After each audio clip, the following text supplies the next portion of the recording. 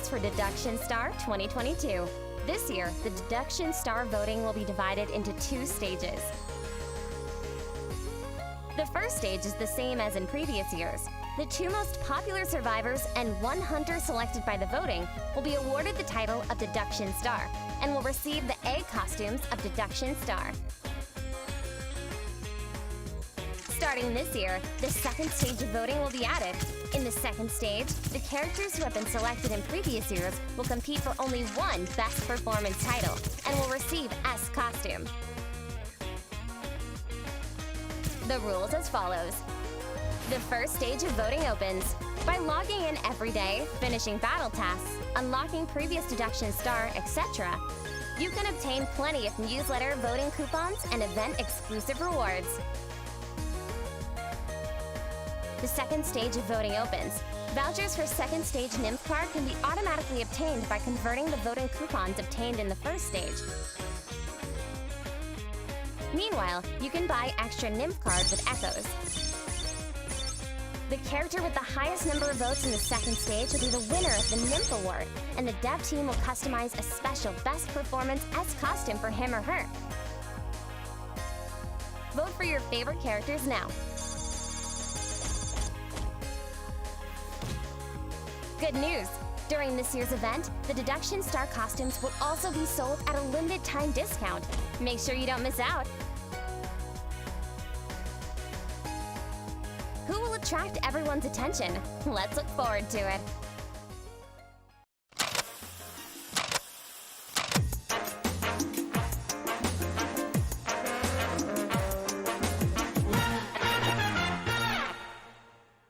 After 6 days intense competition, the group stage of COA V is finally over. 12 teams have advanced to the elimination stage, which will take place on April the 30th. In the elimination stage, teams that finished second and third in the group stage are drawn against each other to compete for a spot in the final 8, while the top team of each group will advance directly to the quarterfinals. The first and second rounds of the elimination stage will be in a best-of-3 format. Subsequently, rounds will be decided by best-of-5. The results for the elimination stage draw was full of surprises. This time, we will analyze the elimination stage based on the draw. Group 1 was the most surprising of all. 3 teams from the Japan region ended up in the same group. AG, a non-professional team, were undoubtedly the dark horse of the group. Not only did they win WBG, they also went toe-to-toe with Wolves. It showed that AG studied their opponents and were well prepared for the matches. As the saying goes, know the enemy and know yourself, and you will remain victorious on the battlefield. Their insight on their opponents gave them an extra edge during matches. During the group stage, SC played almost every match with a different lineup. Obviously, they are very agile with their strategies and approach. However, this is SC's debut in an international tournament, and their performance was shaky during the group stage. Compared to the other 2 teams, they appeared to be in greater danger. Let's hope that they can settle down and cut down on their mistakes. The winner between AG and SC will be facing SST. This match will decide which team from the Japan region advanced to the semi-finals. SST went straight to the quarterfinals by finishing top of their group. They are a very experienced team and know a lot about the teams from the different regions. During the group stage, they used fan picks to their best advantage. SST's Hunter, Alf, managed to achieve 4 wins and 1 defeat. With his excellent pursuit skills, will the elimination stage be as easy going for them? Group 2 is the Group of Destiny. FPX.ZQ and GG fought it out at the grand final of COA 4. Known as the Galaxy Battleship, FPX.ZQ suffered a poor start to the group stage when their hunter AFU failed to find his form. However, they managed to quickly sort themselves out in the match against the GH and won 4 in a row, helping them to win their group. Compared to the other 2 teams, FPS.ZQ have more explosive players that can control the rhythm of a match. WBG survivors fared better than their hunters. What is worth noting is that WBG and FPX.ZQ met in the quarterfinals of COA 4. Besides being an old rival of WBG, FPX.ZQ were also YNM's former team. The team knows YNM very well, so in this matchup, YNM must show greater versatility to seed the round. The winner between FPX.ZQ and WBG will face GG. During the group stage, GG's hunter, PP Sha, managed to wipe out the opponents in the first match. The return return of Gemini completed the team and eased the pressure on the other team members, making them be one of the most all-rounded teams. To have any chance of knocking out a championship favorite like GG, FPX.ZQ and WPG must be at their best. The final four in the left half of the grouping will be a matchup between teams from the Japan and the Chinese mainland regions. It will determine whether the Japan region can take one step further in this year's COA Grand Final. The right half of the grouping may see a rematch of the 2021 IVL final, or a dark horse may emerge this time round and change the face of the championship. Group 3 is the group where anything goes. NS and ACT have been holding their own and have split games with the stronger teams. ACT, which are in the COA finals for the first time, lack match experience and have been inconsistent with their ideas and strategies, but they managed to find their feet as the tournament progressed. In their final match of the group stage against BZ, the whole team worked very well together and managed a wonderful result of 16-9. NS are the only Republic of Korea region team that managed to advance to the finals, preventing a domination of Chinese mainland and Japanese teams. NS select their survivor characters based on containment and assists. In addition, their survivors are known to be very flexible on the battlefield. With these skills, NS managed to push DOU5 and FPX.ZQ to the brink, showing their resilience in matches. The winner between ACT and MS will face off against Wolves. As the winner of the 2021 Summer and Autumn Championships, Wolves are an elite IVL team. Both their hunters and survivors have performed more consistently than those of ACT and MS. This would give ACT and MS a lot of pressure. However, Wolves cannot afford to rest on their laurels against the tenacious teams like ACT and MS. Group 4 is without a doubt the most exciting group. The survivor of GR found their chemistry over time, allowing them to get points even against the strong hunters.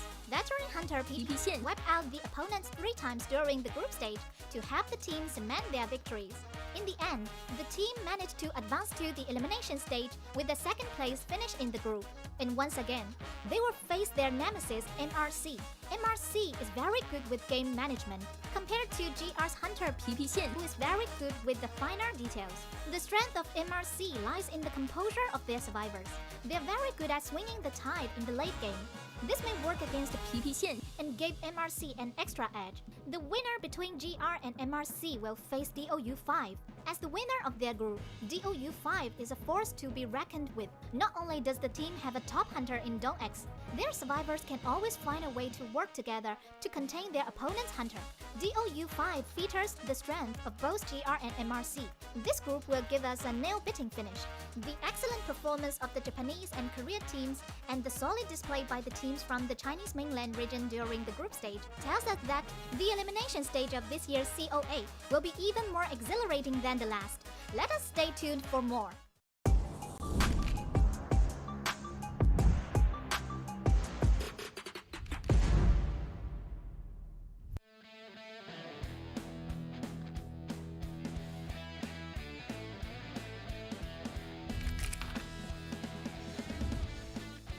Cypher machine is not primed yet. Prince knows he needs to put that Oh my fiber god. on the chair, because if the last Cypher machine is primed, it's gonna be very difficult. And look at and Winston not even necessarily trying to go for the mercenary. Knows that if he can bring down a survivor, he might be able to put that survivor on the chair. But now we also have the Ford. They are setting up for the 4 survivor escape. They want to get them out of here. Ford is in the area to potentially trying to cover trying like to get the point. They are trying to get the points. Oh my god, he still has some blade though, that's the thing, and he has fast breaking palace after all. But right now, he cannot afford to let all of them go down. Oh my god, it's like defending the queen, I don't know. 3 people covered That's broken right here. forcing the kill! They're forcing him to hit, and now he's gonna run out. Is he gonna run out? And he's gonna... Oh my god, that's full health. He opened the gate. There is no my god. And We're always constantly watching and studying other teams. Possible target, this is not good. Oh my god, he needs that hit, and now it has to transition here. Now playing the pallet stunning game, yeah, buying enough time here, has to be very careful. Oh my god, just follow past him. He's so close, long now. I gave him the trick! That's so good, hiding the... Love the tree, man. Still here.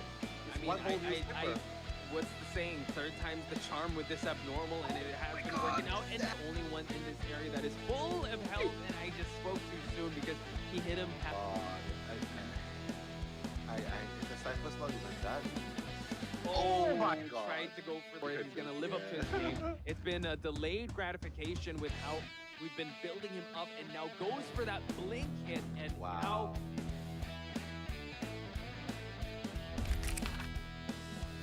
He does get that snap. He leaves the chair in time. He's going to try to push them off the Cypher here, but they're all going to rush it down. It's 80% of the way done. Actually, I think with himself down there, so he can heal up the dead on Chair Mechanic. Does get the hit to that snap hit down and goes for the abnormal before he continues to chase on just to buy a little more time. So you can see that this Hunter is definitely pressured, and it has his sights set on two objectives here, and they pop the last Cypher just in time. So the abnormal has no... But the other survivors should do the Juan to get out that back gate, and only one survivor from this group here has to make out as well. Wow, the great able of body blocking mechanic, because this psychologist is opening up that back gate. There's going to be a four-person escape. ウルブス戦隊のスーパーキー選手です。一番うまいサバイバーだと思うからです。那我只能用牵制你很久来回应你了。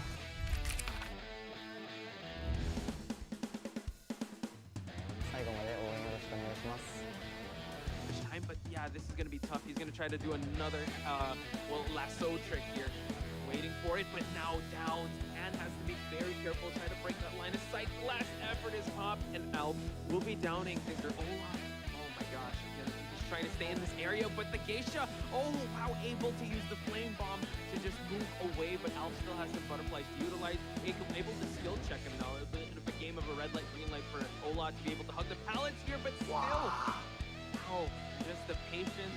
499 to Yeah, but yeah, 99 still buying enough time, but yeah, it's gonna take some time for the mercenary to bleed out. He's gonna try to go towards the roller coaster here, but Alf is putting a butterfly. That's a stop sign for you, Miss. You're not adding on that right. You need to be this tall to enter the roller coaster, and Alf downs the toy merchant, leading to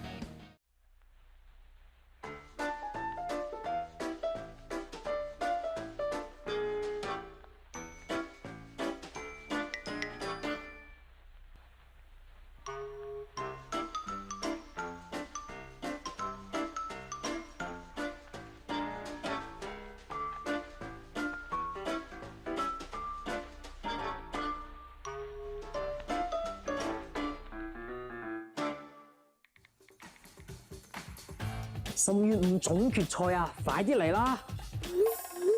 馬上來，馬上來，马上来，马上来！必來的呀，必來呀！ COA V 進入準決賽，觀賽有你快樂翻倍。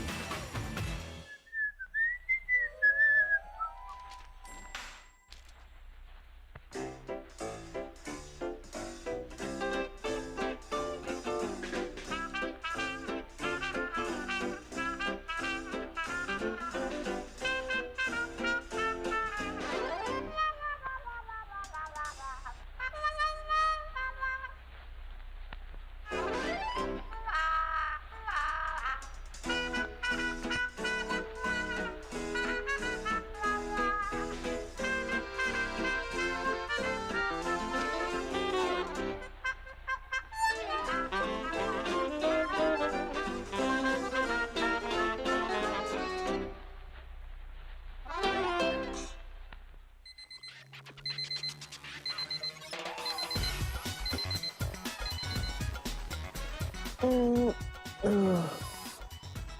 今天是有比赛是吧？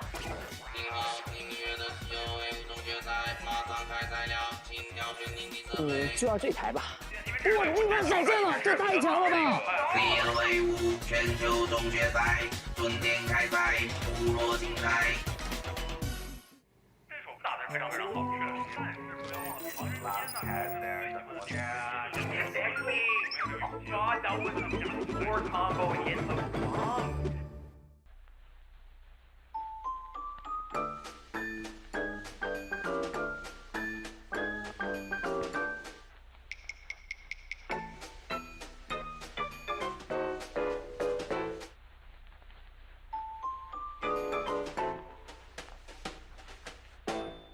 哎，兄弟，看比赛没有啊？看谁有舞呀？哎呀，真被你乌鸦嘴说中午了。COA 5全球总决赛，畅快讨论，撞向激情。卖的太快了，你真乌鸦嘴，真的是说没了就没了，蒸发掉就蒸发掉了。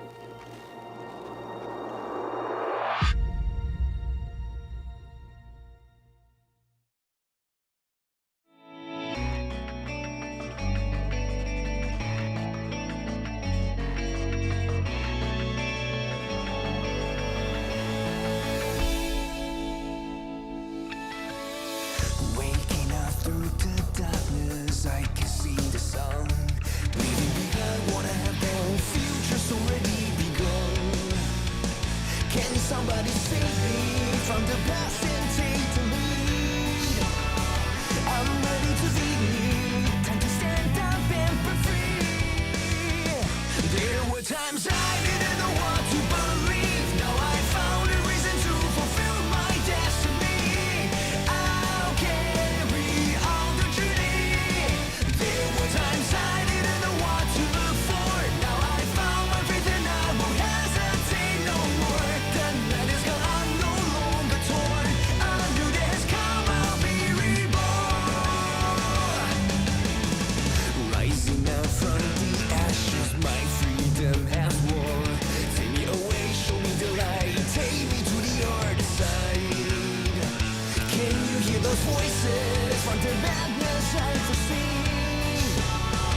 I've made my choices, time to stand up for a dream. How do I ever change the things I've been through? What if everything's already written? What you do? I'll carry on with the truth. How do I ever change the things I've done wrong? Will this fade away? Forgive me and help me go on. The night is gone, I'm no longer torn. A new day has come, I'll be reborn.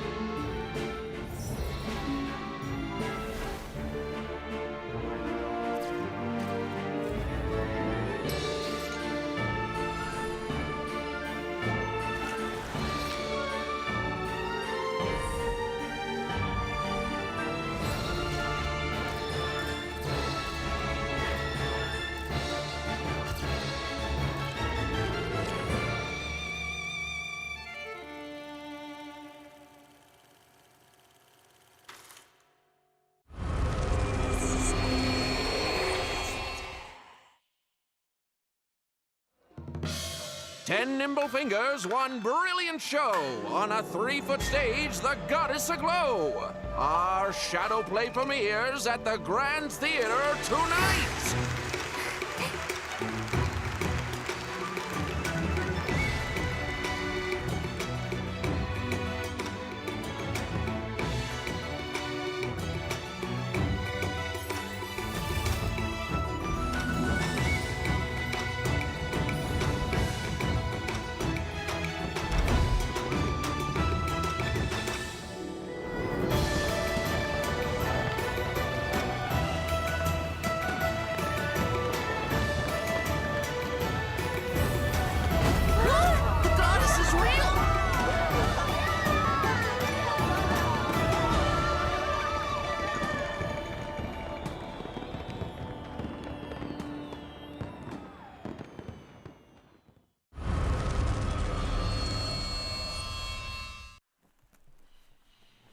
It was never a ruse.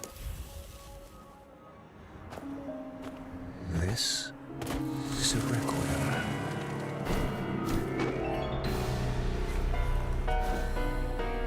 Requiem for peace in a chaotic dreamscape.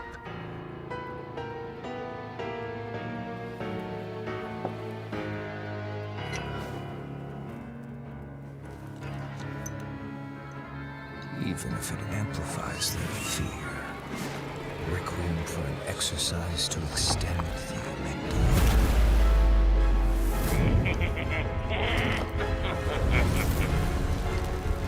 Extracting every last drop of that crystal dew. They cast their memories into the abyss. Again and again. As they stand on the border of truth and vanity, warning them. Don't look back.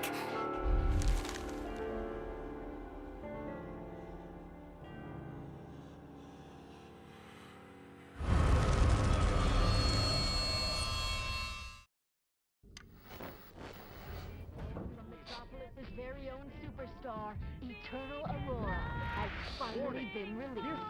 Anarchy detected within the city limits.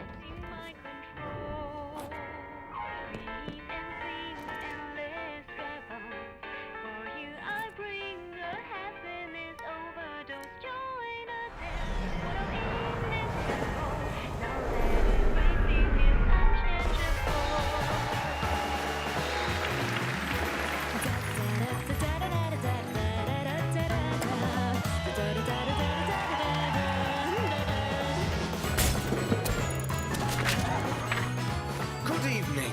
This is Pirate Radio. Headlines after headlines, musicals after musicals. Can you even recall the last time you saw the sun? The media fills you with cheap thrills and mindless entertainment. Eventually, we'll all amuse ourselves to death.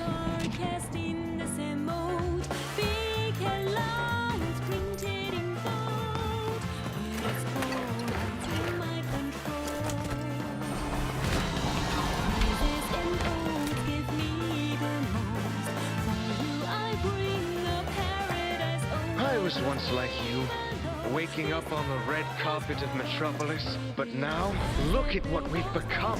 A cog in this entertainment machine. Wake up. The city is eating you alive. We're nothing but pets and livestock trapped in captivity in this city forever. Let's continue the carnival tonight. Maybe tomorrow, we'll see the sun again.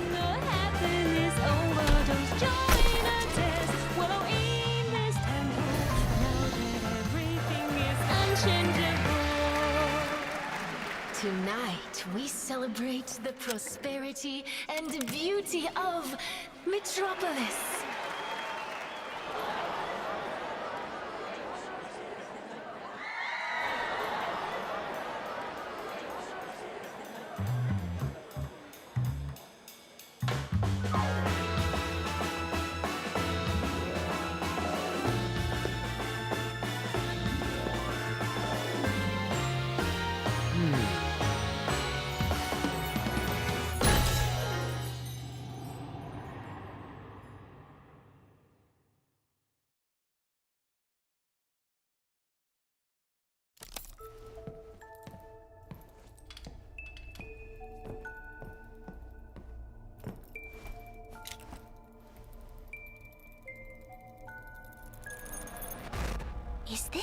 really haunted.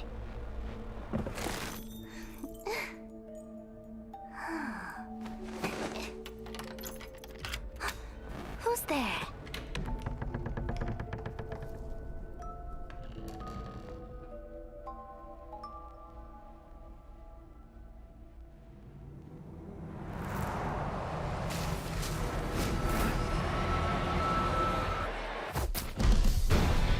The Crystal Palace was once where art and science collided. Some reminisce about its former glory. Some long for its splendor. Now, you're here too.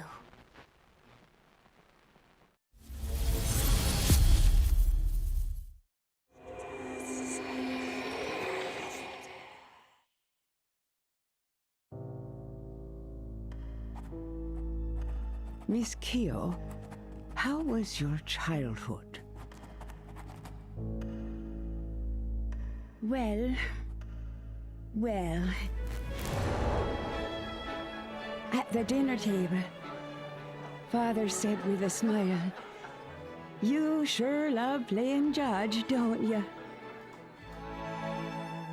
And then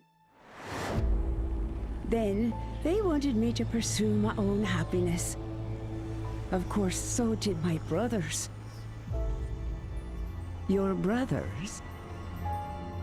He was not qualified to represent justice. And I won't allow that to happen. Something happened, I suppose. I did what I had to do.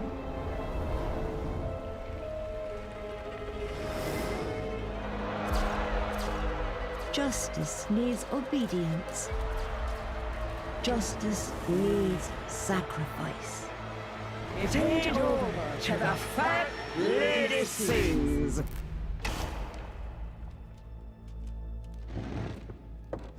That's all.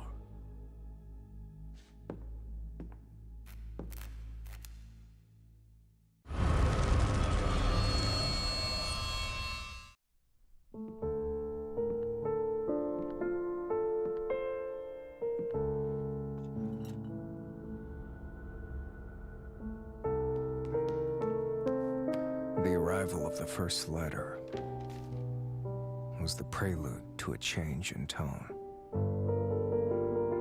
An accentuated sign of fate's shifting course appeared on the night the second letter arrived.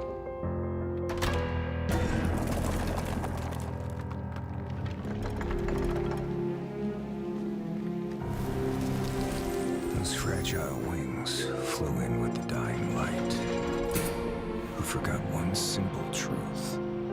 The purer the light, the deeper its shadow.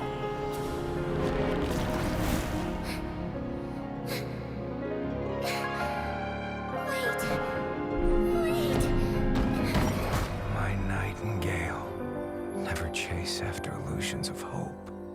Looking back with longing eyes, this is just his unfailing bait.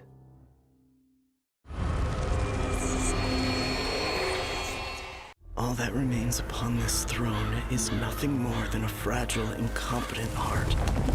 After the embers fade and die out, our homeland, ripped asunder by the flames of war. At the height of my desperation, I finally saw the light of a star above. She was the one who brought the light of dawn back into my life.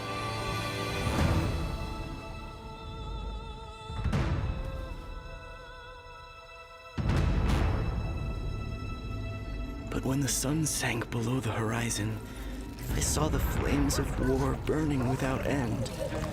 Flesh torn and blood spilled before me. The illusion of my utopia had lost the favor of the sun.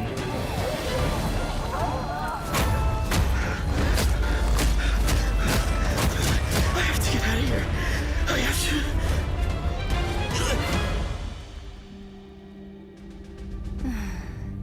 Why do you wish to escape, my dear king? In this everlasting Colosseum, you will forever be my gladiator.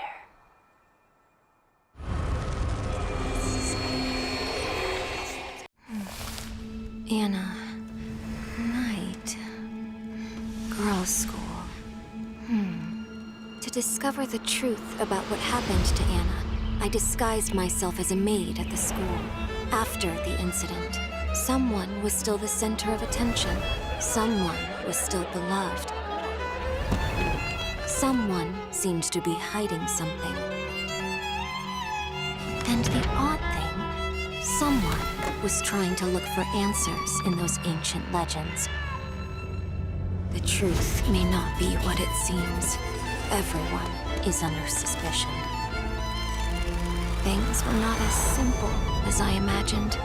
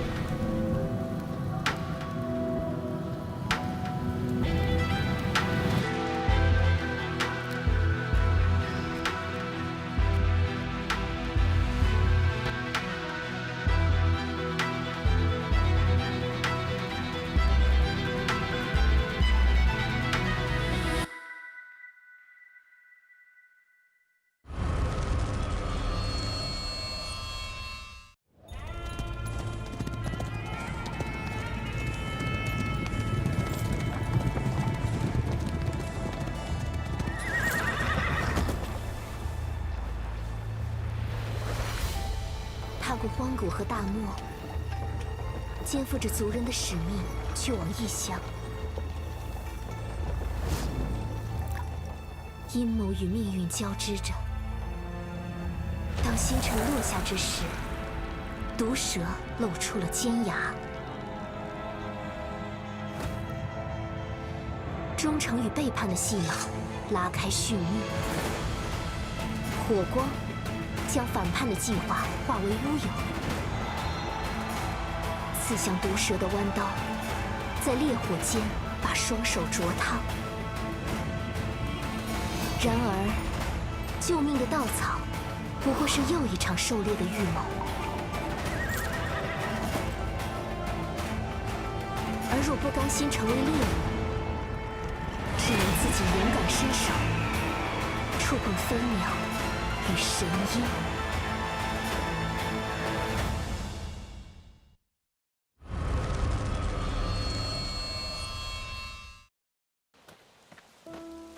Last night, I dreamt of returning to that place once again, trapped in a trance, the scent of the soiling leaves, and the chimes of midnight were beckoning me. No matter how many times you found salvation within your own creation, you could not escape the nightmares of your memories.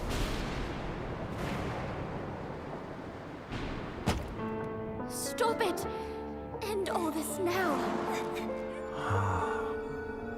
I remember now.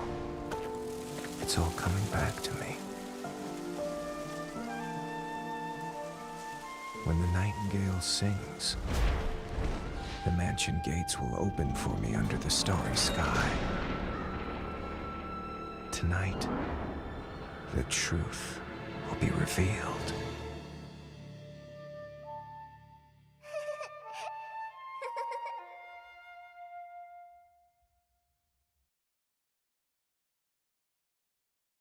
The islanders often say the wayward sons will eventually return home, just as migratory birds always come home to roost.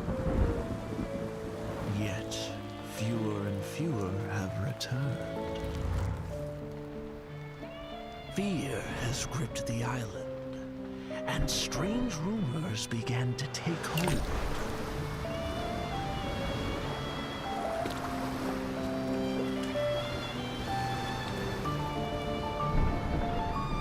Rumor has it, a vast silhouette overshadows the shore. Some also say a resentful soul lies beneath the waves, luring voyagers to their doom. While many claim, even in a storm, the swallows will guide you in the right direction.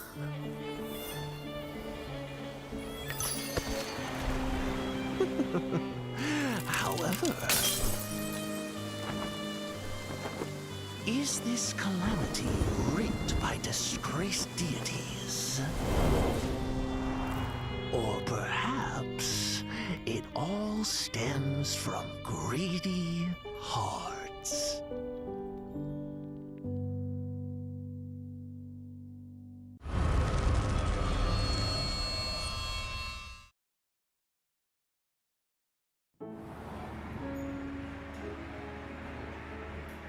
Stay a while.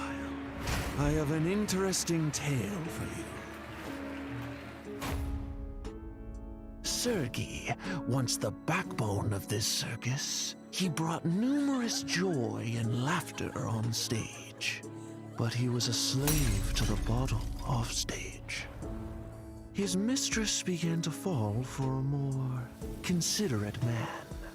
And after a heated argument, she sought refuge in that man's tent. Sergei couldn't stand for this. He destroyed that man's wretched face with acid and ruined his life forever. The truth was finally spilled in a fit of drunkenness. In turn, on that drunken night, Sergei also lost his face. I don't like this face. Oh, it sickens me. But this face has become a new symbol, belonging to Sergei and to me. I finally arrived at the manor, mentioned in the commission letter. The fairly complete main building became my first foothold here.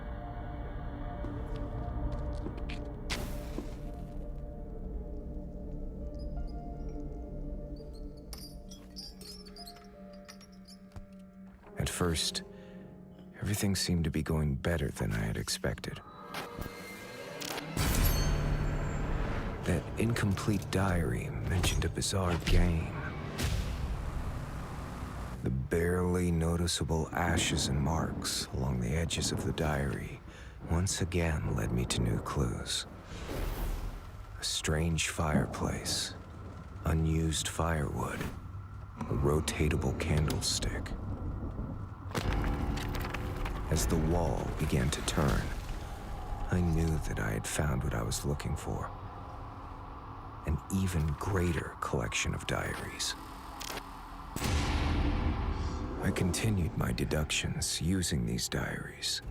Finding information on the hunters is the key.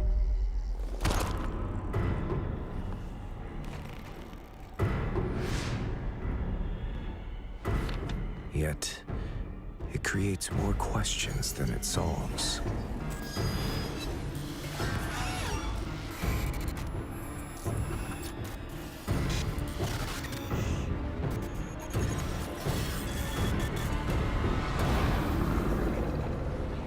About the manor. About the game.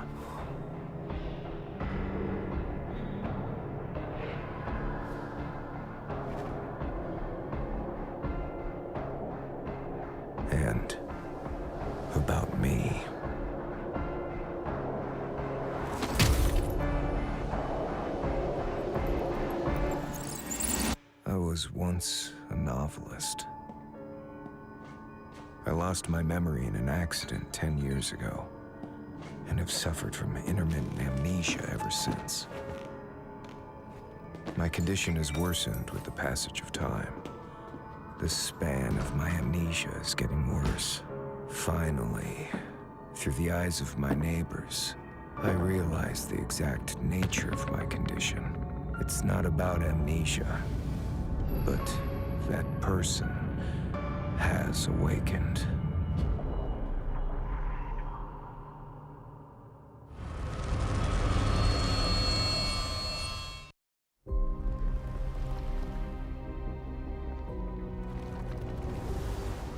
Once paradise, now a shell of its former glory.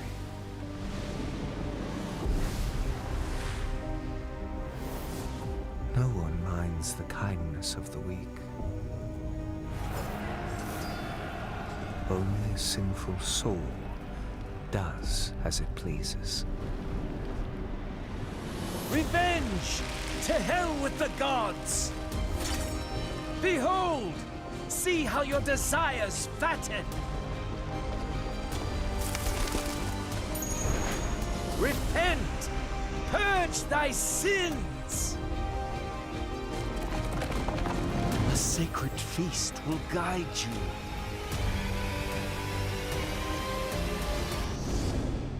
I will rebuild paradise.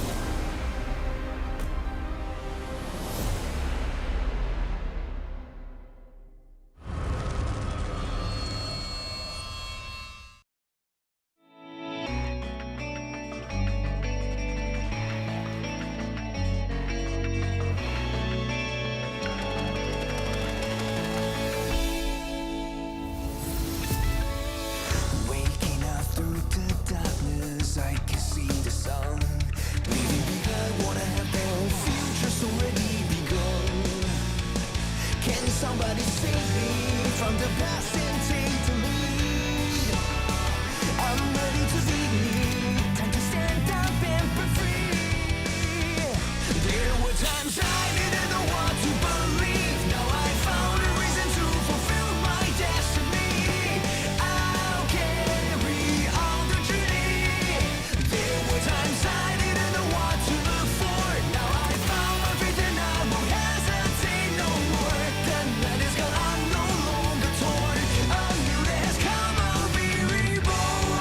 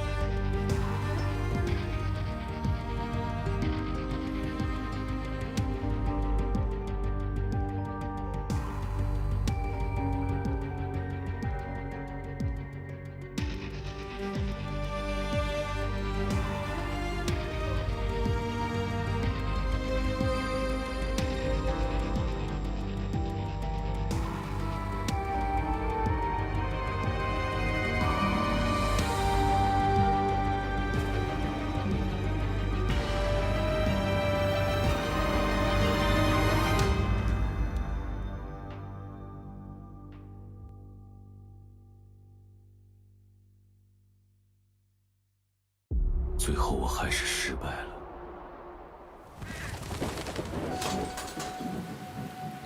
所以我才又回到了这里。这一切都是你的阴谋吗？再次面对过去的噩梦。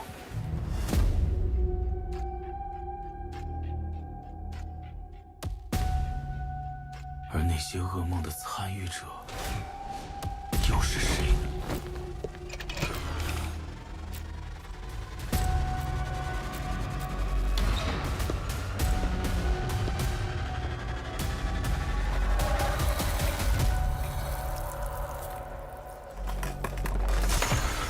我所遗忘的究竟是什么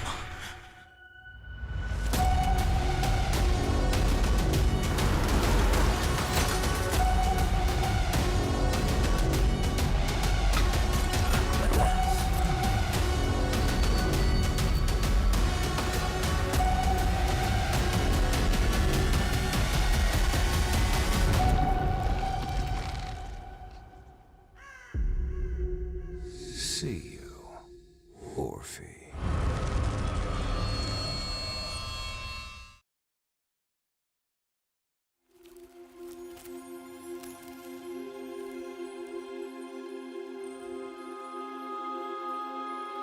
Long, long ago, when demons and gods walked amongst humanity, two sisters lived a life of creating fragrances.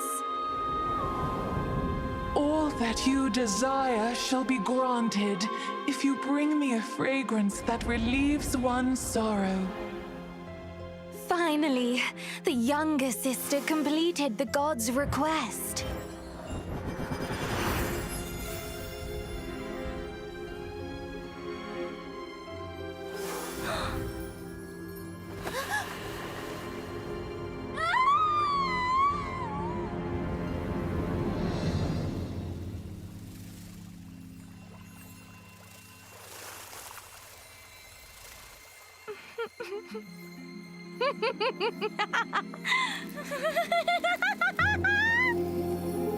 A beautiful dress woven from painful memories is the perfect attire for me.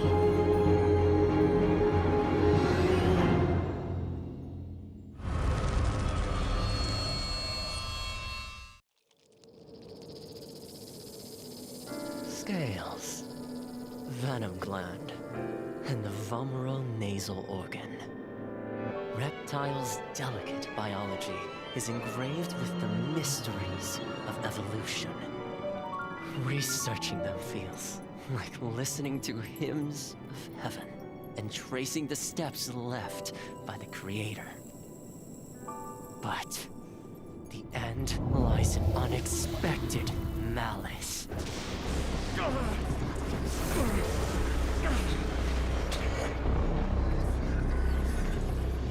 Is this a cruel joke from the Creator? Or the inconvenient truth of evolution?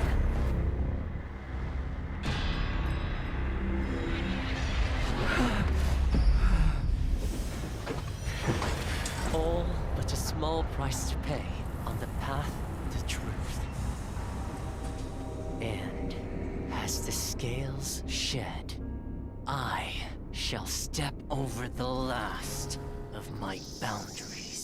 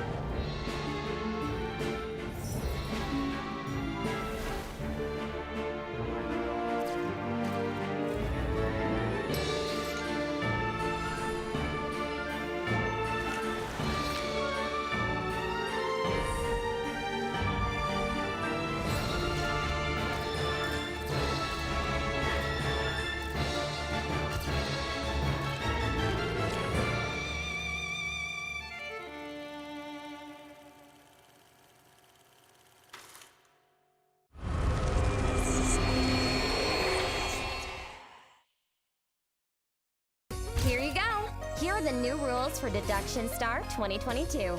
This year, the Deduction Star voting will be divided into 2 stages. The first stage is the same as in previous years. The 2 most popular survivors and 1 hunter selected by the voting will be awarded the title of Deduction Star and will receive the egg costumes of Deduction Star. Starting this year, the second stage of voting will be added. In the second stage, the characters who have been selected in previous years will compete for only 1 Best Performance title and will receive S costume. The rules as follows. The first stage of voting opens by logging in every day, finishing battle tasks, unlocking previous Deduction Star, etc. You can obtain plenty of newsletter voting coupons and event-exclusive rewards. The second stage of voting opens. Vouchers for second stage nymph card can be automatically obtained by converting the voting coupons obtained in the first stage. Meanwhile, you can buy extra nymph cards with echoes. The character with the highest number of votes in the second stage will be the winner of the Nymph Award, and the dev team will customize a special Best Performance S costume for him or her. Vote for your favorite characters now. Good news! During this year's event, the Deduction Star costumes will also be sold at a limited time discount. Make sure you don't miss out. Who will attract everyone's attention? Let's look forward to it.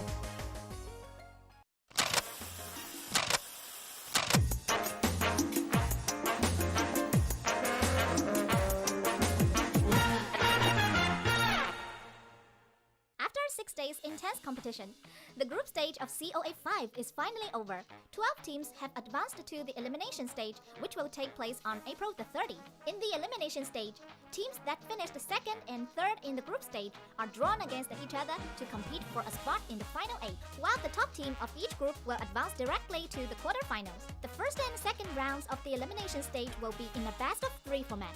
Subsequently, rounds will be decided by best-of-5. The results for the elimination stage draw was full of surprises. This time, we will analyze the elimination stage based on the draw. Group 1 was the most surprising of all. 3 teams from the Japan region ended up in the same group. AG, a non-professional team, were undoubtedly the dark horse of the group. Not only did they win WBG, they also went toe-to-toe with Wolves. It showed that AG studied their opponents and were well prepared for the matches. As the saying goes, know the enemy and know yourself, and you will remain victorious on the battlefield.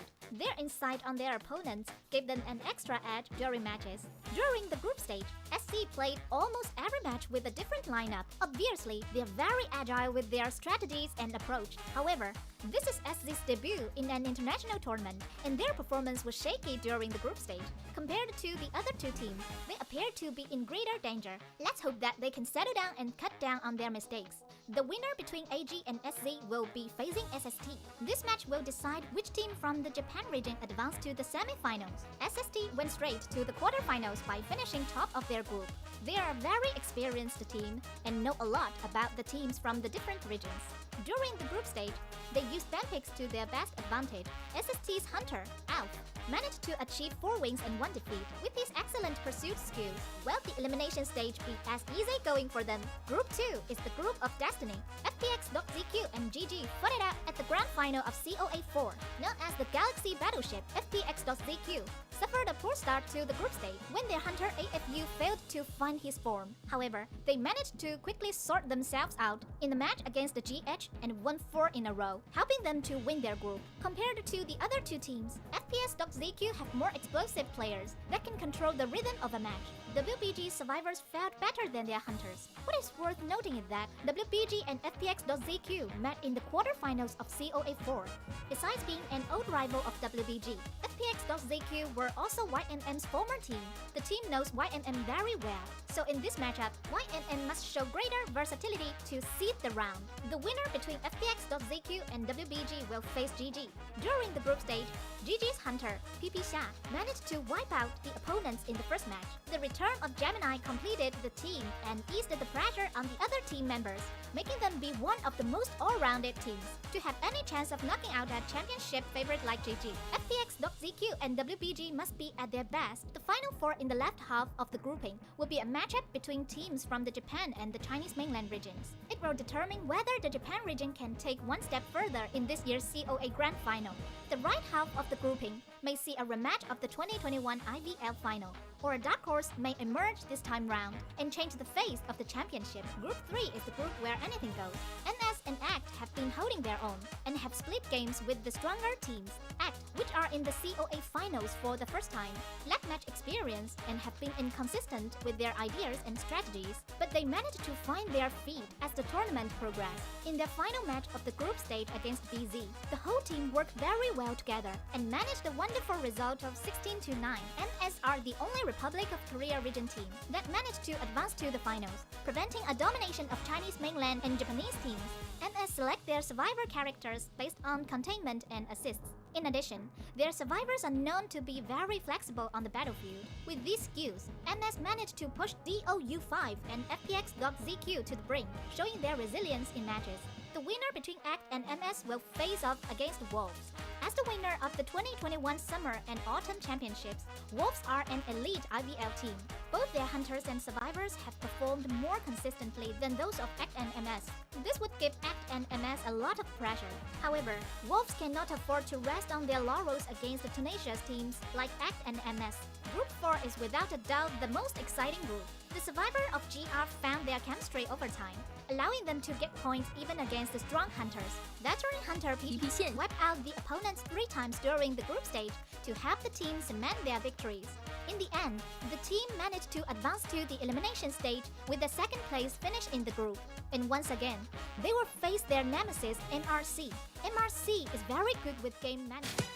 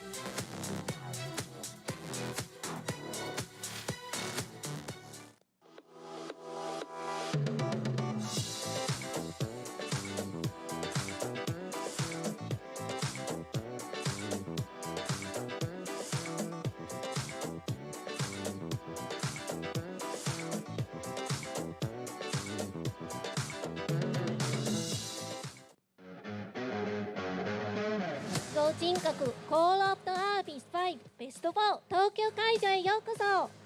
2日間の激闘を経ていよいよ最終段階に入ってきました。今日からは残酷そして熱血な BO5 戦いが繰り広げられます。サンシスター DG ウルブズドウこの4チームの戦いぶりを一緒に楽しみましょう。欢迎来到2022第5人格深渊的呼唤5全球总决赛4强赛的东京赛场，让我们一起期待 SST、GG、狼队、斗舞这4支战队在4强中的表现。Welcome to the Tokyo venue of the Identity 5 Call of the Base semi-final. Our last 4 teams left standing are SST, GG, Bulus, Do 5. Hope they show their best in the remaining matches.まずはこちらの VTR をご覧ください。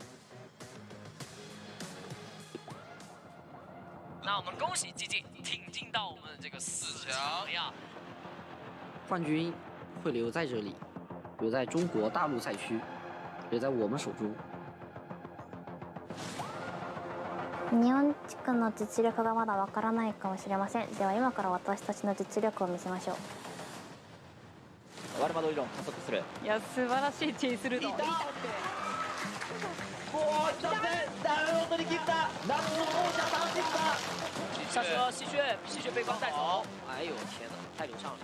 又没有机会了，这波想要逼到。哎呦这个飞！我的妈耶，这！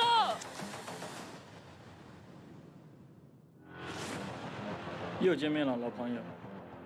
又见面了，老朋友。打到了，但是机子要够了。这边一个蝴蝶赶紧飞过去，给他一刀，还挡到了这一刀。对啊，而且给刀了。哎呦，天秀！等一下，先满足生活，再实现梦想。哇，抓呀！在这个舞台上，我们会抛去过去的遗憾，获得胜利。这一次的胜利依旧会属于我们。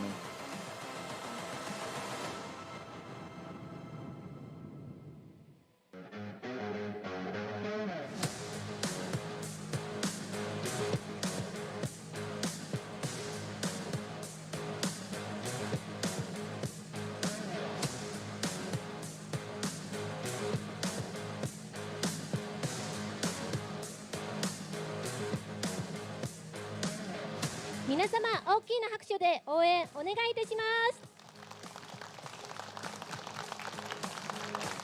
サンシスタチームでした。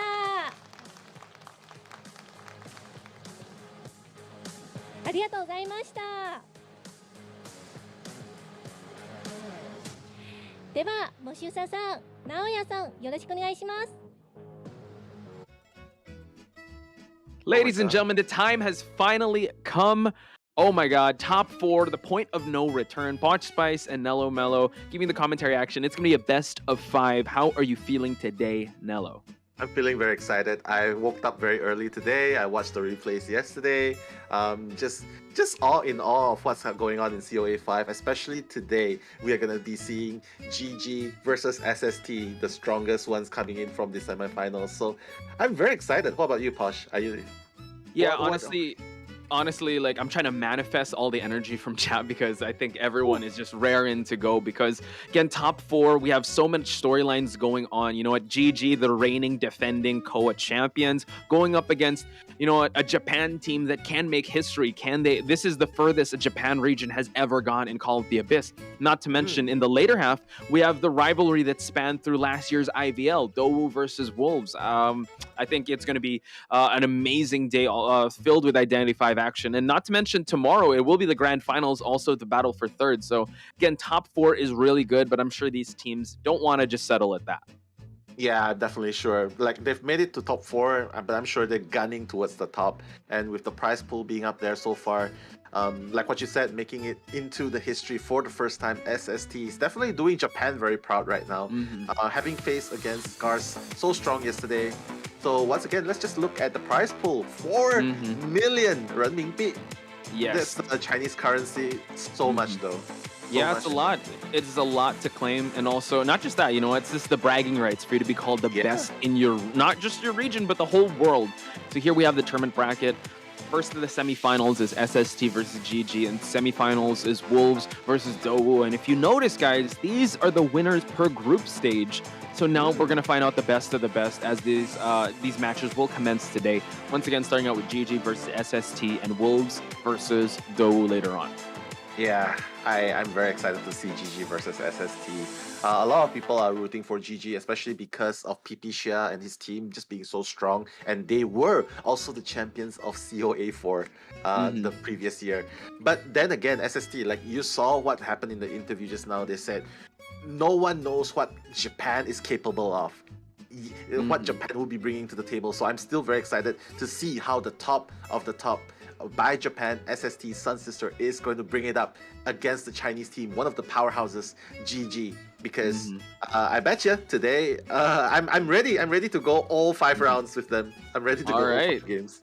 If you bet me some apples, I'm gonna accept that. But okay. I have a feeling it is favored towards GG, but if any Japan team can give GG a hard time, it has to be Sun Sisters. I mean, if you look at their journey so far, they got invited here to the Call of the Abyss. They led their group stage. They did beat Scars, faced some adversity yesterday, but they were still able to manage a victory there. But GG, and IVL had some slight hiccups here and there, but they're still called the champs for a reason. And I'm pretty sure they're the most, I think they're the most energized, and they're the most, I would say the most motivated to get a double champ status here at Call of the Abyss 5. And they've been looking so far so good. I don't think there has been a team yet to really contest them, because yesterday, actually, Nello, you watched both their matches, and that was a best of 3.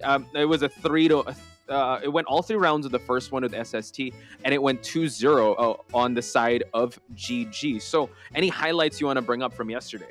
I just have to say, yesterday, for those of you who are not here yesterday, it was a lot of breaking wheel. A lot of breaking wheels were brought into the table, and breaking wheel is meta. Breaking wheel is meta for sure, but people are starting to figure out how to counter, how to pull off the 2 escapes, the 3 escapes against breaking wheel. But the highlight definitely Shom, GG versus Weibo Gaming yesterday. Shom brought out the Geisha in Ever Sleeping Town, managing a 4-person elimination. So right now, it is the power of whatever you can bring besides the pollen, the meta characters, that is going to give you the advantage. Because I have to say, Posh, people are getting used to pollen, and it's showing. It really is showing. So bringing out the extra hunter is going to be very advantageous to the team. And I think we might just see that, since this is a best of 5, so hunters are going to have to dig in deeper in their hunter pool, as well as the survivors. But let's try to talk about that point. Breaking wheel, we always see it round 1. We always see it being picked, very all or nothing type of hunter. But I do have to agree, this patch that we're playing at kind of put the game in a stasis mode ever since the qualifiers, right? Like the Seer still has that 15-second owl, or like that owl duration is still there. The hunters, we still don't have any new hunters. And if you leave this meta out for that long, of course the survivors are going to figure out how to counter these hunters. We did talk about Sculptor. It didn't really fall out. It's just that, she's still very good. It's just that these high-level survivors just know how to counter these hunters. Yeah. And even if they know how to counter this, because they paid so much attention to the breaking wheels of the opponents, like when you go to Ever Sleeping Town, what's the first thing you think of? Bring out the breaking wheel. Bring out the breaking wheel. Like that's the thing you think about when you go into a Ever Sleeping Town. But because of that, like sometimes I have to say, like for example, SST's Alf, he brought out the Sculptor yesterday, surprised the team of Scars, and got a 5-0, 4% elimination with it, even though with the Bloody Queen in the second game, he actually got only 1k. So you see the difference there, that element of surprise as well towards the opponent team. Definitely, I have to say, if SST wants to stand a chance against GG today, they have to bring out something that Chinese teams are not used to playing against. I think that's one of the very crucial things. I think we've seen moments of brilliance with that. I think it was Silk bring out his Dream Witch, but instead of Patroller brings Blink, so very aggressive. You know, you don't have to go like too aggressive when it comes to just shocking these teams. It's just those minute changes. And sometimes if you play heavily to the meta, you know, bring that abnormal, it doesn't really work out. And we'll get to that in just a bit, but first let's look at some team data here. Again, SST preferred map is usually that Ever Sleeping Town, just leaves room open for the Hunter Silk to bring out the Dream Witch or other hunters, and they also like Arms Factory. But let's talk about GG's team data. Yeah, GG team, they definitely prefer Red Church, but they are enjoying the higher success rate at Ever Sleeping Town. And it shows because GG, Shom got a 5-0 on with his Geisha in Ever Sleeping Town. So that's already one example right there. Of course, we also have to see what exactly they have to bring into the table, because when they choose Red Church, most of the time it's because they want to negate the use of Breaking Wheel. But seeing how Breaking Wheel isn't really showing a lot of dominance, especially for these 2 days, I have to say, it can be anyone's game. The person who gets the map pick, will be able to play according to something that their hunters are proficient at, and at the same time, the opponent's survivors are not used to. I agree 100% when it comes to that. So let's check out this intro and we'll talk more about the match. Yeah, sure. Yo.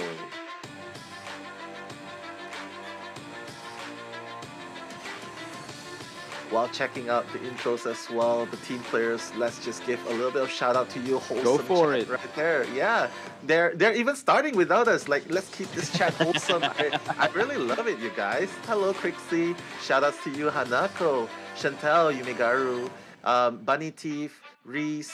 Oh my god, there's so many people in the team. In the chat right now. Hello, Kai. Hello, Iris. Hello, Yumia. Mr. Campbell as well. Rini, Porlane. I just want to give as many shoutouts as possible to you guys. Thank you so much for being very supportive. Krisha as well. Yeah, and even Kayla, and even Chi as well. Posh, you see anyone? Yeah, I just brought it up now, but again, you know what? Shout outs to everyone. We'll give the designation for colors later on. But it seems like GG's survivors are taking the stage first, and GG's survivors have been so consistent. And you know, I wanted to talk about hunters, right? Because you did mention, yeah, Breaking Wheel hasn't really made an impact as of yesterday. And honestly, looking at the hunters of SST. Breaking Wheel isn't really in the repertoire, so I think at least GG has that advantage because Xiaoma, he's not Pollen. He can bring out the Sculptor, can bring out the BQ, he has a lot, and who knows, maybe PP Xiao, a wild PP Xiao will make his presence known. But as of now, usually first hunter is Silk, but let's check out the survivors of GG. Yeah, Zhu is definitely one of the patient players that has given a lot of trouble, especially in Chinatown, especially in Ever Sleeping Town, simply because of his proficiency in using the hook to just get that distance over the hunter. And that's exactly what we will be expecting out of Zhu. He also plays a mercenary and even coordinator when needed. Someone I'm actually very deathly afraid of is Guchao here. And he's on that forward.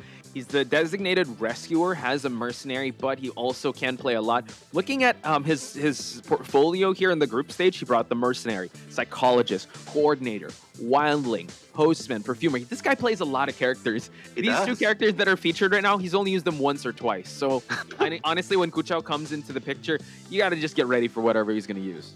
Yeah, I mean, if he plays in rank, I'm pretty sure he has a lot of badges for every single one of them. Yeah. Can you give one to me, please? Like, yeah, yes, please, yes, please. Yeah, I won't ask for too much. Just an A badge, please. I'll go as low as a C. I don't care. China server? Sure. Yeah, give me a C one. But now we're gonna go to this guy who is 18, barely 18, looks like 18, but don't let his face fool you because this guy is a steady rescuer as well. 18 plays a lot of mercenary. He's the rescuer of the team, and when he's not on the mercenary, he plays Onto as well. We've even seen the teeth on 18 before. Yes.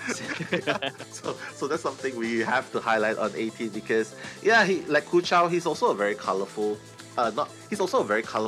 multi-purpose role kind of player. Yeah. So another player that we have to highlight is Coco here. Has the Priestess, has the Seer, but she also can rock that Acrobat. So I'm excited because she usually swaps out with Zen, and Zen really is on that Acrobat. So they have that, I would say that flexibility in terms of survivors and how they're able to come up with strategies. And her portals and her owls have definitely been on point to really help the team secure that victory. Yeah, I really love this. Like, she's definitely the definition of a girl boss, and we definitely love to see, especially when there are so many rising stars among the female players as well. And right now, we're just gonna see the coach, BH. Bounty Hunter, I think. But you know, he's just gonna be the ones that is gonna be making sure that the team is up to their optimum phase. They're just, you know, like these teams, they're definitely at a professional level. Not only do they play, they have to check their equipments. They have coaches mentoring them. And speaking of which, in this phase, we are gonna be seeing SST Silk making his appearance. Wow, the pressure is definitely very high for him because he is going to be facing the former champion of COA4, GG Survivor team. And as you mentioned, we know he plays the Dream Witch. He also plays the Breaking Wheel for the first time, actually. Yes. Today, for the first time. But no, he even manages to get a draw. So very respectable right there by Silk. Yeah, and honestly, like we said, in this type of meta, just getting a draw is good enough because the survivors are so good in this lineup. And I think best case scenario for Silk over here is that he just needs to at least bring out this Dream Witch. So I'm hoping that it is SST that got map picked just so that this Dream Witch can come online, since he has showed in the past that he can be that point hunter to get a victory out for his team.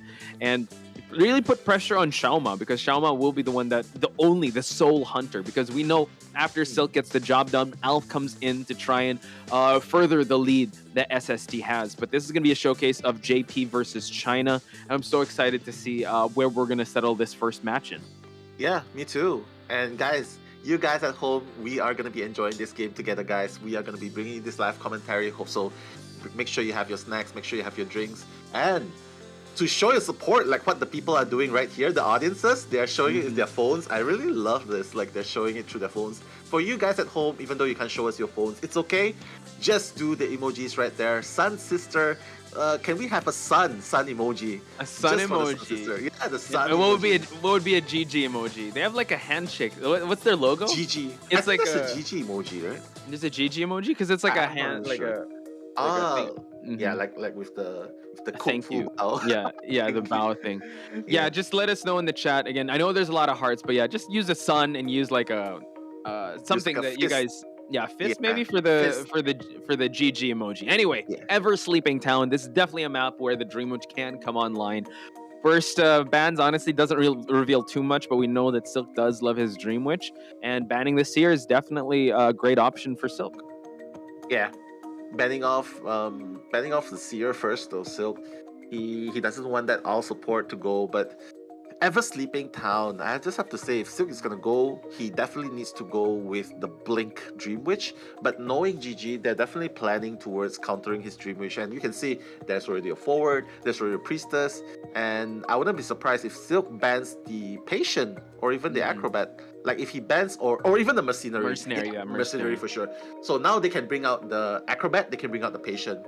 So which I'm pretty sure that they will, because it's so effective against Dream Witch at this point. Yeah, especially considering the repertoire that we did mention, they do have the Acrobat and the Patient under their roster. A lot of fans for SST. I can only imagine the energy in the JP studio right now. So I hope that this can definitely power them up over at SST side, and I hope the chat can as well. But you got to give also your love to GG survivors here. So Dream Witch will be coming out. No surprises here. Really excited to see where he'll spawn and what trait he'll be bringing out, because all these survivors can just contain this Dream Witch really well. So Nell, I'm going to ask you, what do you think is the juiciest target that Silk will be going after first? He has to go with Coco first, but Coco is going to be so slippery. Even 18, everyone can dodge, but at this point he can chase anyone he wants to, but everyone is going to give him a hard time. But I would definitely like it if he goes for the forward first, because if he can get the forward down fast enough, they wouldn't have that stun support. they wouldn't have the stun support, they wouldn't have the tide, because he's the one being chaired. So if Silk can go fast enough, he should definitely go for the forward first, or at least take out the priestess, because the priestess portal, again, just bringing so much distance. We've seen how Coco plays the priestess, the double portal clutch, bringing the hunter over to the other side, breaking line of sights. I just have to say, so many possibilities, but it's just up to them. Round one is up to them entirely. Wow, can I just say that the chat is getting so bright, a lot of suns, lot of fist bump emojis. I'm so excited. We're gonna head into our first match of the day, ladies and gentlemen. Are we ready? I think we're gonna just have the fans one more time on the screen, but once again, it's gonna be GG versus SST. Round number 1, first half. We're heading to Ever Sleeping Town, Nello Mello and Potch Spice here on the mic and in the chat. Hope you guys can send your love and support to both these teams.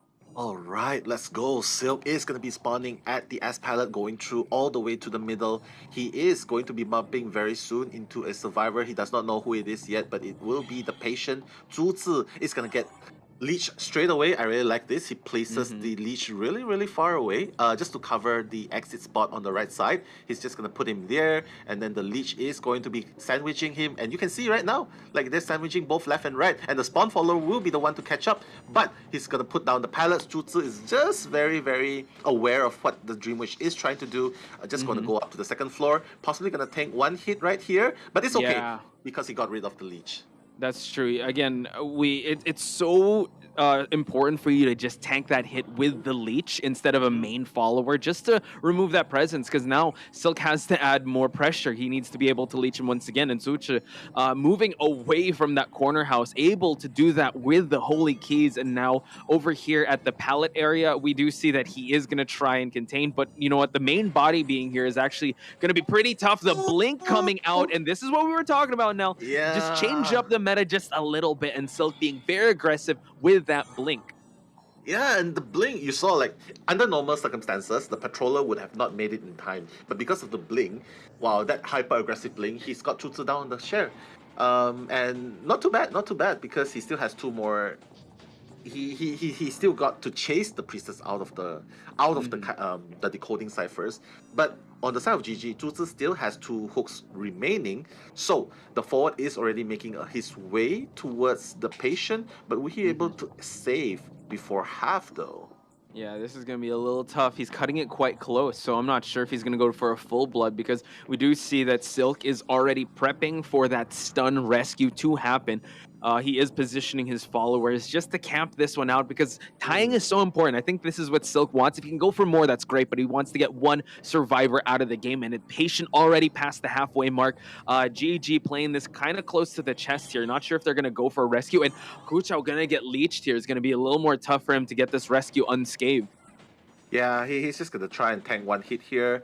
Oh, he doesn't want to tank that hit. Yep, he doesn't want to get the double down. He's just trying, but look, this is so dangerous though. Like, you saw, like, oh my god, is he gonna make that rescue? Hey, I was watching you and Grizzly yesterday. There were some pauses there, like, don't wait, hang on, we need to find out, we need answers. Like, not to be continued on the next episode of Call of the Abyss, but that was insane. While that's happening, guys, let us know in the chat. Will he rescue? That's a series we like playing on Nello's channel. Will he rescue? Will he rescue? Will it be a successful rescue? Let us know in the chat. It looks a little tough there. Yeah. I mean, yeah. Go. Sorry. Go. Sorry. Go ahead. We were just talking about the Will It Hit, and that's actually a program that we actually do once a week together with the viewers as well. So now it's our turn to play with you guys in the chat. Do you think that the forward will be able to rescue the patient on the chair? Yeah. So go yes. Maybe some emojis. What do you suggest? Yeah, maybe some emojis. What would be it? What would be it? Thumbs up, thumbs down. Like thumbs up, will it hit?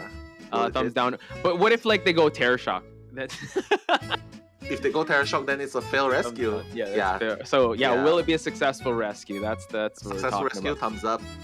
Fail rescue, thumbs down. Yeah, let's see who got it right. Yeah. If you don't know, do the I don't know emoji. Like, I don't know. Yeah, if you don't know, yeah. Don't worry, I no, know. no apples are on the line for this one, ladies and gentlemen. But let's try to recall before we head back into it. So, patient way past the halfway mark. I think he's almost about to expire. We did see that, Kuchao was able to stun one of the leeches that was guarding, but he did. I forgot which leech he was on. I don't know if it was the main follower or the forwards follower, but yeah, he's put in a tight spot, and they're just camping it out now. I think it's a stare down. If who's gonna flinch first? So Kuchao just baiting a hit. Yeah, it's just like, are you gonna hit? Are you gonna hit? But usually, like Posh, that's one thing I want to bring up to you though. Like usually we see those hunters, they don't want to waste time trying to terror shock. They usually just go for the hit, and then the survivors usually just manage to rescue. The reason for that is because, for those of you who do not know, the reason why they don't try to get a terror shock is because the success rate isn't that high. And if they get the hit instantly, the Berserker trait will allow the attack recovery to be faster. And that's how they can recover the attack and go for the second attack faster than usual. That's why they usually hit. They don't wait for terror shocks. They just hit straight away. But in this case though, it looks like it's a very good opportunity for them to terror shock. Yeah, it's really, because again, the more you play this mind game, the closer it is for that patient to expire. And honestly, it's really benefiting the hunter the longer you wait it out, because as the seconds go by, the survivor is definitely going to get more and more desperate to get the rescue, because if no one flinches, it's definitely going to be the detriment to the survivors. And yes, that is something we have been seeing. I mean, the likes of Dong Shuen, the likes of Xiaoma, they just go for regular hits because they know they just want to stuff the rebound kite. They just want to down the one on the chair right away. So very high level. But right now, this is completely different, because rare have we seen like a full blood rescue happen here so far in Global Finals. So this might be one of the first, and I'm excited to see if it'll hit, if the rescue will be successful or not. So I think we're starting to see some. We're starting to see some in the chatter. A lot of thumbs up. So a lot of people think that the rescue is going to happen. Yeah, a lot of people think the rescue is going to happen, and I think that it's going to happen as well. And you know what? I think Tutsu he still has 2 more hooks. If he doesn't get hit, he's going to be able to do the rebound kite. That's our prediction. That's my prediction at the very least. Oh, your thumbs up. Your thumbs up. Your thumbs up. Yeah, thumbs up. So I think he's going to rescue successfully. Yeah. But what if he rescues? What if he rescues but hits the patient straight away? He didn't hit the forward, but he hits the patient straight away, and the patient's just gonna die anyway. Well, he'll have tied, right? So it'll buy a little bit of time. Right? It's still successful. As long as he's not able to stuff it. I think that would count as a successful rescue nonetheless. But I see a lot of people do thumbs up, thumbs down. Guys, you can't do that. We got even a dab too. What? A dab? Or I say, a dab for a TS. Okay, well, let's see a dab for a TS. All right. I don't know. The last time. All right, someone in chat, take notes of all these results. We're gonna check attendance here with the thumbs, but majority right now do have thumbs up. So I think it's safe to say that a lot of people think that this rescue will happen. To be honest, it's gonna be kind of okay. Let's try to play the scenario if this rescue does happen. The best case scenario for him to get that rescue: forward tanks the hit, and patient gets out in the chair. Runs. Where is the most optimal hook? I don't really play patient, but in that chair, is there a hook that he can use to move away from the Dreamwitch main follower? There's a small alley just in front of the chair. Like after getting rescued, he can just turn to the alley, use the hook, and go towards the outer area, because there's another pallet waiting there. So he can just put down the pallet, extend his kite, move around, just trying to break line of sight and using the hook for the third and final time. So there's definitely a chance for a rebound kite, especially because it's the patient. But mind you, here we go. It happened! It didn't go for the pallets, but the priestess was there. All right, everyone with a thumbs up, give yourselves a pat on the back. And we do see that the forward did try to go for a stun there, but now a lot of injuries are happening now. It is, but luckily they don't have mechanics, so it's totally fine. Because Mhm. Priestess can just heal up the forward later. They can still go for the decoding. But mind you, 4 ciphers remaining, 2 ciphers, 1 cipher is almost done. 3 other ciphers, 2 at 50% and 1 at 75%. It's very close. Like if they can actually manage to keep Zhu Zi running, Zhu Zi won't die, keep running, they might have the potential to kite this. They might have the potential to kite this until late game and maybe like get a 3-man escape. That's what GG must be hoping for. Silk is already moving the mother host towards the grave. I just feel like he's just ready to go down, but just on the Yeah. very far corner. Because look, he doesn't have that much resources left. One more hit, he will be falling down. So the least he could do is drag the main body away from all these ciphers and pop those ciphers. Because now all you gotta do is just try to survive for as long as possible. Blink is online. Blink will be expended, and that will be the main follower hit. But look, there are no leeches left on the map now. So again, excellent awareness there by GG to clean everything up, and also full health on everyone. Full health. Yeah, fully healed as well. That's the power of the priestess. Not only the support portal, she also has that trait where she can allow the healing to go up. And this is why strategy, like we just see them kiting the individual skills, but the traits really do pay a lot of significance to them as well, especially the fast healing here. Silk is going to find the priestess at the 2th floor. Coco is going to be running. He's trying to create that sandwich situation again where he places one leash at the bottom when he goes down. But Coco realizing this, just going to move away from this area, going to this 11 o'clock area. Yeah, again, Coco is just one of the best, but no, tried to put a holy key down there, but no, unable to, was denied, and now the blink is back online. Coco has to be very careful as she transitions towards the graveyard. Does have some support for Kuchao here. Kuchao does have half a ball to utilize, but no, gets hit. And now Kuchao, this is going to be another will it hit scenario. Will he try to go for a stun rescue here? Or he's just chilling right now in this area? Again, he's trying to defend because he's trying to body block. Oh, the leech is trying to body block the one that is trying to chair this priestess. Yeah, he's not going to go for the stun rescue because they just want to make sure that the Cypher is primed before going in for the rescue. They just want to buy as much time as possible. You can see the Cyphers moving there. 87%, 88%, 90% already. Both of them are almost done. If I'm Silk, you know what? He has to stall the time. He has to make sure he has a few options here. One option he can go stall the time, change it to abnormal. Right. But it's just too far away, so it's not an option. So he has to keep it. He has to keep the traits. He has to make sure that no one just steals the rescue. Kuchao just trying to prime the leech before going in for the rescue, and Cypher is primed, I think. Yeah, so this is going to be tough. Goes for the football here, but now switches to the one that is camping it out. Kuchao now has to be very careful, eats that hit. Rescue has not happened yet, and now stuns the follower here. Can he get the rescue from happening? The chair hit! Wow, Kuchao, ice in his veins. Say it with me, chat. Sheesh, let's go. Oh my god, that was so good. And the Cypher's been primed. No leeches except for the one on Kuchao. If they play this right, they can get at least 2 survivors out. Silk, on the other hand, he has already used up his blink, so it's very hard for him to catch up, especially he cannot allow Coco to slip through his hands. But Silk, they are so good. They know where the mother host is. That's the thing. Yeah, they do.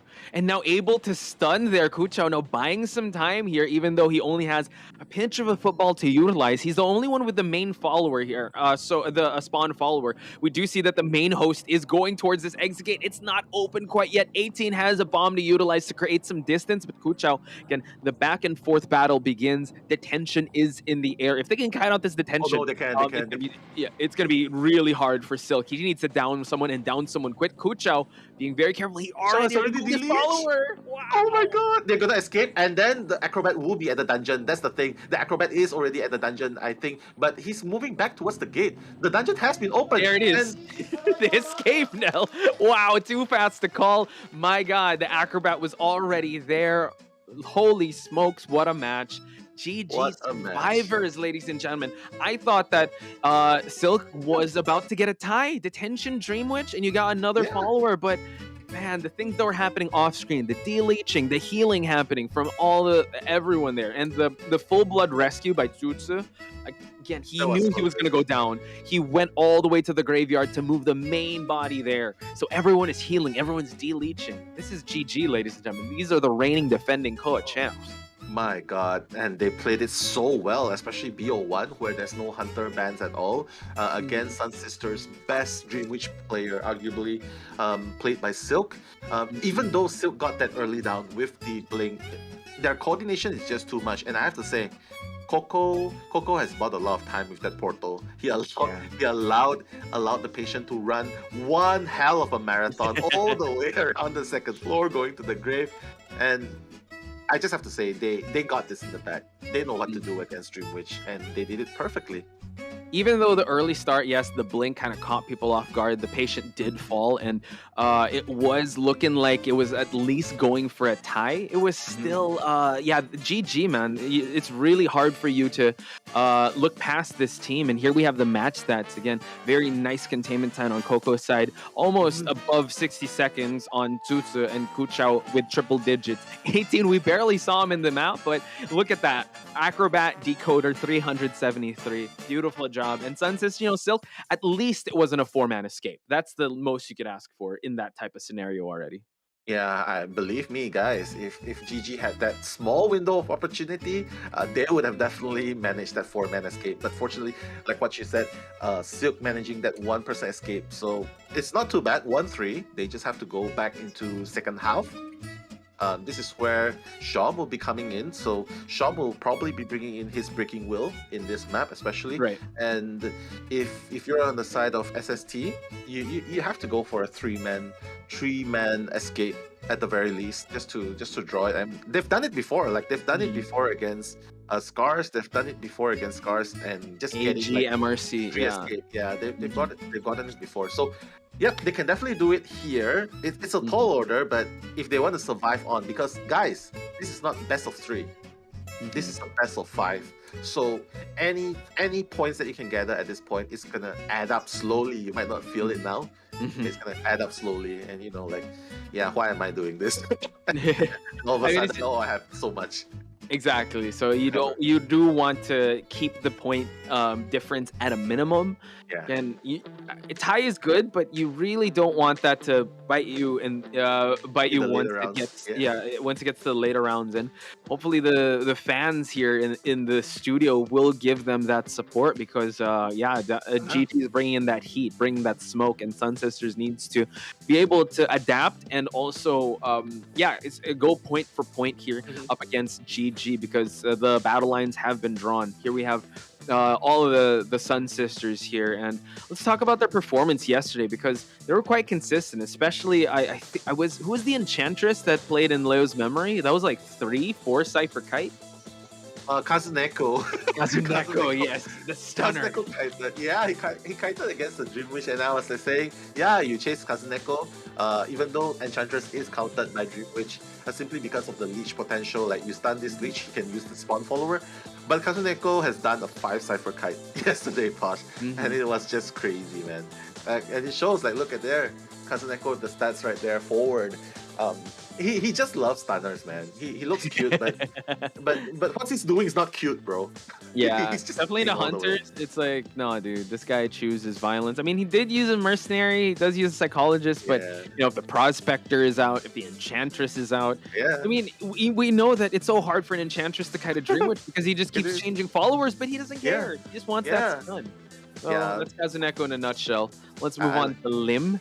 Lim being one of the most consistent survivors here, also in this team, does rescue and support. That's really something to highlight. And Lim also has seen the other stages, like Call of the Abyss 4, and also saw IVC Japan. So she's definitely one of the veteran players out here, and I'm excited to see some highlight rescues and support on her side. Yeah, we've seen what Coco did for GG. So if girl boss for GG is Coco, the girl boss for SST is definitely Lim, and she hasn't upset us. She hasn't failed. She hasn't failed to impress us at all. But right now we're gonna go on to the next player, Mochi. I like your hairstyle. Looks totally cool. And not only that, his hairstyle looks exactly like the acrobat, which he actually made. So he plays the acrobat, and his hair looks like the acrobat as well. And even the patient. Oh my god. Yeah, he's just embodying the characters right now. 4 times he chose the patient in the group stage. 4 times he chose the acrobat in the group stage. Twice as the patient. does have a postman as well. That's a kiter in my book, especially with the signature characters. But moving on over to the last but not least character survivor here, Unp with the entomologist and the patient as well. Does have a psychologist as well. But I'm really excited to see Entomologist, because Entomologist yesterday was one of the highlight characters. And whenever she comes out, you really feel the bees, you feel her presence, you feel how she's able to make the vaulting much faster. So I'll leave it to Unp to bring out this Entomologist if needed. Yeah, Unp getting helping his team to get a 3-man escape against Celia's Dream Witch yesterday. So definitely one highlight to be noticed. And right now, the boss of GG, Shom right here, he has the Breaking Wheel, he has the Bloody Queen, and yesterday he pulled out the Geisha, which got a 4K against Weibo Gaming in Ever Sleeping Town as well. So, actually, I know that there's no Hunter bans, but Posh, do you think that he might opt to go for something other than Breaking Wheel?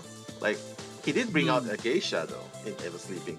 You know, this is the topic that we always discuss, right? Because the Survivor team really did their job. So now does he play it passively, or does he want to cement more of a lead? Because in a best of 5, if you're able to get the points down now, you really want to solidify that. So I have a feeling he's going to still pick that Pollen. He's going to, I mean, why not, right?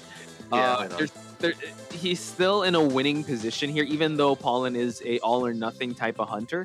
So far as Pollen has not fallen that hard. And, this could be the first. He could be risking something, but I really think there's more reward than risk if he does pick that Breaking Wheel. But how about your perspective, Mel? I mean, considering yesterday's matches, like we all saw the top tier plays by Scars, by SST. We've seen all their teams who picked up Pollen. Even Wolves, Alex, at best his driving was impeccable, man. His pressure was impressive. He did nothing wrong. His driving was on point. But he managed a 2-man kill out of that. And right now, if you're on the side of GG, you want to extend that lead. You do not want to give SST a chance to get that 3-man escape or even a 4-man escape just to tie the round or even make a comeback in game 1. So if you're Shom right now, I have to say I respect what he plays, but I actually place more faith in his Geisha. I place more faith in him. Yeah, but it's just me.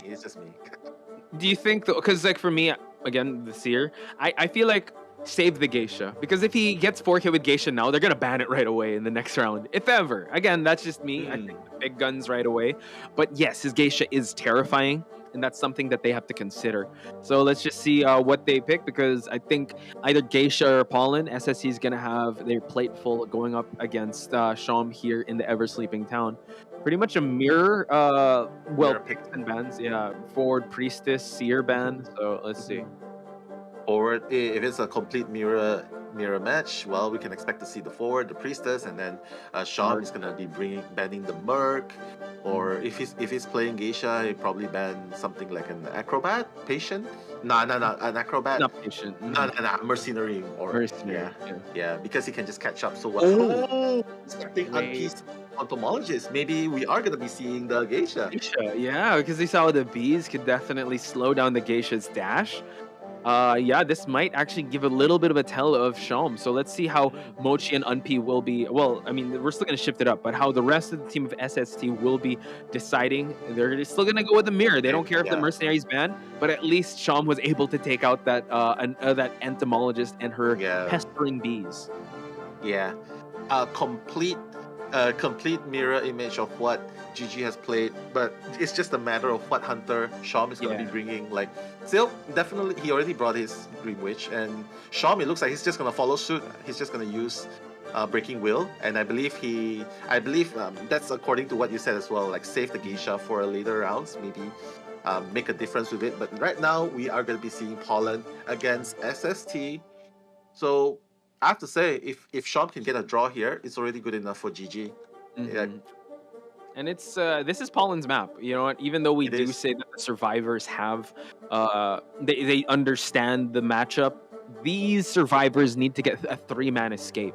And like you said, Alex was able to get a tie in his round, and that's all Shom needs. He just needs to get a tie, and they'll still solidify their lead coming into round number 2. So still again having a very strong lineup. I think Shom was, I don't know if he was baiting them into going hard counter for a hard Geisha? counter Geisha, but it worked out that they still went with the same lineup, which is a very strong lineup when it comes to breaking wheels still. So let's see how this one's gonna shake out. Yeah. But having the priestess around, we have to say, is definitely going to be a hell of a thing if Shawn wants to make that draw at the very least. Well, the only thing that can happen is he has to get that down early. He has to staff rescue. That's the two things you have to do. Early game to mid, and at the mid to late game, well, just keep, once he gets one survivor out, he has to keep pressuring the ciphers. But you know what? We are going to be heading into the first game, second half. What will SST do in response to GG in this second half? Bringing you the live commentaries is one and only Posh Spice and me, Nello. Make some noise in the chat, guys. Woo. Let's go. Sun emojis, fist bump emojis. Let's go. Let's brighten up the chat section.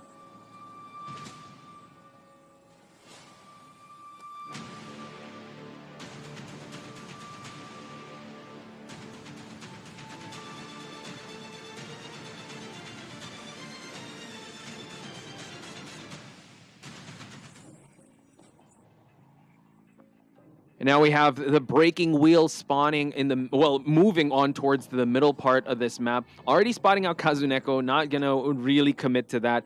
And still looking for more survivors here. I think he wants to either go for the acrobat or that patient. Spots Unp, and it seems like he's gonna try to commit, but Unp just hugging this rocket chair. He's gonna give him the 360 treatment here. Shom has to be very careful not to spend too much time up against Unp. Now Unp getting ready for that the bomb drop, able to move away from that hit, and now the kite continues. Yeah, this place is so strong against Pollen. Like Shom, that's why Shom realizes that he's gonna change target towards the patient now instead. Mochi is trying his best to just, you know, loop around this area as long as possible. Meanwhile, Acrobat, he's just gonna run back to the S Palace Ciphers. Gonna get that one spike, and if he lands this, it's gonna hit. Uh-oh, getting ready for the, I thought he was going to get the hook down, but no, gets a hit, able to gain some presence here, and now has to be very careful not to get looped, because this is one of the strongest places to kite Apollon, but at least he brought confined space. Yeah. So Mochi has to be very careful to use that grappling hook wisely. Already has a spike in. He's going to try to spike once again. Now changing back to human form. Tried to go for it. He's able to escape. And that's the thing, patient doesn't care if you have confined space. Yeah. Just run all the way through the wall. What a sneaky target there. And I bet you, there's gonna be a portal around, just ready to support. But Mochi though, he's running towards the 2th floor. He's gonna go down. And the excellent. Wow. Oh my God, and snap the patient. Look at the cleanup here from Shom. Snap the patient, excitement, and also hitting Kazuneko in the process. And he wants more bodies on the floor. Still going to go after Kazuneko. Trying to spike him once just to add a little more. But now he's going to go back to, oh no, he's not. He's going to go back for Kazuneko. 2 spikes on him. Oh my Lord. He's not done. He's not done. The one spike was so that he can leave the trap down in case the forward comes to stun. Well, at least the spikes will stop him in his track. But getting 2 spikes, Kazuneko definitely has to back out. Unp is already removing the spikes for Kazuneko. Right there, as you can see, watch out for the tram. The tram is Mochi is going to be down for the first time with 2 hooks remaining, 4 at half health. But look, Shom is not giving them any breathing space at all. Such a smothering start for Shom, and that Cypher is almost about to pop, and now we do get the rescue a little bit early. We do see that some portals have been set up. We do see Lim here trying to buy attention here, but no, the patient receives 1 spike, 1 more, and a snap would be ready. Mochi trying to go back into the graveyard. Excellent use of that hook. He's gonna utilize this again, but the hook will be ready once again. Mochi has to be very careful to kite this one out, avoid the traps, and try to go for another loop around. Let's see how SST will try to rebound from this situation that Shom put them in. 1 more spike left. He's just waiting for him to go out from his will form, and then he's just gonna hook in again. Look at how much time Mochi is buying there, and the forward is also there. Like Kazuneko is also there to provide the support. He still has a lot of balls remaining in his tank. Excitement's ready again. Excitement is ready again. But this time Mochi does not have any more hooks. He's just gonna snap him out, and that's it. Boop. Here we go. And Excitement is gonna bait it out. Is he gonna bait it out? Another cancel. He didn't go for it, but I mean, you already wasted the football. Like he only has a little bit left, and now he wants the priestess to come and rescue here. He's gonna go for a basement, and he's gonna try to be ready here. But it's priestess has already used up her rescue. I don't know if she had tied, but yeah, this forward hasn't gone for a rescue just yet. Let's see how they're gonna try to mitigate the situation. 3 ciphers still remaining. So still up in the air when it comes to how this match will play out in the end. Yeah, I mean SST has played this so well. Priestess went in for the rescue first. That's why Kazuneko right now he still has tied. So all he has to do now is buy more time because Cypher is 1 Cypher remaining. Posh, the Cypher is being rushed indefinitely right now. 50% of the last one. Gotta manage that rescue, but gonna be avoiding that. Oh my God! Forward was able Beautiful to get body that blocking. hit. And now escorting him out, the Tide Turner, again, just so good in just escorting people out of the basement. Patient, one more spike and the snap would be ready, and now receives that second spike. Can vault this window, but he's going to try to block it off. Forward has fallen down. Patient is about to fall down. Nice avoidance of the trap, but the snap will be in place. And we see that. Oh, the pickup, though. Oh, my gosh. Oh my God, and that's the thing. Like, but Shom has you saw like Shom did so well. He did nothing wrong. He did so well. But the Cypher has been popped regardless. And right now, Shom has to make sure that he doesn't let all of them go out, because right now, if he gets a draw, it's a victory for GG in game number 1. Kazuneko right there. Oh my God, cannot go through the portal. No. Another excitement. Oh my God. He's going to try and buy some time here. Snaps the forward, cleans everything. Oh no, everyone is stuck here. Wow. What a cleanup from Shom. And now just blocking everyone off. He can try to go for that forward, but he wants more bodies on the floor. If he's able to get another spike on the acrobat, nice usage of the bomb there. Oh no, it didn't go for it. But now he has to go back on that forward, but he wants more survivors. I think he's really trying to focus on Unpi here. The forward is self-healing, so now has to be very careful, committing all this range away from the forward. The forward has stood up already. Oh, he's able to trap him. He's going to have to walk through. No, he goes back into wheel form, and Unpi still buying enough time. We do see that Shom is changing targets here, but the forward has moved on away from the gate.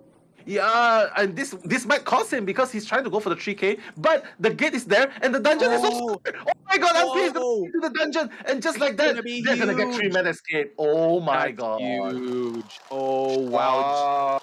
And the crowd is going wild. I've seen them clap before, but they're clapping vigorously now. Holy smokes, what we witnessed here! It was looking like a tie. If we go back into that moment, he was able to clean. He was able to clean up the portal. He downed the forward, but he wanted to go for that acrobat.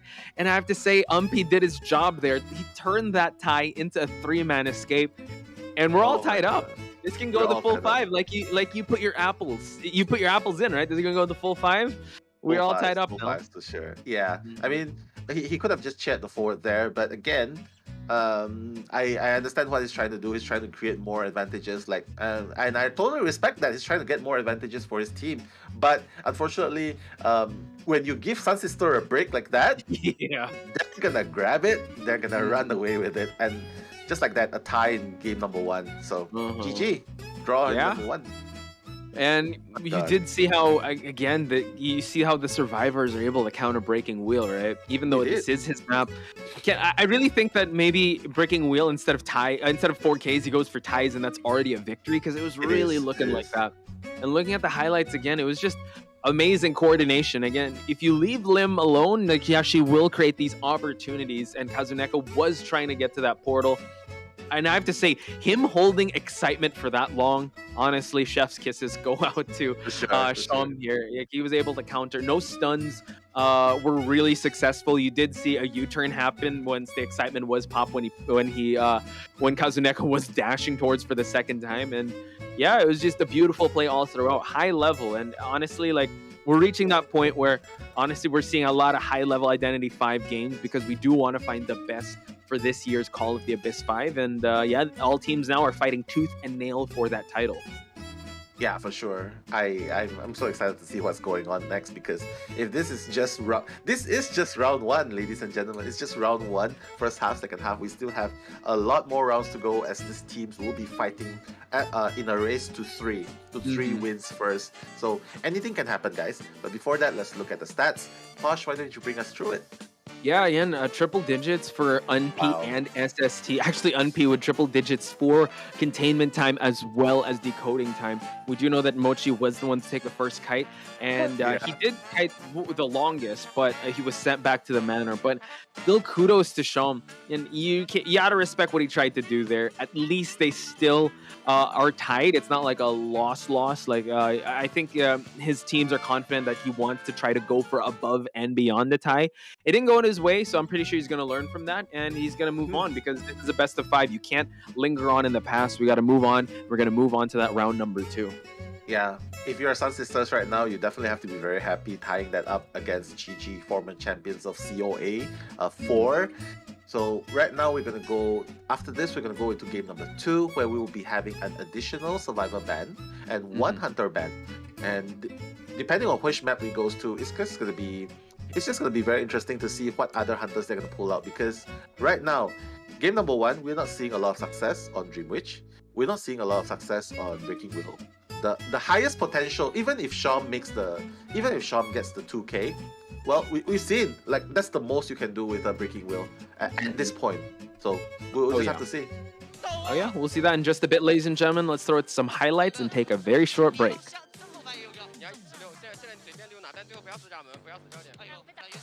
有动吗？有动，溜一会儿，大概半分钟，这就差不多。一定要溜半分钟。いや、遠い。それ乗り越えてこれるよ、鍵詰めで。ナイス。逃げてくる人ですね。壁側やっといてほしい。無理。やってる。うまい。興奮溜まってるよ、多分興奮溜まってる。興奮やめてるわ。オッケー、うまい。ナイス。壁でもいいよ、これね、壁でもいいよ。オッケー、かぶせる。いや、うまい。壁してほしい。いや、ナイス。出る。ゼロ。イサ残ってるはず。いける。出る。よっしゃ。ナイス。やった。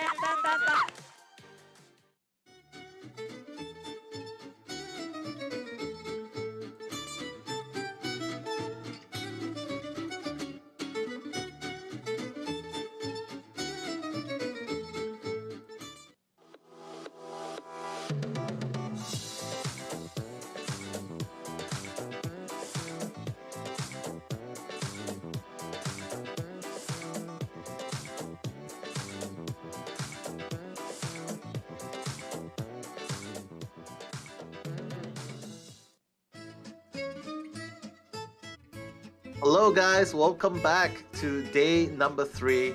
We are going to be seeing GG versus SST right now. Such an amazing first game. I'm sure everyone at home is on the edge of their seats like, what the hell just happened? That's a 3-1, 1-3, a draw in the very first game. Posh, how do you feel about that game? Honestly, it was just a showcase of how strong the survivors are, and just really cementing the meta now that it is a survivor sided meta, and it's the survivor show right now, with how we're able to just utilize these strategies, and hopefully no one's gonna get casted off the island since this is the survivor show. But hopefully not. One thing to note is that I think now Sham realizes, yes, my breaking wheel isn't as strong. Let's bring out the geisha in later rounds as the bans go on. But here's the thing, now he's going to have to go toe-to-toe with Alf. And Alf also plays pretty unconventionally. He has a really solid Bloody Queen. Yesterday, it was a bit shaky because of the pressure against Scars. But, I mean, he also has a really good Geisha as well. And his Bloody Queen did get a 4K in the group stages. So, let's hope Sham still has a lot left in the tank. This is not unfamiliar territory for him. He has seen the big stage before since they are the defending champs, but this is where SST can cement their lead, since they were able to negate the lead from GG. I think this is where they need to go an extra mile or kick it into another gear for them to really solidify and give confidence on themselves. Yeah, I mean, but if you look carefully at GG's stats, all this while, it's been the GG's strategy to have the survivors to sort of push the edge. And usually Sean will be the one, like if he gets a win or two, that's definitely very, very helpful for the team. But when he does, when needed, he can be very defensive, getting a draw. Just very unfortunate in the first game, he didn't manage to get a draw that his team would have been able to bring back the first victory. I have to say, like, I totally agree with what you say. It's totally a survivors show at this point. Everything, all the highlights are focused on the survivors simply because this is a pre-patch version where the Cypher Rush is still very much in effect. So many skills that helps the survivors to rush. Like, you saw how well Shom did, but at the end of the day, survivors are still able to prime the Cyphers. Like it's a total opposite of the previous tournament, right, Posh? Like where like Cyphers not prime, like 4 Cyphers remaining, 3 Cyphers remaining, and the survivors are all already dead. So it's the total opposite. And that's what you gotta love about this ever-evolving game that is Identity 5. I mean, in Call of the Abyss 3, it was the Dream Witch Bloody Queen showcase, and then Call of the Abyss 4, it was all about sculptors. And now, we're really highlighting the survivors, and it also brings variety. I have to say this is the year of the Geisha, too, because this is one of the strongest showings of Geisha, and especially for you to be able to get 4K with Geisha with a survivor-heavy meta, that's still something to highlight. And you just gotta love also the changes to the picks and ban systems. We did also kind of mention off stream like how the battle already starts in the picks and bans, because you really have to be able to win at that moment you start the picks and bans, even though it's rudimentary. It's really just a chess battle once the picks and bans start. Yeah, 4D chess right there, Posh. like deciding where the king goes, the queen goes, and this is exactly what this is exactly what SST has to do. Strategize. Like they did great. They did great in game number 1, but in game number 2, they cannot let that victory get into their head just yet, because GG is still a very scary force. You almost got 2K'd by Shom in game number 1, despite your heavy preparations against the Breaking Wheel. So if I'm in SST, I'll definitely have to go more on the extra offensive, pay more attention, and be on high alert, because, well, again, it's Shom we're talking about, and Shom might bring out the Geisha that got him the 4K victory in the previous game. So let me pick your brain here now. If it's like a map, let's say Moonlit River Park, do you not respect ban the Breaking Wheel and just go straight for Geisha?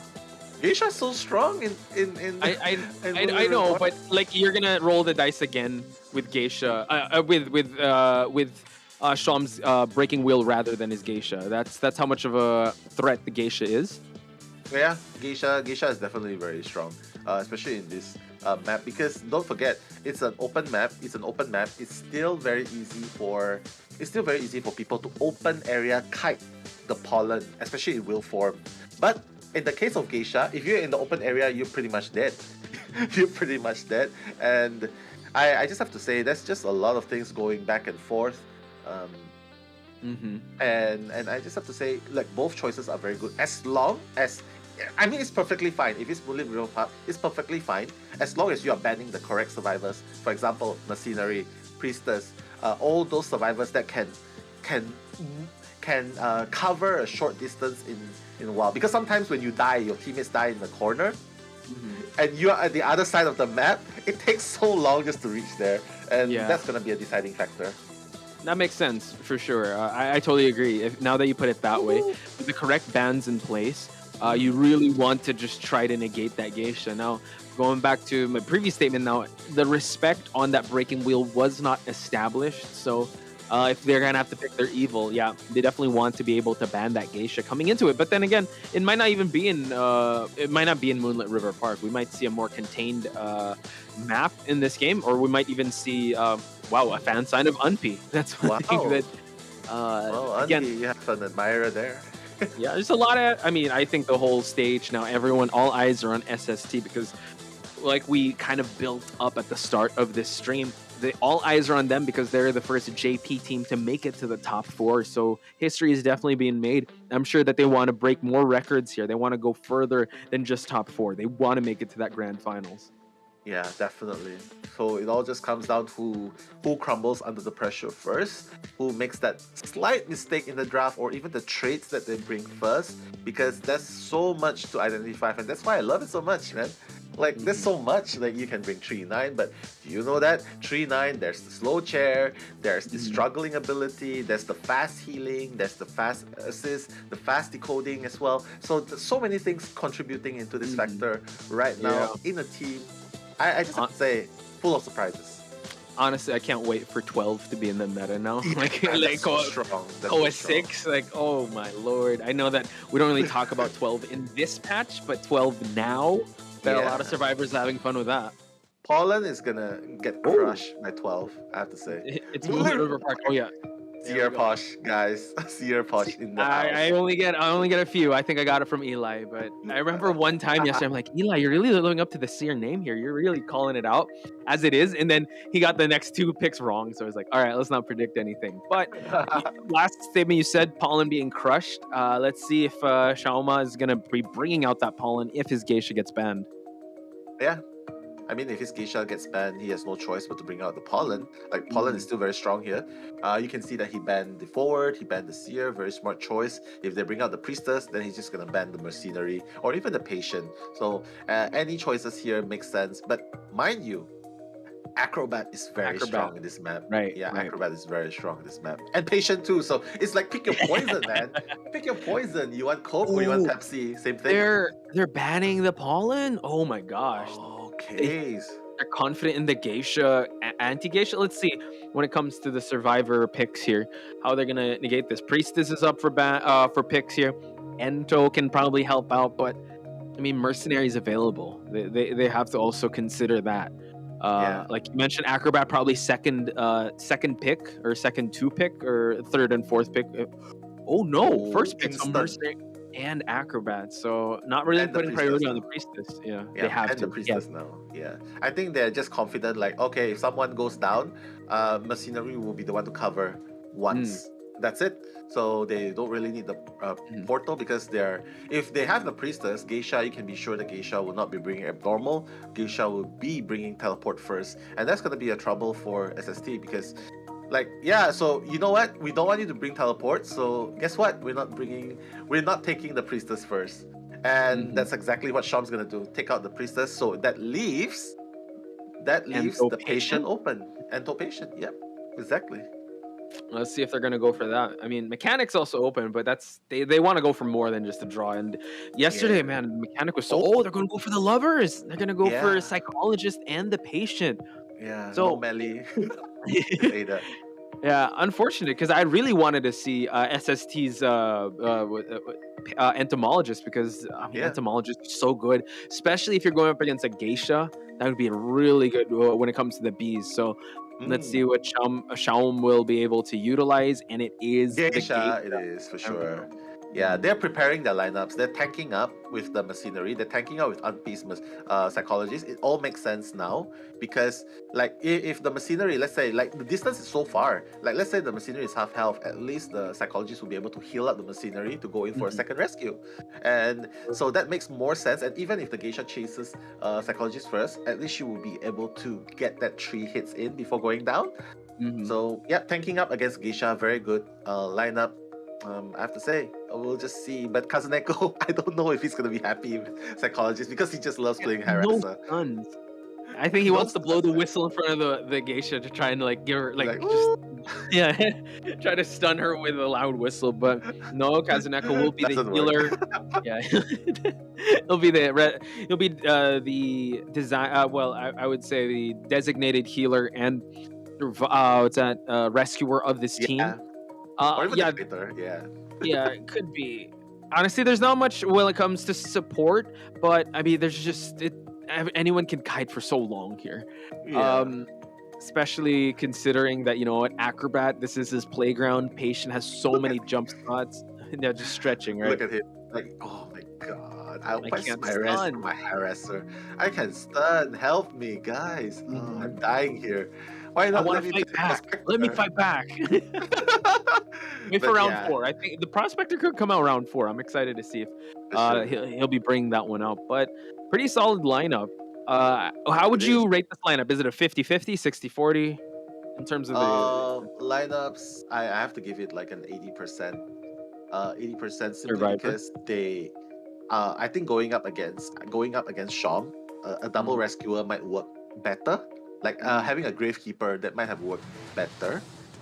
Just to replace the psychologist. But I don't hate this build. I just think that like in the gravekeeper, you have a chance to get 3 hits as well. And during the late game, if you have that shovel available, you can still tank 1 more hit. So I just have to say, yeah. But nonetheless, the picks have been locked in. I still like this lineup. I still like this pick. But well, we'll just have to see.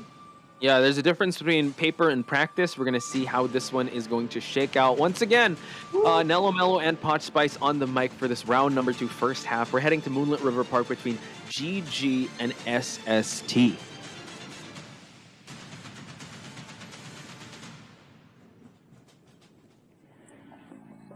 The Manchurian Crane spreading her wings right now, and station number 3 is gonna find Kazuneko first, and that's exactly who Sham is going for. Psychologist will be the tanker going for the first kite, and that's exactly what we were talking about earlier, because Kazuneko does have that 3 hits available with the stress.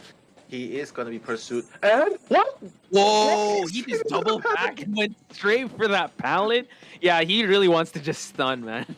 He really likes to stun, I know I'm the healer, but I choose violence, and so does Sham here, getting that first hit. But then again, she can tank 3 hits. Actually, Unpi was in this area, was chased away, already utilizing the butterfly here. Now has to be very careful. Eats that hit. He can't go back to ride it. But he can just head on over. Yeah, Unpi has already turned on. Oh, they did. He did. Unpi did. And that's why Unpi was like, what? Misses that butterfly. Unfortunate. Oh, no. Yeah, this might cost them a little bit of time here. Unpi, though, walking out in the open. This is what Sham wants. Now the butterfly will be utilized for that dash. This is a great spot just to cut corners here. But honestly, it's going to be hard to transition kite for Unpi since he is not the patient, has some bombs to utilize. So let's see how long this one is going to be. At least the psychologist doesn't have to worry about any Wi-Fi heals. Oh my god, this is so hard. Oh, he blinks away! Nice! Okay, I really love this Blink Geisha.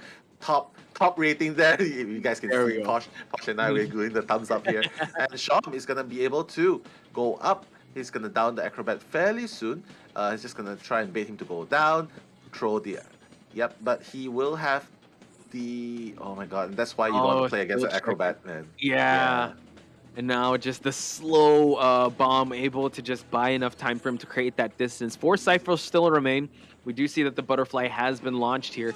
Unpi again on that bomb. Oh my god, able to catch him? No, wow, I don't know what happened there, but he was able to not jump over, able to get that hit. And Sham, yeah, just all part of the plan in his book.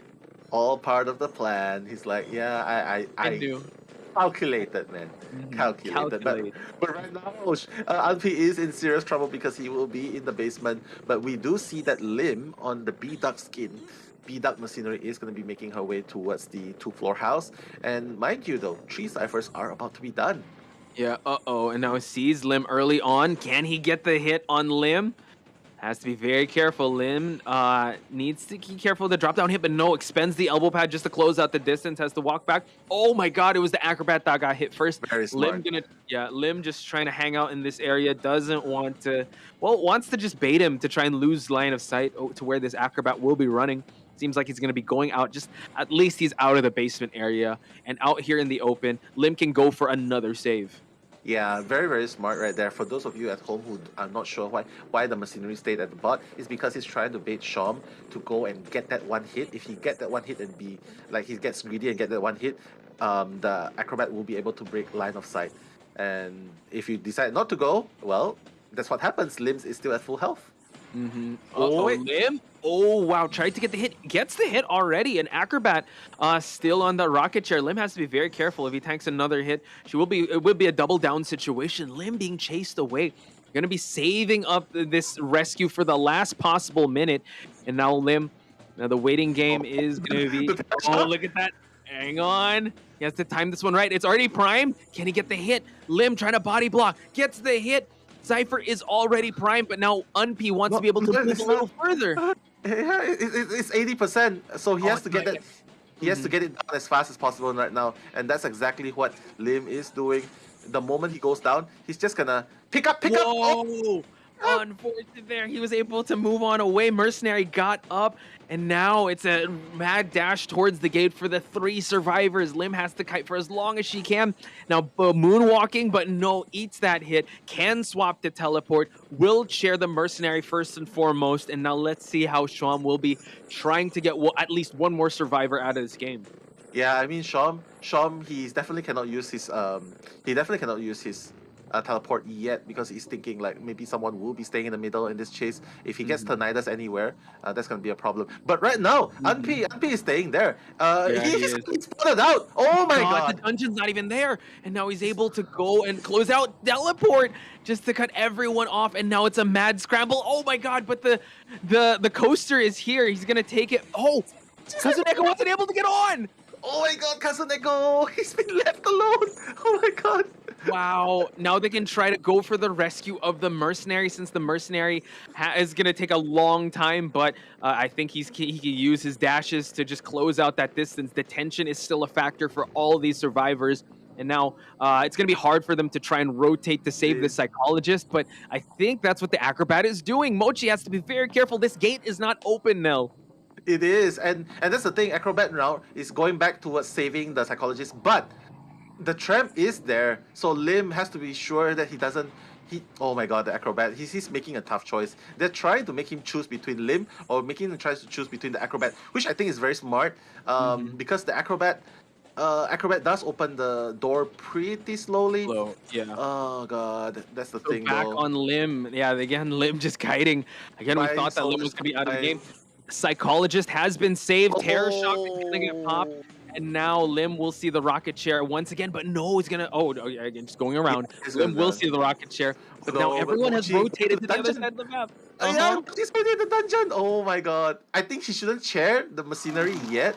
Oh my god, SST! What a dominant performance! They are ready. They were ready for Sham's breaking wheel. They were ready for Sham's geisha, and it shows 3-man escape. Second time, it's not a fluke. Second time, Posh. And these were the best hunters that Sham did bring to the table. We did say how scary Geisha is in Moonlit River Park, let alone Sham's Geisha. And they were able to pass the flying colors. What an amazing early game for them. The kites were on point, and Sham was really on the defense towards mid to late game. He did try. I mean, he was playing it very conservatively towards the end there, really saving the teleport, waiting for any tinnitus to pop up before he commits, but the coaster was already there. They knew they were just 1 or 2 steps ahead of Sham. Yeah, and to be honest, Sham, he did nothing wrong except for the part where it's very unfortunate just now, where Unpi managed to push the traffic at the second stop, which is why actually it was supposed to be the psychologist going down first, but psychologist with the half health throughout the game went all the way to station 3. That's why they had no choice. The geisha had no choice but to change target to the acrobat. Otherwise, it would have been a different kind of game going on there. But you know what? GG, well played. That's Moonlit River Park to you guys. Welcome to Moonlight River Park. Yeah, we have you can get a fast pass on the tram if you just line up and you get the bundle. 4-person bundle, by the way. So the survivor, you'll definitely ride with SST. Who was the one that left Cousin Echo? Is it Umji? Yeah, he's like, you don't have a fast pass, you're not coming on the ride. It's Mochi. Yeah. Mochi. Oh my god, how can the boyfriend leave girlfriend? Here, hold my stuff. I'll just ride the roller coaster real quick. But I mean, it was all calculated. Even though we said trauma, it was pretty calculated with how he was able to down the acrobat early on. It was just real tough once the rescue did happen. And Lim, ladies and gentlemen, on the contention of best deduction, honestly, as well as I think was it Unpi in the previous round that did contain and kite for a long time. And we're in for like a really long best of 5 here. So we have to just take note of these amazing survivor gameplay. But so far, it seems like it's going to be the battle of the survivors. Battle of the survivors, indeed. Like, not so far, all of the hunters have been thrown. You know what? Let's just wait until we get the second half data as well, because after this, it will be out of the grid that will be taking the stand for SST. And after that, we'll be able to see and confirm for ourselves that indeed The hunters can, you can play all kinds of hunters. Your team can throw in Geisha, Bloody Queen, can throw Breaking Will, you can throw Dream Witch, but the survivors, they're just really shining throughout this tournament. And I just say, honestly, I think this is. I want to be able to see the stats on the hunter and survivor win rates, because, yeah, this is really how. This is a very survivor heavy game right now, and there's a lot of highlights, a lot of dungeon escapes, a lot of ways to counter. I think this is definitely a great time for the survivors, especially with how dominant the hunters have been in the previous COAs, and GG being one of the best survivor teams out there, they're definitely going to shine. So Alf definitely has his plate full and his hands full coming into this next round, and yeah, he just wants to tie this one out. He doesn't want a 3-1 to happen, because it's going to be a more of a harder situation of chicken, like who's going to blink first, who's going to flinch. So let's see, because his Bloody Queen didn't. I don't know if he wants to redeem his Bloody Queen from yesterday. It's going to be a little hard for that. His Sculptor was amazing. Doesn't have a Breaking Wheel to worry for GG to worry about. So he still has a lot to figure out coming into this. But considering his repertoire, Nell, do you have any inklings on what hunter he'll be playing? I mean, he can play X-Boy if he wants to. Like, after all he needs is just two-man kill. So he's definitely not as pressured as he's definitely not that pressured, because he does have some breathing room right here. Can definitely go for the Bloody Queen, the Sculptor, the Breaking Wheel if it's not banned, the X-Boy. So many choices, and I just have to say, like, one bad Bloody Queen game yesterday might not deter him from trying back, like, trying to make a redemption play today. But if he plays Bloody Queen, GG is just more than ready to face the Bloody Queen of Alf. I would say maybe save the Bloody Queen for later on. Bring out the Geisha, bring out the Axe Boy, bring out the. I mean, he had a 4K Geisha against BZ, so that's really something to highlight coming into this one. And Sen's coming in. So again, Sen being the main acrobat of this team, they probably know that he's gonna ban the priestess of Coco. But at least the acrobat can come out and shine here. And we saw how well the acrobat did up against the Sham. Yeah, I really like what they do here. Their strategy, just like, for example, Silk playing one game, best of one. They have a specialized hunter for best of one maps. They have a specialized hunter to deal with best of two, best of three. They have a specialized survivor. I just look love at that it. fan. Oh, so sweet. Behind it, there's a blade. That's the Oh my God. that's the Geisha's fan. No, sorry. Please, sorry. I mean, anything bad, sorry. You just gotta love the passion of the fans of SST, and I'm sure that they're definitely powering them up now, because they're definitely passing with flying colors, and Alf has the weight of the world on his shoulders, because he wants to be able to solidify at least this one round for them. Yeah, for sure. Like, again, it's just Battle of the Survivors here. Oh my God! Unfortunately, the girl. I think the fan sign wasn't on. It was just on a menu, so she turned it on. Okay. Yeah, and I have to say though, like, for a country that is so famous for its culture, like animes and games, I have to say they're very, very polite, very humble people, and they really value their privacy. Like, usually, like, we're not afraid to show our faces on Instagram and posts and stuff, but they're just really, really humble, and I'm really glad on behalf of SST that Japan has its representation on the international map right here. But right now they are facing GG, the champions of COA 4, and right now can this be the comeback of GG in round number 2, second half? We'll find out. Alf, just the standard bans that forward and Seer. Really scared for Kuchao Seer, but he's gonna have to worry about that acrobat because Zen is coming in. Entomologist could also play a factor here, but I think we're gonna see some standard picks here. Probably, maybe even lock in a Priestess Mercenary. Oh no. No, they don't need it. Maybe that's the reason why, because they're expecting the Priestess to be banned, and they probably have more use for the acrobat in this map. So Alf is just gonna ban it, and it's fine because Coco who specializes in Priestess, she's replaced with Zen, who's good in acrobat. So very smart play in there. I like how they were able to. Yeah, now that you broke it down, they definitely thought like like a step ahead of Alf, and yeah, we saw how well Acrobat does perform in this map. And now Alf, next ban is that Priestess, like you said. Now 18 and Zen. We do know that Zen's on that Acrobat. Will they bring out like an entomologist, patient, or the lovers as well? Lovers again. Mira picks against the Mirror Hunter. Alf is gonna bring out the. I mean, we've seen Alf. Yeah, Alf did Geisha before, and definitely not a surprising thing if he brings out Geisha here. But whoa, Dear Nell, let's go. Actually, it's just a mirror. Who knows? He might bring out another. He might bring the Bloody Queen's mirror, but yeah, it looks like he might bring out that Geisha with how. If it's Geisha, then it is. Then it is. But I don't know. Seeing how Sham, who got a 4K, and it is with Geisha. Yep. Yeah, he might want to challenge it a little bit more. So this is the mirror match image. Two things can happen here. If Alf plays Geisha and manages to get a draw or even a 3K elimination, at the very least against GG, two things are going to happen here. They're going to win the first round ever against GG. And the second thing, they're going to they are going to give pressure towards GG's morale. Because getting one win over GG, that's a huge thing, man. With the same lineup and the same hunter.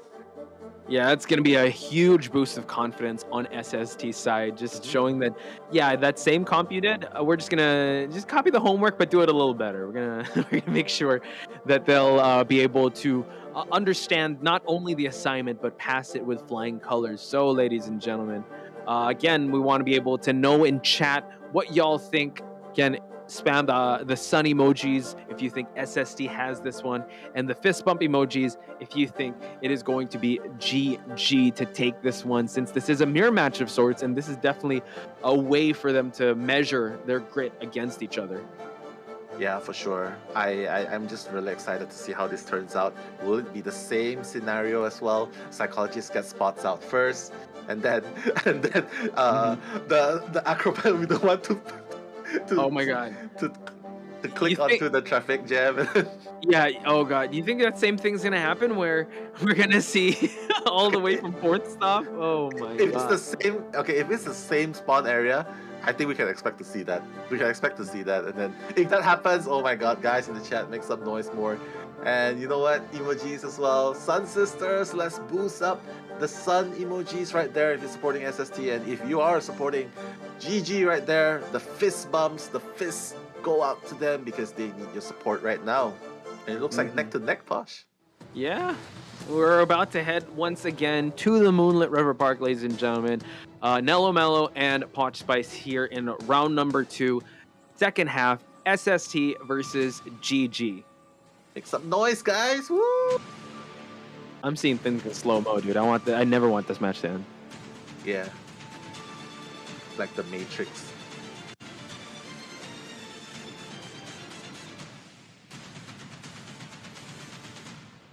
Let's hope this Emil doesn't give up on the Ada. Or just like, for a free ride, yeah, for sure. For a free ride, yeah. So right now, we're going to see Alf is in the second floor. A different route. He probably doesn't want to end up in the same situation. But 18, he's running towards the 2th floor. He's actually looking at Alf. And Alf, right there, he's going to the patient. He's just going to use the hook. 3 survivors 3 of them are are the same here. areas, man. This is so hard, man, Posh. Yeah, this is going to be hard for them to be able to try and counter, but now, okay, I think she hit her head on that stand for her dash not to pull through, but 18 not wasting any time, already going for that second stop, but we know that Kuchao did press that button. Oh my god! Yeah, he pressed it, so all the way, it seems like that way, and that was the lovers, ladies and gentlemen, like, all right, you go to the end, I'll meet you over there at the snack bar, all right? But Kuchao seems to be the one to take the first kite now, and this is the same target. At least the patient bought a little bit of time. Kuchao trying to hide. Oh, this is going to be really tough. Trying to go for a hit. Able to drop the pallet in time. Almost, but that just slightly missing. Right. My goodness, he doesn't even want to go for the. He doesn't want to go for Ada anymore. He just wants to go for. He just wants to go for Emil. He just wants to waste that. That hook, because obviously he only has 2 hooks. Oh no, the drop pallet getting hit at the same time. 18 right there. He has to make the transition towards the second floor. Look at how much distance. Wow. even though that butterfly did land and he was able to counter, but look at that, just the distance is still being established, waiting for another butterfly to throw his Alf. Alf trying to moonwalk it here, but no, 18 not wasting any time, just slingshots his way outside that window. Mercenary is here just in case he needs to get, he will be falling down because one more hit and this patient will be falling down, tries to go for you. Oh my god, he's able to get away from that hit and now at the god kiting area here of this map. Yeah, Geisha doesn't have a blink. Like you can see Alf is just going for the very standard blink. Wow, really nice. He's just hiding his red light right there, moonwalking. And this is a skill that we can really appreciate, the art of dashing by Geisha, covering the red light signals. But we just have to look at the cipher at the moment. One cipher has been done. One cipher is at 88%, the other at 76%. The remaining two are actually at 10% each. So I have to say, Alf is actually on to a great start. Oh yeah, this is Zuch now has to eat that hit, and this patient does have no hooks to utilize, so has to be very careful. It's gonna be hard for him to transition away from this area once the pallets are all gonna be used up. But Alf throwing another butterfly, but forced to break things. But no, he did. But tried to go for a hit there, missed the first one, but Alf still able to get that hit. And you saw there the teammates are being very encouraging. Alf has his will be sharing the patient for the second time now. Yeah, I mean, the plan was for Alf to break the pallet and then 18 just runs out. But yeah, well, I can say it doesn't work. But don't worry, because Mercenary has been healed up by Ku Chao, and that's the power of having a psychologist in your team. Zhu Zi can make that second rescue again with 2 pads. Even the acrobat is gonna finish his cipher soon. All that's left is actually 1 cipher, to be honest, and that is the job of Zen to finish it. The job of Ku Chao to finish it. And the teleport is gonna come. No, he's not gonna use the teleport. All right. Okay. He's gonna go for the butterfly here, waiting for the last possible minute to rescue. Zucha here playing it real close. Alf waiting for the right time to strike.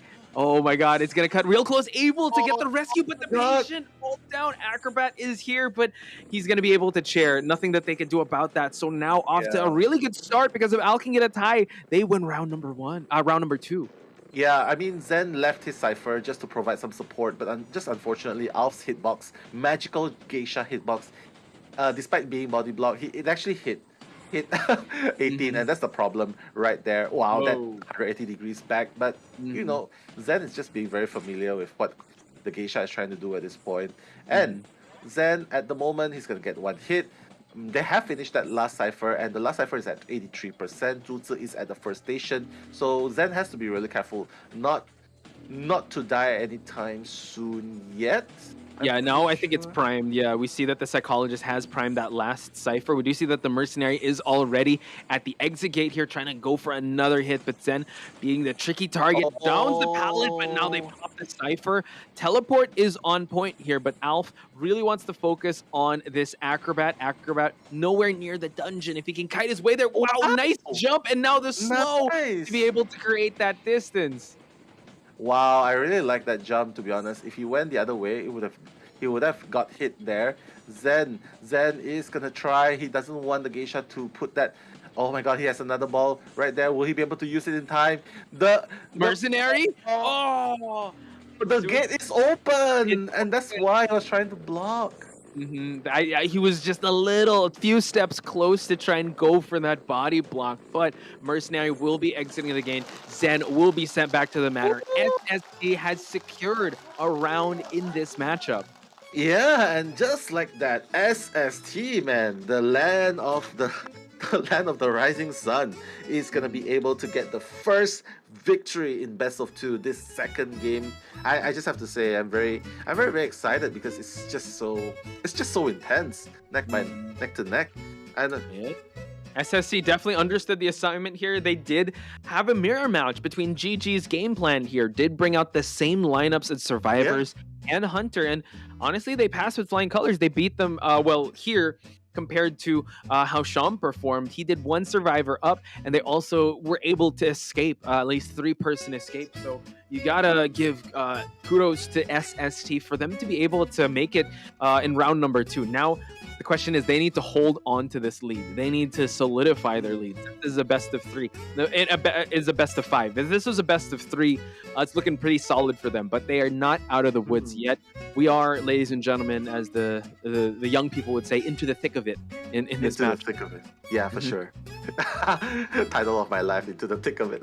Into the thick of it. There we go. Don't get copyright. Copyright. Oh my god, sorry. But you know what? I just have to say they've performed really, really well. Just that the difference in between the two is that, like for example, Alf, you can see that he didn't even have to use his trait at all. No teleport needed. No teleport needed the entire game. He basically went for 6-12 build, which is like fast breaking pallets and detention. That's about it. Whereas for Shom, his Geisha, he brought a different build. He went with Blink first, but you can see, even though the Blink helped him get the first down very early, but the slow breaking pallets did contribute a little bit towards it, because he didn't go for the fast pallets. I think that's the deciding factor there as well. Yeah, that bought so much time. And speaking of time, let's look at the containment time on Zuchu, as well as Zen and 18. Almost about, if you average it out, almost 90 to 100 seconds. Again, it was 18 that did get sent back to the manor. And Zen kiting for such a long time. You got to give props to that. But the winner goes to SST, with Alf securing a tie in the second half here. And imagine that, no traits being used by Alf, and he's still able to get a tied game. Alf the Great now. Alf the Great. Alf the Great. And Alf the Great just needed a draw. And that's what we've been talking about the entire game since day 1 until now. Don't worry about Hunters not getting 3k or 4ks, because right now, that is a luxury that very few teams get to enjoy. But instead, look forward to getting a decisive draw, going on the defensive draw with the Hunter, and then let your survivors, give the advantage to the survivors. You know what? Give them map accept. Yeah, let them be the ones to take home the points. Just go on the defense. And we're just going to go on a quick break, ladies and gentlemen. Check out these highlights. We'll be back with round number 3 after we return. 瞬間ないから瞬間ないからなんだよ。瞬間ないゲーム増え渡せ、風間君ゲート開けたら。今追われてる。まだ伸びる。オッケー理解できる。まだ伸びる。もう出る。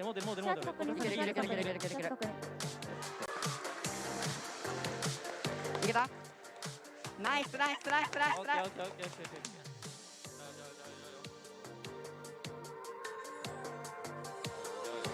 火慢13号站，他踩的真的很快，他踩。刷我血！那就直接走，进主导也好，丢球。开门开了，挡不到，走，右边走。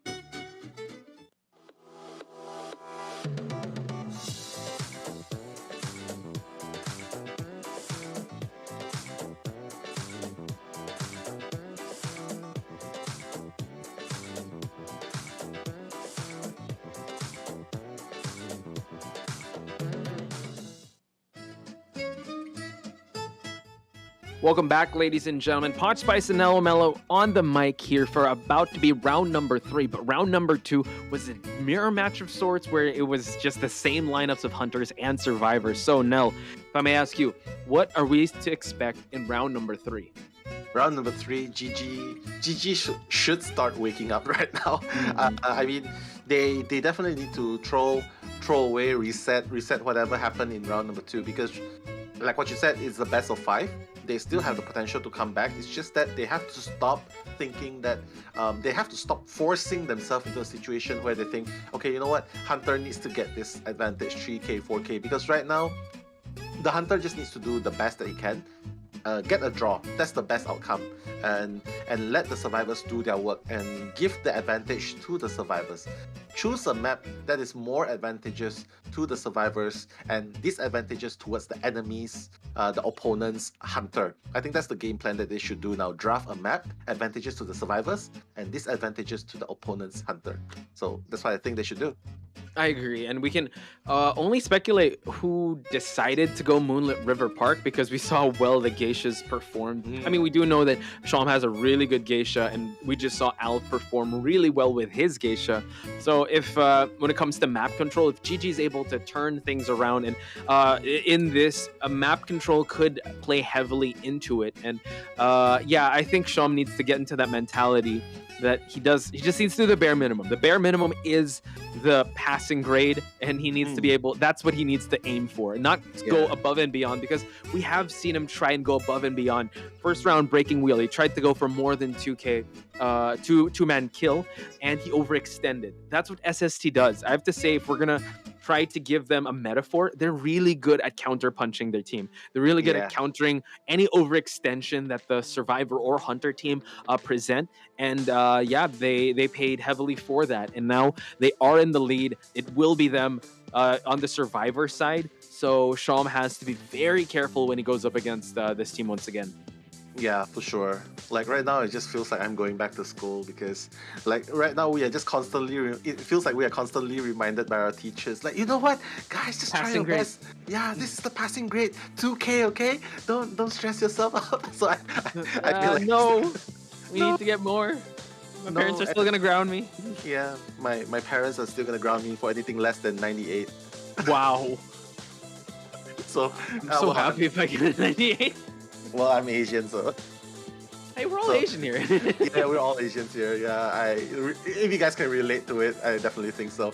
And it's the same for Japan as well. I think they strive towards perfection. Chinese teams, Japanese teams, these two ultra mega teams that are competing against each other. I'm sure they have nothing less than excellence for whatever they're doing now, because regardless of whatever the outcome is, I'm sure they want to give it their all so that they go out with a big bang. Like they go on with a big bang. People remember them for it, and they just want to have no regrets. So that's exactly what they have to have in their mind right now, their mindset right now.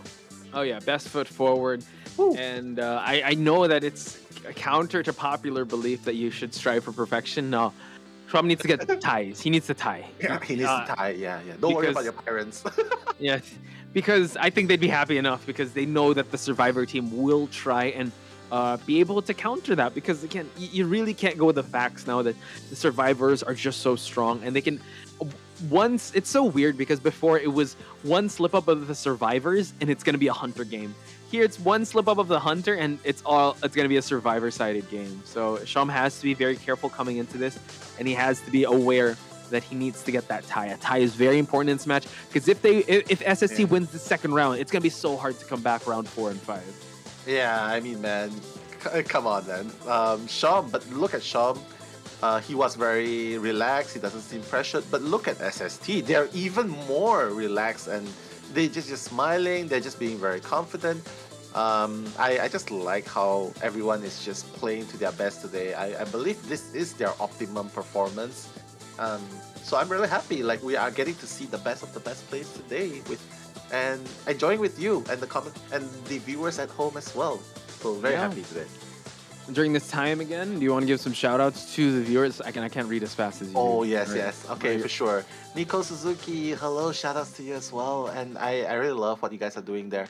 And Kim, thank you for being very, very positive in the chat. I just want to give a shout out to you as well, Chris. Hey, everyone is just keep everything, friendly and nice. And we're just here to have a good time, guys. Also, shout outs to you, Monokairu, Nokari, Panchiko, Unfortunate, Mesmer, EJs, Zarina Lim, Ilang Joget as well. Thank you so much for being here. Chantal, if you're still here, love you to bits. And we're Yes. gonna go into the band picks now, Posh. Wow. Okay. Arms Factory. Definitely a lot of choices here for the side of Sham. We could see his Anne come out if ever they do ban his Geisha. Not gonna. I don't know if they're still gonna respect ban that breaking wheel. But yeah, Sham still has a lot of choices here if ever. Bloody Queen and Bonbon. Okay, solid choices. Leaving the Geisha open, but we did say that Geisha not the strongest map, but she could still get some work done here. Yeah, for sure. I like this. I like this ban because Bloody Queen is very strong in this map. Bonbon as well, very easy. Like I think what they're trying to do is they're trying to stop Dom from getting a draw comfortably and potentially even getting a 3K. So that's their game plan. They want to take him off his comfortable hunter and just force him to play hunters that gave him traumatic experience, like the Geisha with the 1K, or even the Breaking Wheel with the 1K in the first frame. So, yeah, so definitely a little bit of mind games going on here. But look, 4 bans right there, taking away Emil from Ada. So. Yeah, I'm not sure if he'll be bringing out the Psychologist. They do have that option if ever. Oh no, bring out the Postman. And we have Kazuneko's signature Prospector, ladies and gentlemen. You guys are gonna be treated to Kazuneko's donut because this guy, at the expense of Sham, though, if ever he does get these any of these magnets. But yep, Sham finally. I would say Kazuneko. He played the Psychologist at the start. He's like, darn it, I have no stunning. Now he's like, he is stunned, ladies and gentlemen. You know how people say I am speed? Oh my god, Sham is the sculptor, and now this is actually a pretty okay map for that sculptor because it is a lot of places to bounce off the statues. So this, you know what, this might actually be a mirror match because we know that Alf likes bring out the sculptor later on as well. Yeah. How can we forget about the Sculptor, man? Sculptor was the one that Alf brought out to get a 4K, and now Sham is using this in Arms Factory. Makes perfect sense. Like, it is so good. So many corners where the statues can pancake the survivors, squishing them to the walls, especially towards the pallet. So I definitely like this, but this lineup sort of kind of counters Sculptor as well because the beast does slow the Sculptor, the swings, dog, the dog, you know, you don't want to get bitten by a dog, but somehow you get bitten and it's like, hey, I'm so cute, but why are you biting me? And you get slowed down. And I mean, she's already on a wheelchair, like why come on don't bite this Galatea anymore, man. And Kazuneko, I mean, I can understand the Prospector, like, you know, you want to give the hunter more donuts to eat, so I really appreciate that. So I don't know. I think Sham has his. I think he already had lunch. He doesn't want any more donuts coming into this. But Kazuneko, you know, very. I would say very generous. Would give him some dessert after that lunch he's gonna have with those donuts. Yeah, this lineup looks pretty good. But again, it's gonna in paper it looks good. We're just gonna have to see once again if Sham can try and counterbalance this amazing picks from the survivor side of SSC. Their confidence must be through the roof with how well they performed, and now all they have to do is just sustain this lead. Yeah, and just like that, we are gonna go into the continuation of the battle between SST versus GG. Guys, make some noise in the chat. And hello, Crixie, love to you as well. Sun emojis if you are supporting SST. And the fist bump, wow, the Kung Fu fist bump if you are supporting GG. Right there, right here, right now, we're gonna see game number 3, first half, do or die, man. GG. Yeah. Could GG this be versus SST. GG's SOS coming into this? Let's find out, ladies and gentlemen, as we head into Arms Factory. Woo.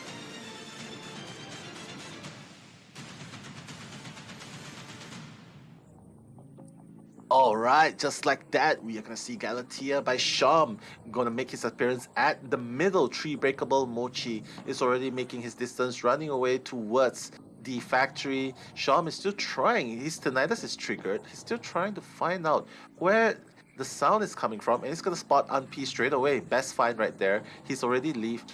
He's gonna chase entomologists in this factory, and it's so hard because factory, it's just a slippery target right there. He has to make sure his statues connect. Unp with the entomologist, I have to say, it's just so hard to squish him right there, but he's gonna try and catch up with Unp. Unp making his first window vault. I don't know, it's just buying so much time right here, and all the other teammates are just safely around. I have to tell you, man, Sham definitely needs to try and change target because Unp is so slippery in Alp's factory, man. Yeah, this is terrible. I mean, this is really terrible if he continues this way, because Unp, again, this is one of the safe havens of the survivors here. Look, and he always just mind gaming him. He gets this. Oh my god! But no, unable to hit the Unp, and Unp still holding on to some bees here. So again, just buying so much time. SST's looking pretty good coming into this match. Drops the bees just to contain him just a little bit so he can transition towards this window. And now he can actually transition to sandbags. Will he make another route inside the factory? Inside the factory again? Oh my god, why not? Because it's working so well. And Sham, I don't know what he's thinking. He doesn't have blink. He doesn't have confined space. This is an infinite loop nightmare for Sham. Look, 3 ciphers are done. And this entomologist only 1 chip damage. I don't know, Posh. This looks very, very good for SST. Solid. It looks so solid for SST. And Unp, you know, from yesterday, did an amazing kite. Now drops the bees just to give a little bit. And look at the presence also. That's something to highlight. He's making the sculptor starve for presence. At least he's able to get that chisel now. But the damage has been done. Unp, amazing kite to start things off. And for him to not get hit once the excitement was popped, wow. All right, so let's see how Sham will try to counter this. Again, the winning situation for Sham, just get the tie. That's all he needs, right? Yeah, that's all he needs. Wow. Yeah, well, Lim is already in the vicinity, and that's what happens when there's 2 ciphers remaining, you know. I just have to say, this looks like a potential 3 escape again. But Unp is going to be down very, very soon. He's already gotten down, but Sham is just one statue away from full presence. Mochi has to be very careful. He doesn't, I mean, there's no line of sight with that chisel. We are going to see a quick pause in deduction, but noting that the 2 ciphers were at 84% and 48%. So yeah, it's still up in the air. If this is supposed to be a 4-man kill, that's out the window. We're definitely going to see at least 1. But then Sham, he needs to get that tie. I didn't see the persona. Did he bring, or I didn't take note of it. Did he bring detention? Pretty sure he did. He brought a 3-6. He brought 3-6, so he's definitely able to change his trade after this. I just feel like it's really, really hard to bounce back from this. But you know, anything can happen. Like especially if you have a detention sculptor in the line. But I have to say, one thing is for sure. Unp has made that 3 ciphers kite method, and that was mighty impressive, man. Yeah, just the chef kisses, right? Certified kite there in Arms Factory, and like you said, not bringing 12, not bringing confined space, allowing entomologist to drop her bees. I mean, the pallet was already broken, but he was still able to loop, I think, once or twice. Just so strong. And at one point, it was like, Sham, I understand that you want to be able to down this target, but you got to note that I know that it's not really a decoding heavy lineup, but you have that postman.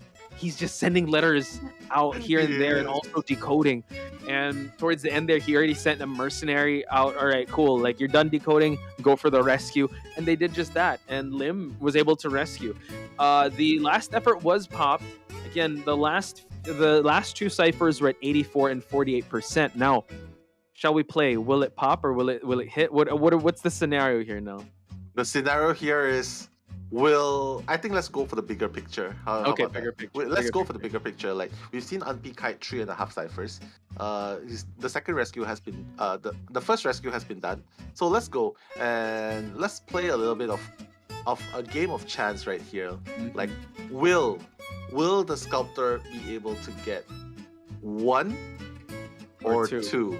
Ooh. Yeah, I'm not gonna say 3 or 4 because you know what, SST is not gonna risk it. If one of them is down, they're definitely gonna run out, right? Like, yeah. If one of them is down, they're gonna run out. Even if 2 of them are down, they're gonna run out. So I'm just gonna say, will the sculptor be able to get a draw at the very least? Ooh, I like that. Okay, so all right, so will. Yeah, I'm trying to think of an emoji they could use. So one sun for 1 out, 2 suns for 2 out. Oh, that sounds very good. One sun Okay. for one person out, two suns for two person out. Yeah, that's 2K. Three suns. Okay, so we're gonna go with through SST, yeah, because they are SST. Yeah, the So- suns, right? Yeah. Yeah, the sun. So 4 for 4 SST members out escape. 4 escapes. Yeah, so 3 suns for 3 escapes. There we go. 2 suns for 2 SST members escape and 1 for 1 SST. So it just goes. It just goes there. okay, so tell me, how many suns are you gonna give out now, based on what we've seen so far? I have to say, like, if it looks really, really hard for Shom to come back, especially since SST has been very stable on the survivor side. So I have to say, if Shom can get 1 sun out, if he can get 1K, I have to say he has to take it. He has to be happy with it. But don't let it be a 5-0. Just don't let it be a 5-0. It's gonna be so hard to come back from. That's 5 suns. That's 4 suns. 4 suns. Yeah. I 4 mean, suns and a gold star, if ever. I would say, I would say two suns. 2 suns. 2 suns. Yeah, for sure. Hi, Princess Pasta. Yeah, guys, don't worry. They are overall very, very good players. They are overall very good hunters. People, no one's perfect. Like, they're here under a lot of pressure. There's bound to be mishaps here and there, but you know what?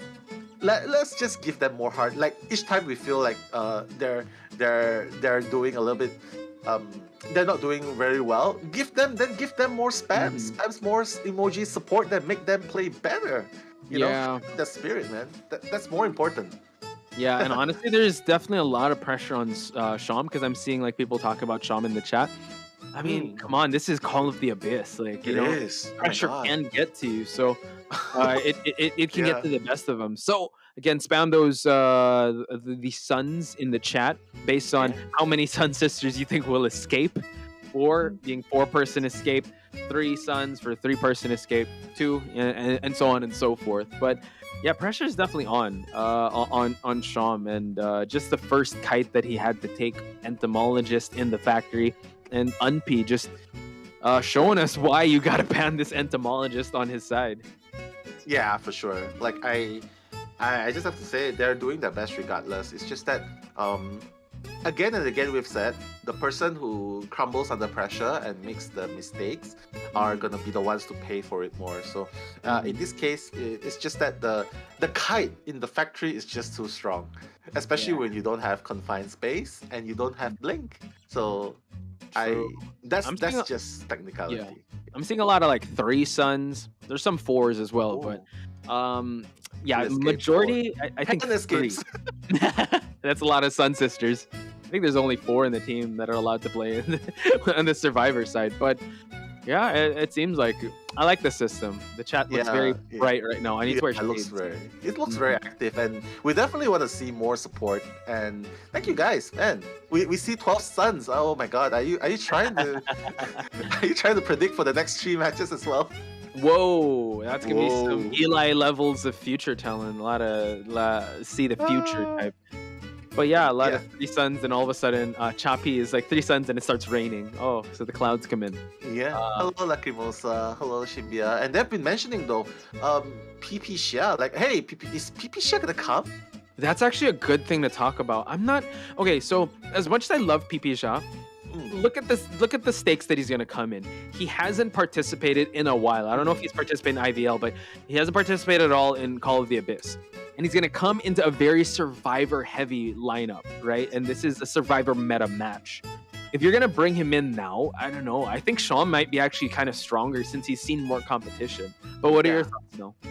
I mean, I think it's exactly the same as what happened with FPXZQ. Like, a lot of people have been saying, why bring in the substitution at that very last stage? Like, why bring it now at this stage? Like, bringing in Xuan and then replacing Iron with Sans, which isn't too bad, but the Hunter obviously not making as much impact as they hoped there would be. So I have to say, if PP is here, no doubt, he's very strong.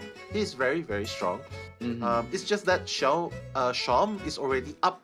His engine has been running since game 1. He's been running throughout the tournament, so he knows the battlefield. Like, I've known the battlefield. It's like it's like flying in a new general and say, you know what, this commander is gonna rest. I'm gonna bring in a new general, and the new In the middle of general's a good. war, yeah. In the middle of a war, like, but do you know the field good enough? Yeah. Like, yeah. So I just feel like that's the case at this point. And if you consider also the time he'll be coming in, there's gonna be more hunter bans, and they know PPJA. They know they gotta take away his Bonbon. They know they gotta take away like his Sculptor's Dream Witch. All of these hunters. So you're not gonna get the best version of PPJA because in Call of the Abyss 4, he was very strong as the point hunter, and then he came in towards the late game. I know he brought out a gamekeeper. He brought out other characters, but that's when he was at his peak performance. But right now, he's just coming back, guys. So I think there's gonna be a lot more pressure. And even though we are seeing Sean be tested, I feel like he is the best possible hunter for GG at this moment, since he's been kind of downloading and he's been like defending the team since the start of this series. So yeah, as much as I want to see PPJA, I think we gotta save it. We have to save him from extra pressure. We are going to go back to the stage. I thought we were going to see the match, but yeah, it seems like they're just well, it's nice. still paused. You can see. You can see they're relaxing. Why the zoom onto the hands? Is that those are indicating- fast hands. Those are the mercenary hands. Those are mercenary hands. That's yeah. You gotta, esports athletes, y'all got to take care of your hands. Those are your money makers. So you got to be very Money careful. makers, indeed. So for those of you out there, that want like have esports aspirations, yes, take your handheld very seriously. I see a lot also. I see a lot of players in IVL have hand warmers, they have hand massagers as well. They gotta, I know in Weibo they need to be able to go to therapy just to they play countless of hours, right? So your hands need to be safe. Your hands need to be safe, needs to be pampered. Look at Anpi, he's like, am I the focus right now? Hi. Yeah. Is that you know what he's asking himself? Is this counting for my kiting time? Like, is this gonna be part of the deduction right now? I'm kiting the camera right now, so yeah. But just while we're at it though, just look at the number of names on their jerseys. Like, this definitely played a lot of part. Like, they receive a lot of sponsorships, man. We've talked about this. Like, they receive sponsorships from Legion, Corsairs. It just shows that there's a lot of growth for this team, and like there's a lot of people banking on it. Sun Sisters. I'm not surprised if this is not the only esports team that they have, but yeah, honestly, like, see, fingers crossed. That's what Lim's saying. They'll be the first ones to really. They're the first JP team to make a top 4, and I think they want to push it even further.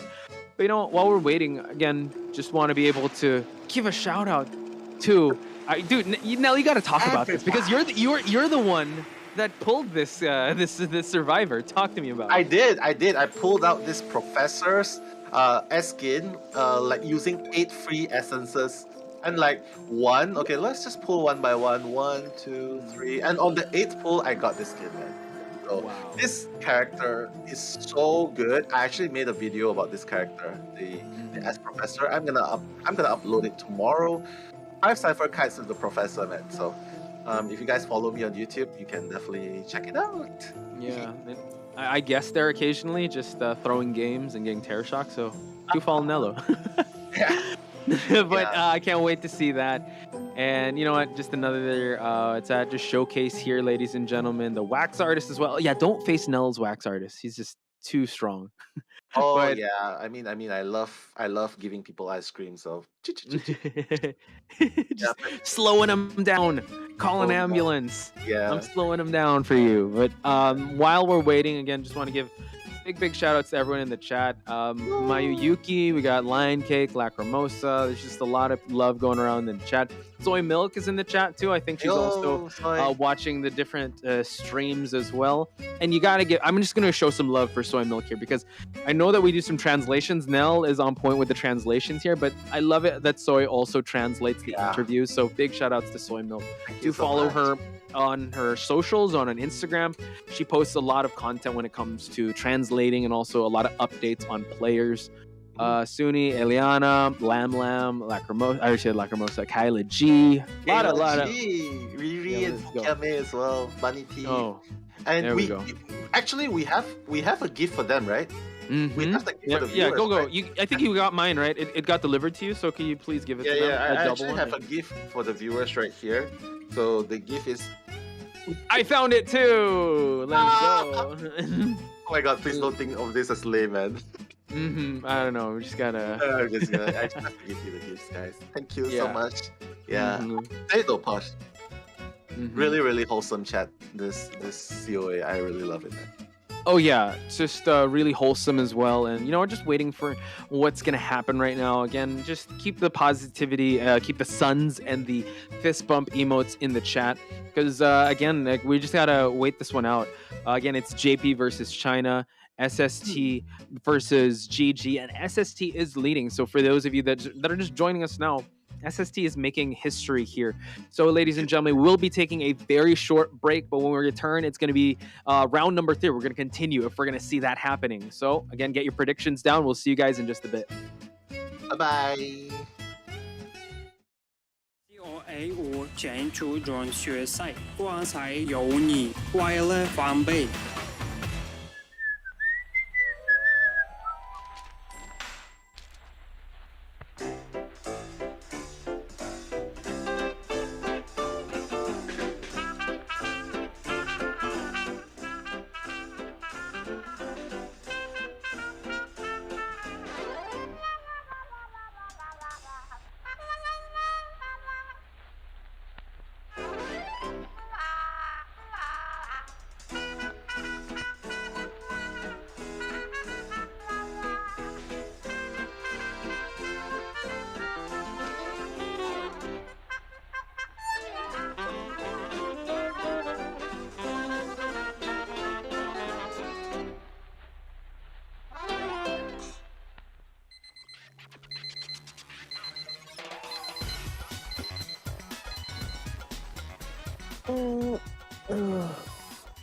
哦，今天是有比赛是吧？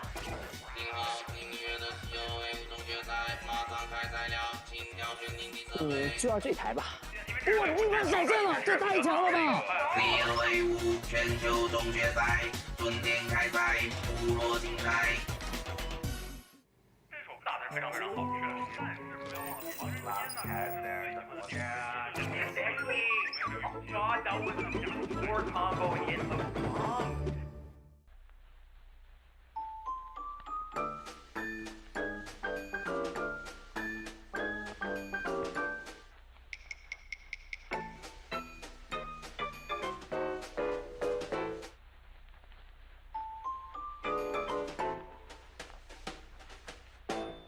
哎，兄弟，看比赛没有啊？看谁有舞呀！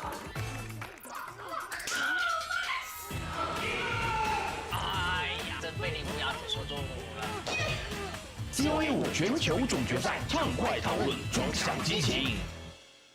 卖的太快了，你真乌鸦嘴，真的是说没了就没了，蒸发掉就蒸发掉了。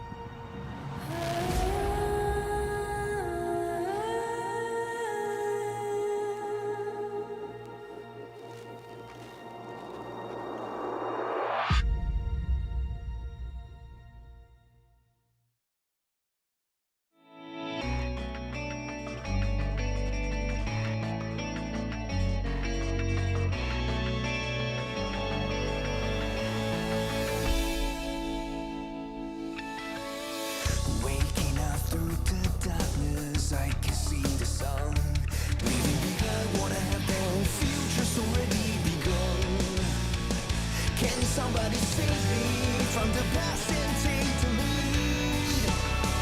I'm ready to lead. Time to stand up and be free. There were times I didn't know what to believe. Now I found a reason to fulfill my destiny. I'll carry on the journey. There were times I didn't know what to look for. Now I found my faith and I won't hesitate no more. The night is gone, I'm no longer torn. A new day has come, I'll be reborn. Rising up from the ashes, my freedom has won. Take me away, show me the light. Take me to the other side. Can you hear those voices? From the madness I foresee. I've made my choices. Time to stand up for a dream. How do I ever change the things I've been through? What if everything's already written? What you do? I'll carry on with the truth. How do I ever change the things I've done wrong? Will this fade away? Forgive me and help me go on. The night is gone, I'm no longer torn. A new day has come, I'll be reborn.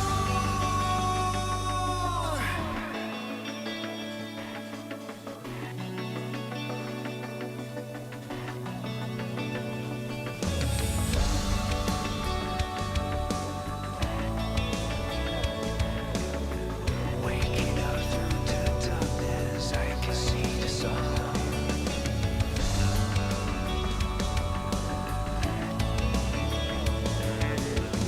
Rising up from the ashes, my freedom has won. Never give up, never compromise. Always keep on, always be your eyes.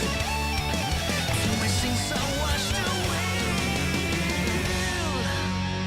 No matter how hard I try, I still come lost. Without chances of I don't care how much it costs. I'll carry on with my force. There were times I didn't know what to look for. Now I found my faith and I won't hesitate no more. The night is gone, this is where we start. A new day has come to my heart. The night is gone, I'm no longer torn. A new day has come, I'll be reborn.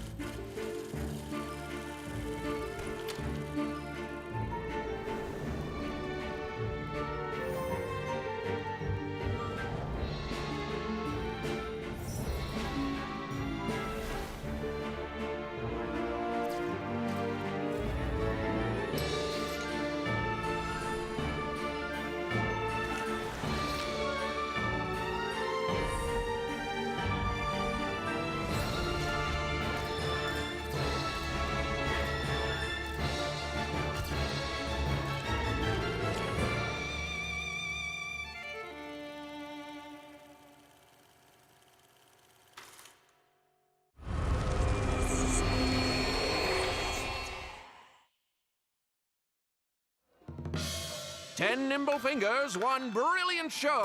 On a 3-foot stage, the goddess aglow. Our shadow play premieres at the Grand Theater tonight.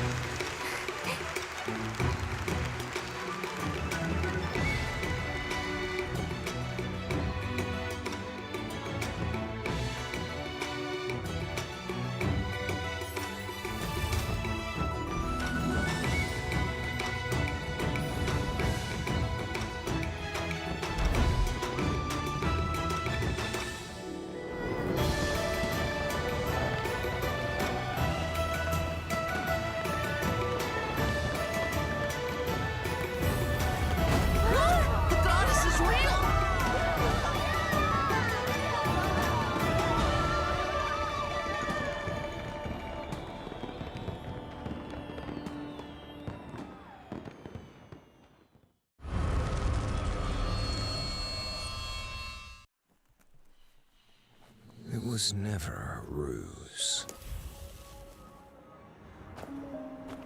This is a requiem.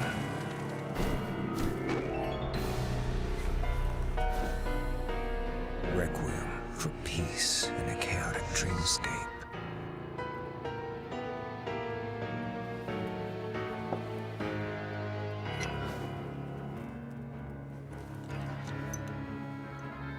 Even if it amplifies their fear. Requiem for an exercise to extend the amygdala.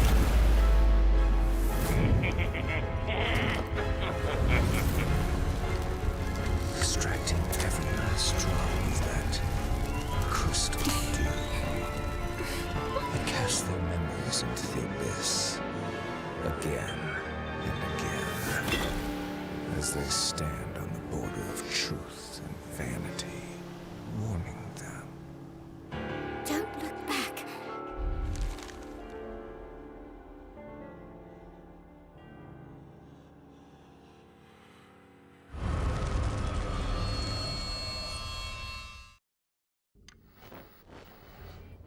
Metropolis's very own superstar, Eternal Aurora, has finally been released. Anarchy detected within the city limits.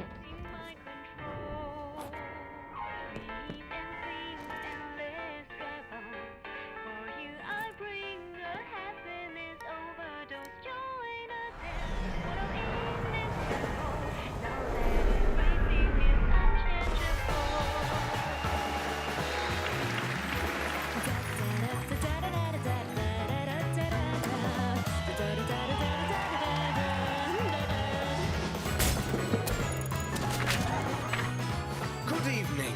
This is Pirate Radio. Headlines after headlines, musicals after musicals. Can you even recall the last time you saw the sun?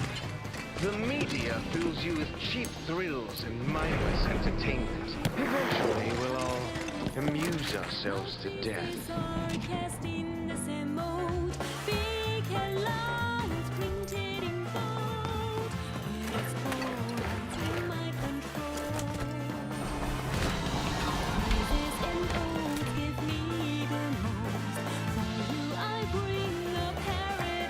I was once like you, waking up on the red carpet of Metropolis, but now, look at what we've become. A cog in this entertainment machine. Wake up. The city is eating you alive. We're nothing but pets and livestock trapped in captivity in this city forever. Let's continue the carnival tonight. Maybe tomorrow, we'll see the sun again.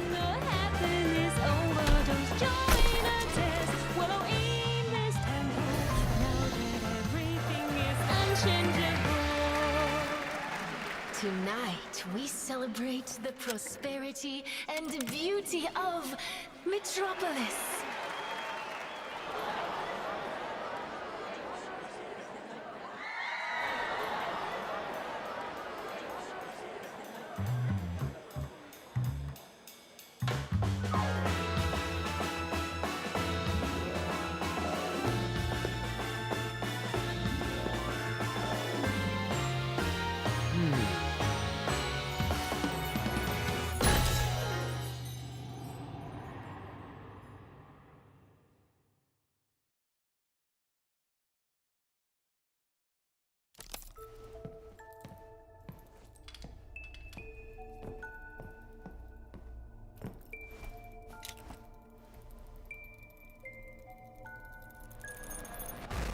Is this place really haunted?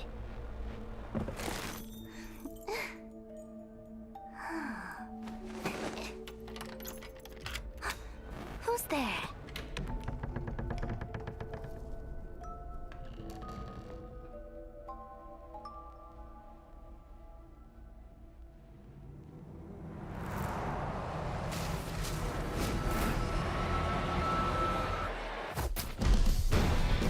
The Crystal Palace was once where art and science collided. Some reminisce about its former glory. Some long for its splendor. Now, You're here too.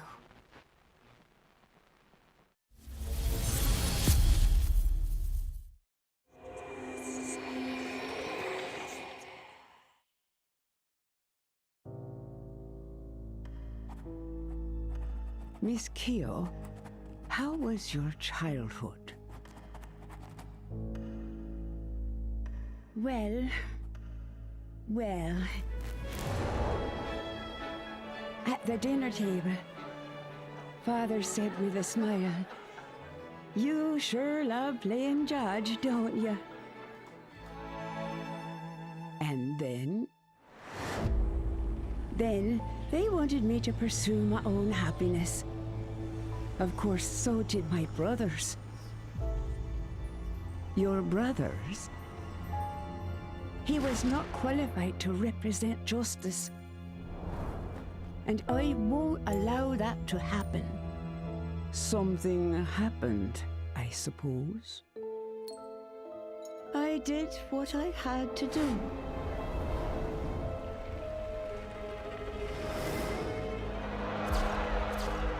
Justice needs obedience. Justice needs sacrifice. It ain't over till the fat lady sings.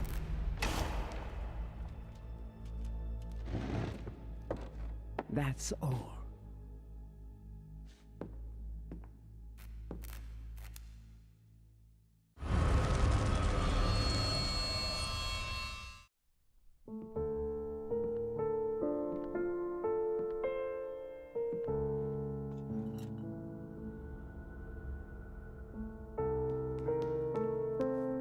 The arrival of the first letter was the prelude to a change in tone.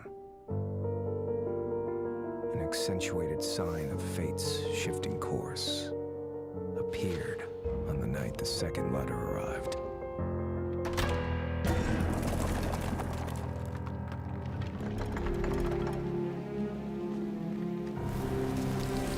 Those fragile wings flew in with the dying light, who forgot one simple truth. The purer the light, the deeper its shadow.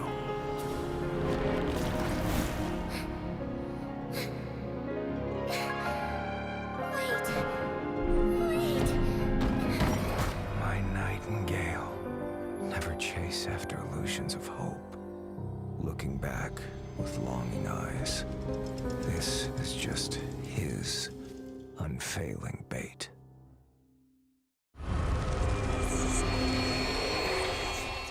All that remains upon this throne is nothing more than a fragile, incompetent heart. After the embers fade and die out, our homeland ripped asunder by the flames of war. At the height of my desperation, I finally saw the light of a star above. She was the one who brought the light of dawn back into my life.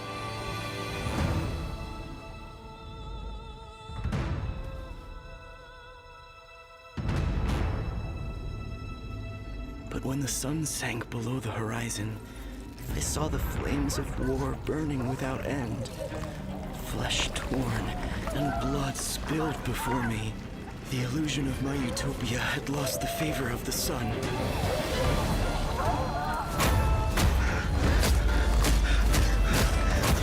I have to get out of here.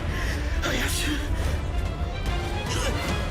Yo, the game is gonna continue right now. Unp is already on the floor. Lim at half health is gonna be trying to run away, but again, one cipher remaining, and Sham has not got anyone on the chair. Like Unp, he knows where Unp is, but he's not putting him up yet. He's going towards Unp right now. Lim picking him up and now still saving that self-heal. That last cipher is still at 52%, so they do have a little bit more time. Unp needs to buy as much time as possible in this corner situation. Does have some bees to utilize, but Sham not at full presence just yet. He does have excitement, but that's not going to help him out here. So Unp still sticking in this corner here. He knows if he goes down, at least he's not stopping the cipher progress from happening. He's trying to go for more bees, and Sham, is he able to get the hit? He's able to get it, and it's nowhere near from popping, and it seems like Sham will try and stop the cipher pop from happening, but I don't know if he should go for just sharing entomologist. I think you should just share the entomologist right now, because that's the thing though. Like you can disturb the cipher, but that's the thing. I think SST can definitely go for a bold move, and just Mercenary or anyone, they should just rush and heal up the entomologist, because he's done an amazing job. He can definitely kite even longer. This looks like a very strong Three Sun Sisters. The Three Suns escape, like yes. Three Survivors. Three Suns escape. I like it, because that's what we were talking about in the chat. What's going on, you guys? We're back. I think we got back and jumped right into the deep end right away. Kind of forgot like where we left off, but we did see that Unp did fall probably to the chisel, and Lim did pick him back up, and Unp honestly in contention for like best deduction with how well he has been performing. And speaking of chat, I just want to give some shout outs to some people that I sort of overlooked. Shout out to Chantel.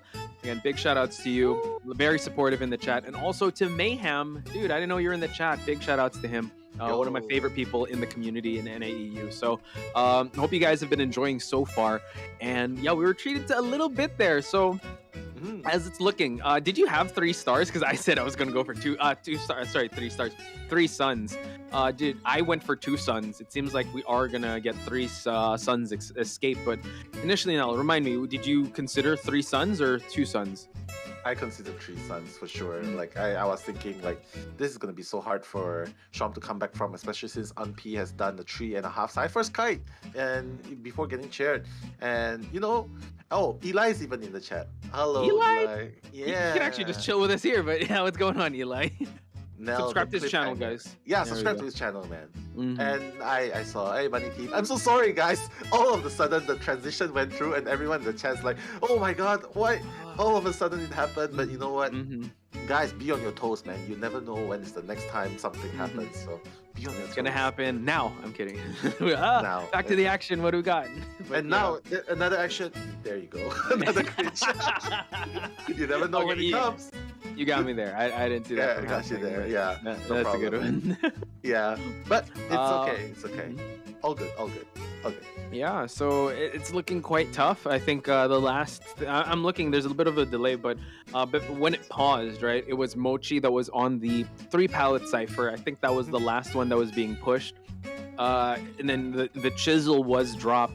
So it's still quite the tough situation for Shom to get back into. Again, just bear with us, ladies and gentlemen. We know we want to get back into the action. We're so excited to see the outcome of this event, but we do want the best possible a competitive environment for all these players. And yeah, just bear with us just a little longer as they sort this one out. But while we're happening, I guess we can have a conversation with chat. So I know I'm gonna cry too. I'm so excited to see what's gonna happen, and just have to wait just a little bit longer to see where this match will take us. Yeah, for sure. And everyone's there in the chat, like just talking about, well, that's the thing though. We know that you guys are also excited to get back into the match, but like what Posh said, well, we have to pause. Like if we don't pause, then we need time to fix whatever technicalities that they might be facing. The teams want to play 100%, right? Like if you want to continue, you're just gonna see someone AFK in the match, and I don't think that's what anyone wants to see. Exactly. And we just have to bear with it just a little bit. I mean, the world is still in a bit of a crazy space, so that's why we do have to play in this type of environment. I mean, trust me, me and Nell want to be there as much as you guys do, and just see the action live. But all we can do is just stay healthy, stay safe as much as possible. So I hope everyone is doing that and doing that in the chat as well. Again, if you're able to, hey, Chantel forgives me. Thank you. Sorry for missing out on that shout out. Don't forgive him. Hey. He forgot you after so long, man. Don't forget. No. I always remember you show me some love. Yeah. I don't read as fast. It's like the chat can boom, boom, boom. There's just so much to go for. But yes. That's true. Yeah, that's true. I just want to give just everyone again a big shout out. Just keeping everything positive and keeping everything light. If we're going to try and go that path of if this becomes a 3-person escape for Sun Sisters, let's look a little ahead now. Let's talk about Alf and what he has to prepare for coming into Arms Factory, and talk about his choices of hunters. Well, he can play Bloody Queen. I mean, if they blend his Bloody Queen and possibly a Geisha, then he can always play Sculptor. But knowing that his Sculptor has given such a threat to them in the previous game, I have to say they might ban his Bloody Queen, they might ban his Sculptor. That's the two things they might ban out of him. And if that happens, well, Alf, depending on how this result goes to, like if there's a 3-person escape, well, he can always go for X-Boy, he can always go for Naiad, he can basically go for anything, man. Like I would say even an An, but I have to say the strongest one if left upon. I really want to see him go for the X-Boy. Like X-Boy, yeah, the snipes and all. I like it. For this next match, I think if SST can garner that win, maybe just stay safe, use that Bloody Queen, maybe bring Bloody Queen abnormal. Just because for sure though. That's true. If it's allowed. So yeah, maybe Axeboy might come through. Axeboy. And yeah, let me just have a real quick look too. Yeah, and that's what's gonna be tough. If ever they win this round number 3, GG cannot drop a single game coming into round 4 and 5, and they have to win in terms of points. Yeah, so that's very hard. Tall order. That is a tall order, if anyone asks. It is very, very hard. People are saying Eli's the one pausing. Like, Eli, I knew it. It was you. I'm kidding. No, he's not the one pausing. It was you. Oh, he's referee 1. What boba? Russell is asking us. So Nello and Posh, what boba y'all like? Well, I'm trying to cut down. But no, what is your favorite boba though? I mean, they're asking flavor. Well, I like hazelnut. Hazelnut's pretty good. Yeah. Last one I tried was winter melon. It's pretty good. Winter melon. Nice. Yeah, not much of a boba drinker, but I mean, I could have it either way. But fruit teas are really good. Yeah, I really love it. Any more questions for us, guys, or about the games as well? We don't mind. Like we since we're here anyway, we might as well just make the most out of it. And Juice is saying, Eli, please unpause. I have class tomorrow. Eli, good one. Help. Send help. Blink once if we need help. Okay. I'm blinking a lot of times. Okay, here. Now let me ask you, what's your favorite crossover so far for Identity 5? The ones that we've done. Because go for it. Crossover, I love Detective Conan. Yeah, I really like the Kaito. The Kaito. There we go. I remember we had IVA, and you were like telling everyone, all right, here's the TF for the moderators or everything. Don't buy the Kaido skin just yet. Then everyone just bought Kaido skin. Everyone bought Kaido skin. Oh my god. I believe because it's such a childhood unique anime yeah, it's such a good anime. It's a very good manga. I just love that, and I'm really glad that they brought Detective Kaito into the Chinese server and into the global after that. Yeah. But honestly, I was gonna say like Promised Neverland for me was really good because I mean just the premise of it, that's Identity 5 in a nutshell, and you couldn't ask for a better crossover for Mary for an amazing skin. So we're just again, if you guys have any favorite crossovers, just let us know. We're just waiting. Again, we really want to see the action happen as well. But we will be taking a very short break. Hopefully when we return, more of the action. So we'll see you guys in the chat. Don't go anywhere. More when we return. Yeah, butterflies. Just as migratory birds always come home to roost. Yet, fewer and fewer have returned. Fear has gripped the island, and strange rumors began to take hold.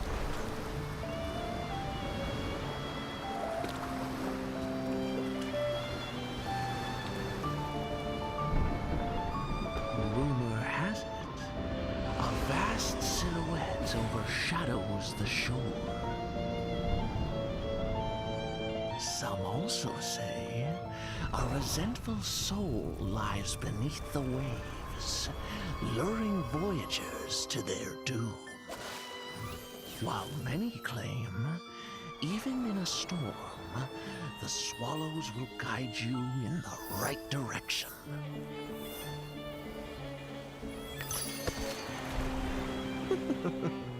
However, is this calamity wreaked by disgraced deities? Or perhaps it all stems from greedy hearts.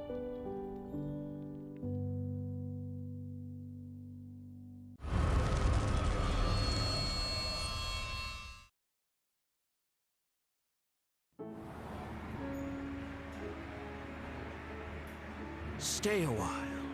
I have an interesting tale for you.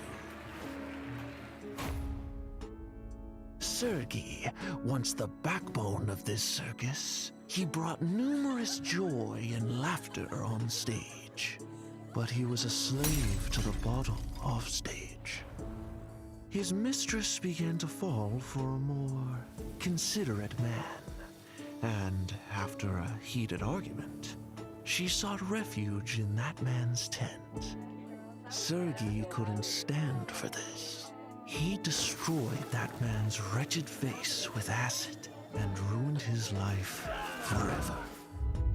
The truth was finally spilled in a fit of drunkenness. In turn, on that drunken night, Sergei also lost his face. I don't like this face. Oh, it sickens me.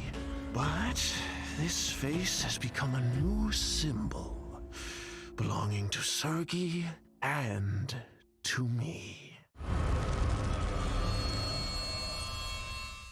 I finally arrived at the manor mentioned in the commission letter. The fairly complete main building became my first foothold here.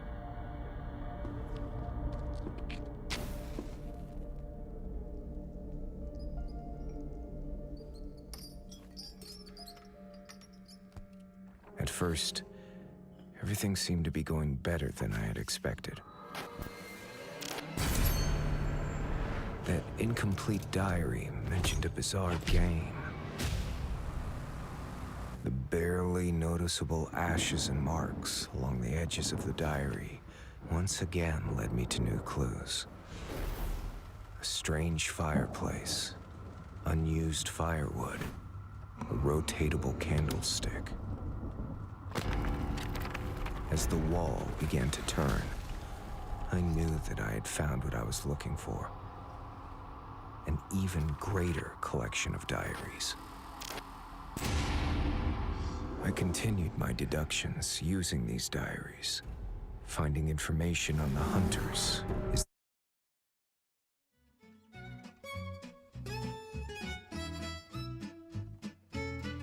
Waiting on the conclusion of this match. Again, we're all sitting at the edge of our seats, but thank you so much for all of the positive messages in the chat. We're definitely staying focused. Eli also unpaused it. Finally, I'm kidding. Eli's with us. So shout out to Eli. Unp going to the basement. One cipher still left. And we do see that the mercenary is getting ready for that save. Drops down right away. Lim making her way to the rescue. Can he get it happening? Can. Yeah, he can, but that's the thing. He cannot get them down. And oh my god, the Cypher's gonna be prime. Unp! Wow, the boost! Oh my god, with the blink switch! Okay, Sham able to get Unp. Has to bring him to a rocket chair and make sure to try and get another survivor down. We do see that the Prospector has already opened up the gate over at Shaq.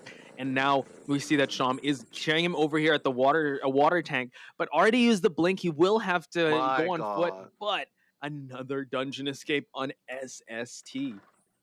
Look at how fast their coordination is. As soon as Cypher's prime, the door has been opened in less than 10 seconds, and that's just the power of communication and teamwork there. And well played. At this very stage, they've gotten 3-1 on both halves. I have to say SST is looking very, very strong. First half coming in 3-1 in favor of SST. Yeah, it seems like they definitely found the groove in this match, and it seems like their survivors have been so consistent. I know coming into this match, it seemed like GG was the more consistent one, but they're really giving the champs a run for their money. Could this be another round win that SST secures? It's gonna be quite tough because the GG, their standard is to just go for they're known for just going 3-man escape, but in the previous round they went for a tie, and Alf would gladly do that, and he has a lot of tie hunters under his belt, especially here in Arms Factory. And that's the thing. At first we were saying like, okay, keep the points difference at a minimal, but now it's starting to show like we know that keeping the points at minimal will help in the long run, but just getting this kind of score every single round is gonna be so brutal for GG to come back because 3-1, getting a 3-1, a 2-2, and then right now another 3-1 in game number 3, and if Alf gets another 2-2, that's gonna be 2 wins under SST's belt. It's just so dangerous for GG now, and I have to say, people betting all their apples on GG, they are in danger. They're in danger Oh yeah, right now. Eli though, able to see the future here. He's not one of them. He saw SST, but we How can't dare count them he. out just yet. We can't count them out just yet.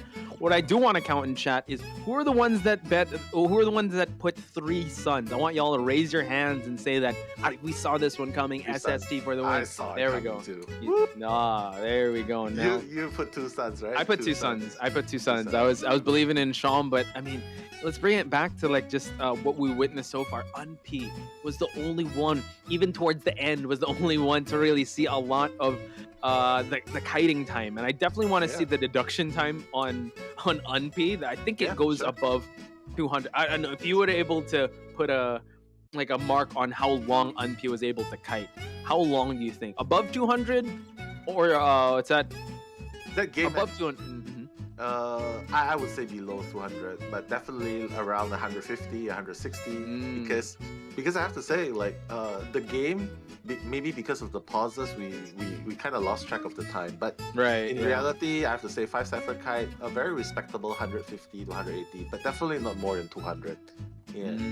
Okay, so under 200. Gotcha. Okay, I was gonna say like 200 would be pushing it, but yeah, if it would reach almost that mark, I wouldn't be that surprising. And the pause definitely made it seem like it was a lot longer than it had to be. But again, I think we got the best possible condition for this game to continue. So I hope you guys have also kind of stuck with us till the very end. And I'm sure the Sun Sister fans are very excited to see how this next half is going to play out, because Alf coming into this, I think when Alf has that momentum, he's definitely a lot scarier.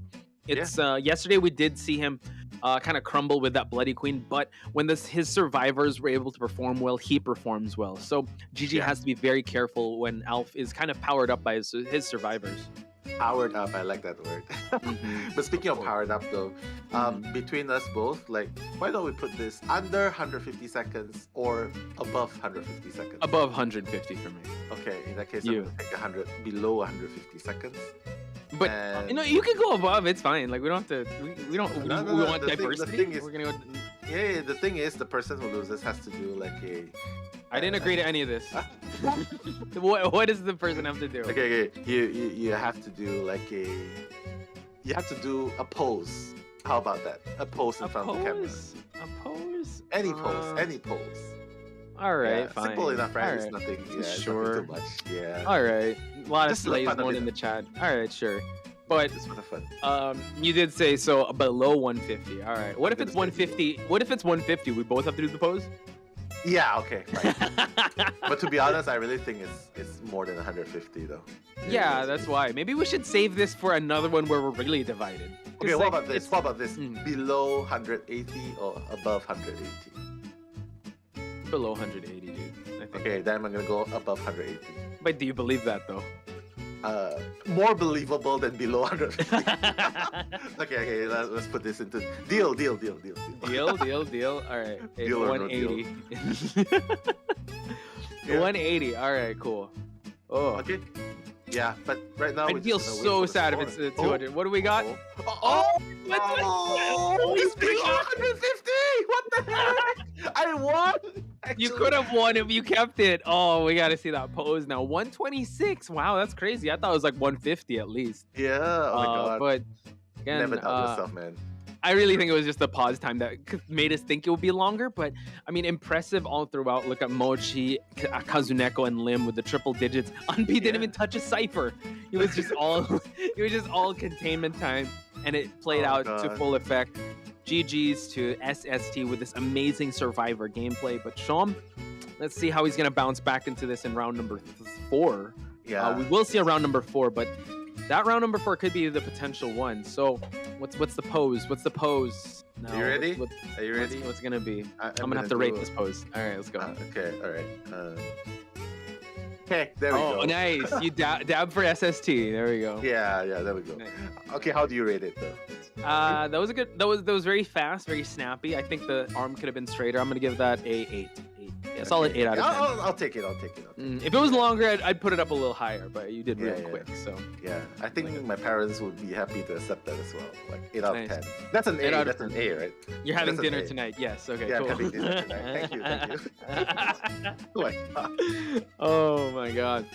Anyway. So Go back ahead. to what we just witnessed again. Just Sun Sisters can really bring the heat to GG and Alf. Like we said, he performed so much better when his team has performed better in the first half. So now he's gonna come in with a lot more resources, a lot of less pressure here, and he does have his access to his Bloody Queen if it doesn't get banned. Also, he can play Sculptor if he has to. Also has that Axe Boy. 2 bans on the 2 bans on the on the Hunter 2 bans side. on so Hunter. Yep. yeah, he's And still 4 gonna have bans his on Survivor. choices. Yeah. Exactly. Pretty good. Just have to say though, like Sham has done his part, so now it's really up to GG. And GG, I just have to say, like we always say, like SST right now we are giving priority to SST because they've been very consistent. And I have to say though, GG, we don't know what's going on in their brains right now. We don't know what's going on in their minds.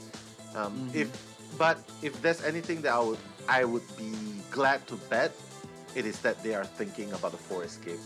That's definitely part of the plan here. And in Arms Factory, we've seen a 4 escape by GG before. So it's just a matter of whether they can do it against Alf the Great at this point. Yeah, honestly, GG is definitely going to be tested because their throne is being contested now by the Sun Sister team. And I know that GG wants to be able to duplicate that same type of success they did in Call of the Abyss 4. But to be honest, they've had a pretty smooth and not this adverse run back last year. So Sun Sisters really trying to make their shot count here after going through the kings and queens of Call of the Abyss. So yeah, I really think it's also the power-ups they're getting. There we go. That's the Sun Sister pose. That's the pose, ladies and gentlemen. What's the rate though? That's a 10. That's a 10, sir. No. She had this fan sign and everything. She's with people now. You gotta give her that. She performed under the bright lights, and that's the Sun Sister pose. That was a great pose. I don't know if there's an emoji for that. Is there a Sun Sister emoji of where they're just running? I think there's a Running Man emoji. Yeah, probably. Yeah, I don't know but no matter what, it feels like everyone's just they're just rooting for their teams right now. But as you can see, Alf is not letting all those exterior influence coming into him. He's just focused on his game right now. He knows that any slip up, man, is gonna potentially cost him. And this is exactly what's going on in the mind of a true esports player. Because so much is on the line. Posh, we talk about this. Like not only the fame, not only the glory, but the prize money. A whopping 72 million yen. And honestly, when you talk about the esports greats out there, yeah, they're mentally untouchable. They're just impervious to the pressure, and they can still perform to their utmost level or utmost performance. And Alf is really channeling his best version, just so that he'll be able to solidify this lead. Because 2 rounds in the bag is definitely going to be really hard for GG to come back from, since there are 2 rounds going to be remaining. They can't drop a single one. So yeah, I'm excited to see what's gonna happen now, and how GG will be able to battle back into this, because GG has faced adversity before, but this is honestly one of the first we're seeing them really on the back foot here up against Sun Sister. Like you can see the second half right here, all of them are so focused. This is potentially the deciding match, because if GG fails to get more than 3 survivors escape, they need to get 3 survivors escape here if they want to tie it in round number 3. Otherwise, if Alf gets a 2 survivors down, it's going to be the second victory for SST, and it's going to make coming back from this situation so much harder for GG. So I can imagine how much pressure is going on in the head. Alf, despite his team getting a 3 escape, he's definitely still feeling the pressure right there. So looking at the picks and bans, Alf, does not want to deal with the Entomologist, Bonbon, and BQ ban, leaving open the Axe Boy. So that could be something that Alf is considering, knowing that the Mercenary and Patient kind of get countered by Axe Boy's Restful Roads. So it's really just a matter of who the other two are going to be. Not to mention, Alf also has Sculptor. He can play Sculptor if ever. This also kind of counters that Patient if ever the hooks don't come in an opportune time. Postman and Dancer coming in. So now we see shades of I'm So Sexy. Shout outs to Money Sweep being the only dancer here, but no. I want to see who Gigi's going to be locking in with this dancer. Yeah, I mean, why not? Yeah, why not? I forgot. He's done it in round number 2 in Moonlit River Park, and Arms Factory is practically an even smaller map. So true. It would help him a lot, especially since he tends to go for the fast breaking palette. So definitely very advantageous to him. But yep, I knew it. Kuchao was gonna go for dancer. He wants to dance. He wants the pirouette. And can we at Christina X, by the way, she found the emoji of Sun Sisters, the running emoji. Let's go. Let's try to spam that for Alf, if ever. Once again, Suns for SST, while GG, on the other hand, want those fist bumps happening in the chat. Again, a lot of pressures on GG. They need to secure this round just to be able to make a better case for themselves come round 4, come round 5, come the championship rounds, since this is the best of 5 series that we're going to have for the top 4. For sure. Like they're definitely expecting this from Alf. That's why most of this are countering Geisha as well. Like for example, the Postman will be able to slow down the Geisha, and even the Patient. I just have to say, like bringing in the dancer, they definitely have been expecting Alf to bring out the Geisha. Like it's just so good, like in slowing down the Geisha, especially when you need to loop the Geisha. Like when you're doing a tight kite, you need to loop Geisha. Like you can just put it at the palette, unless if the Geisha destroys the music box, you'll be able to loop the Geisha a lot. And that's what they're looking for. And if the Geisha doesn't bring confinement space going into the factory. Oh, GG. My god, that's so hard. That's so hard. Gonna go to GG's side, and that's what they're hoping for. So GG SST round 3, second half. GG needs 3 survivors escape just to tie things up here at round number 3. Once again, Fox Spice and Nello Mello here on the mic. Let's hear your love and support for both these teams in the chat, and let's head into the next game.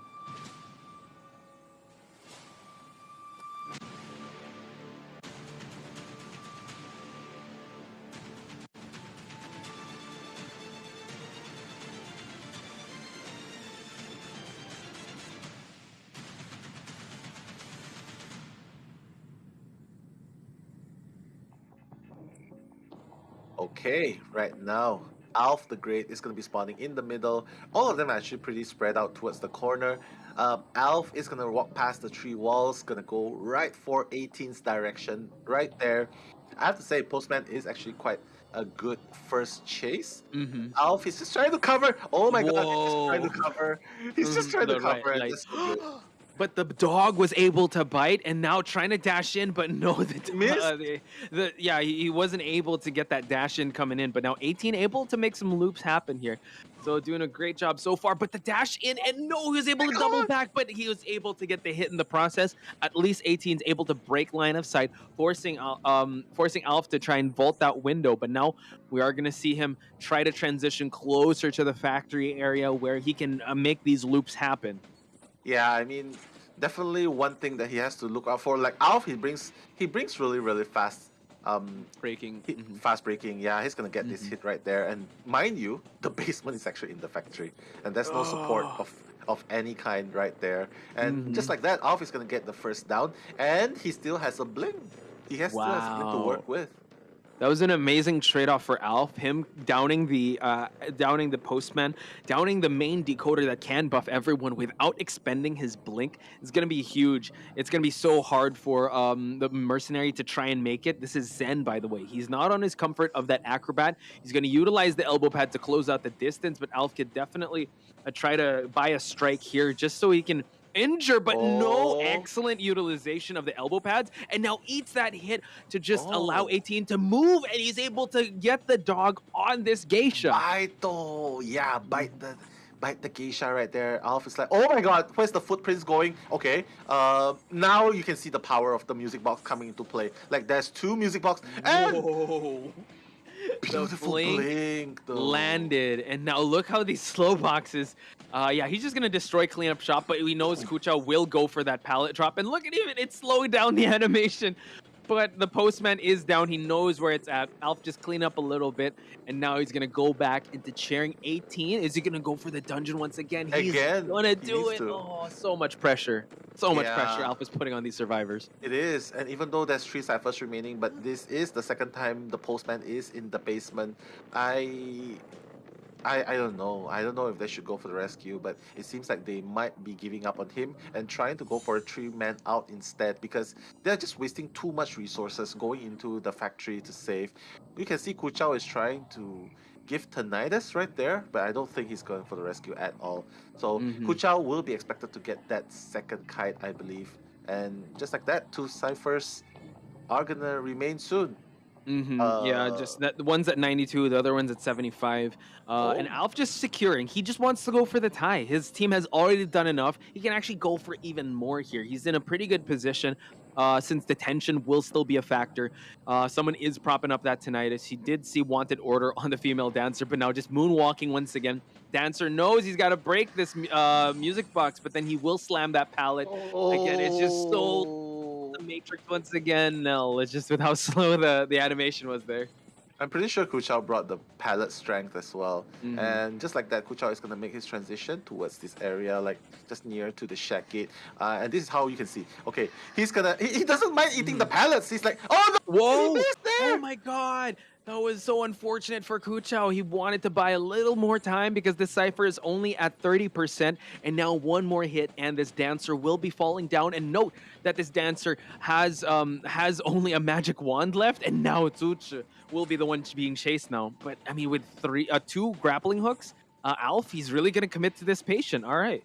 He is, and I'm not really sure what's going on. Like, well, he does want to stop the cipher rush, but it's just fairly new. Like right now, Zen will just start a new cipher, and that's the thing. Like, you can chase the patient, you can make him waste his, Whoa! And so close, so close. Yeah, the moonwalking trick was there, but then he was able to use the grappling hook. Now it's on cooldown. Alf can try to go for a hit here, able to land one on the patient, and now it seems like Alf has his sights set somewhere else to stop and priming that cipher. He knows it's moving, everyone is injured, and everyone is scattering now away from Alf.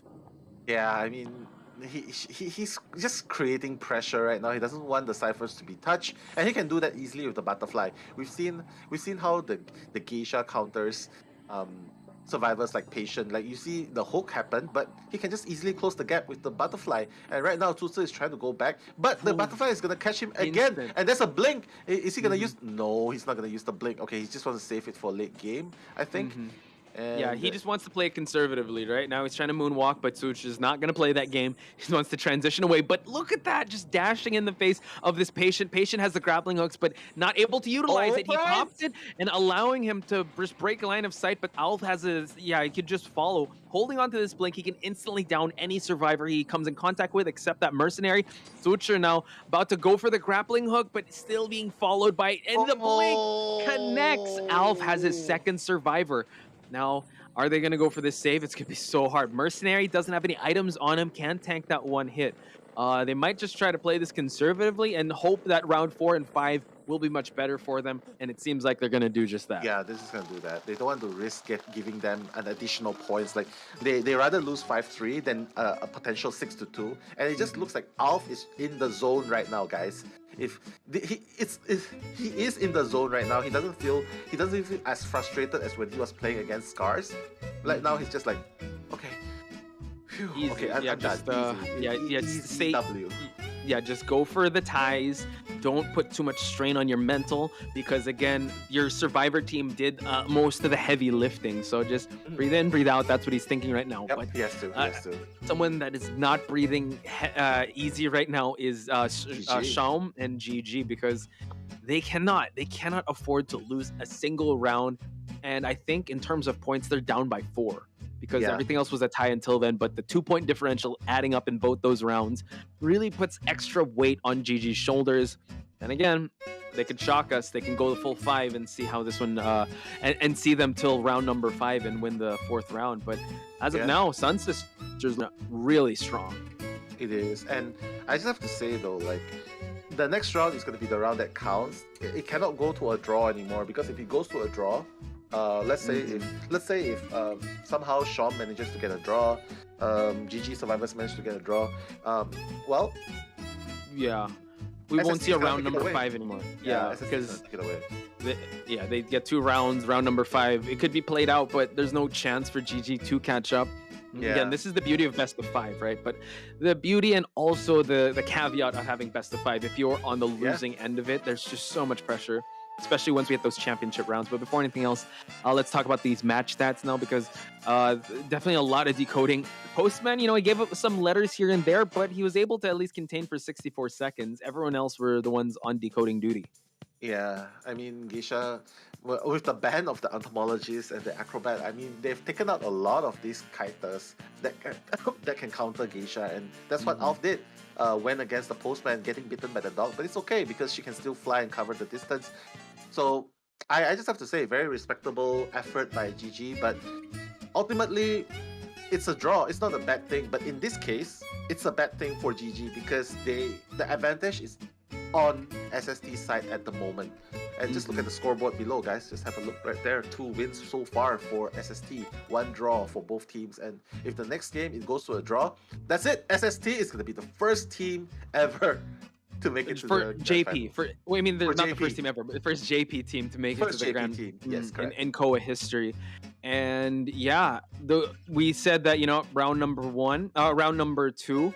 You know what? Let's see if they can sustain that. And SST's for real, ladies and gentlemen. They're going up against the defending champs of Call of the Abyss 4, and they were able to do it consistently in the 2nd and 3rd round. So the question is, does GG have another level, another gear to their drive here, because they need to pull it out, and they need to pull it out now because SST is not slowing down for anyone at this point. They see the finish line, they see the light at the end of the tunnel, and they definitely want to go 0 to 100 to it. Yeah. Here's the theory though. Like, considering how the 3 games have already gone, I have a feeling that GG, considering the pressure that Shom is going through right now, they might bring out PP Shia. Like I know that you said that like Shom has already seen the battlefield, he's already warmed up and things, but I think that they can gamble at this point, but who knows? Yeah. It's all or nothing at this point. And at this point, we'll be taking a very short break. Let's check out some highlights. When we return, it's going to be round number 4 here between GG versus SST.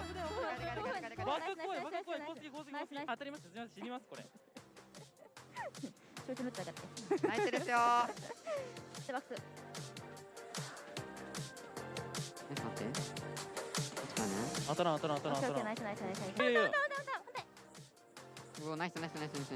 これゲーム。気持ち。もう走れ。これ走れ。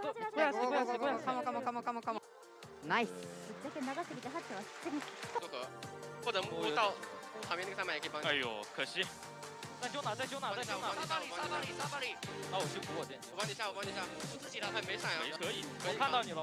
你开门走大门，让他走地窖。多少？他要走地窖，他想走地窖。闪我。哎，他没行。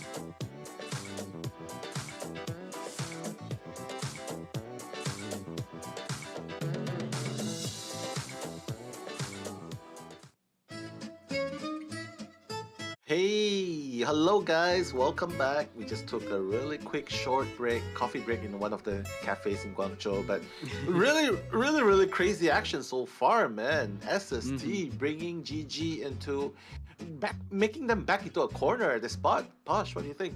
Yeah, honestly, SST has brought in the heat. It was competitive at the start, but I mean SST just reaching that new power spike. It looks like GG is having a hard time catching up to SST's strategies and also the way they've been playing games out.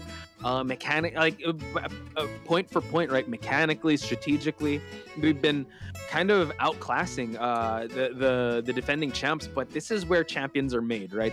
There's still a win condition for GG if they're able to get this round number 4 and round number 5. If not, I mean, SSC has definitely proven why they are here and why they're one of the most scariest teams. But yeah, it ain't over till the fat lady sings, as the clerk would say.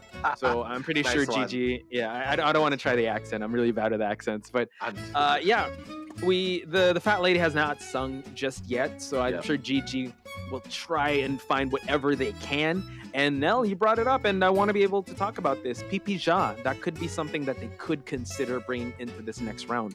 Yeah, I mean, I'm not a psychologist.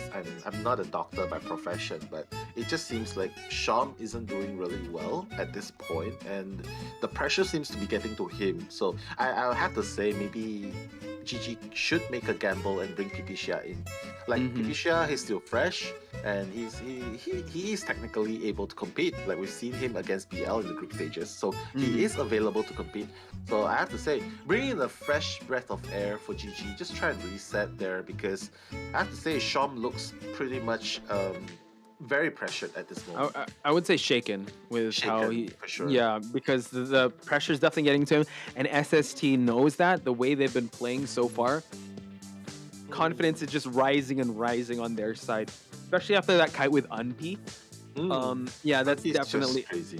Yeah, the way he was able to do that to one of the best hunters out there is definitely something that will stick with you, and the confidence is definitely on the side of SST. So we're gonna find out in just a bit who the hunter will be, because we do know it's gonna be a hunter. GG's hunter that's gonna be first, and SST survivors will be here. So also.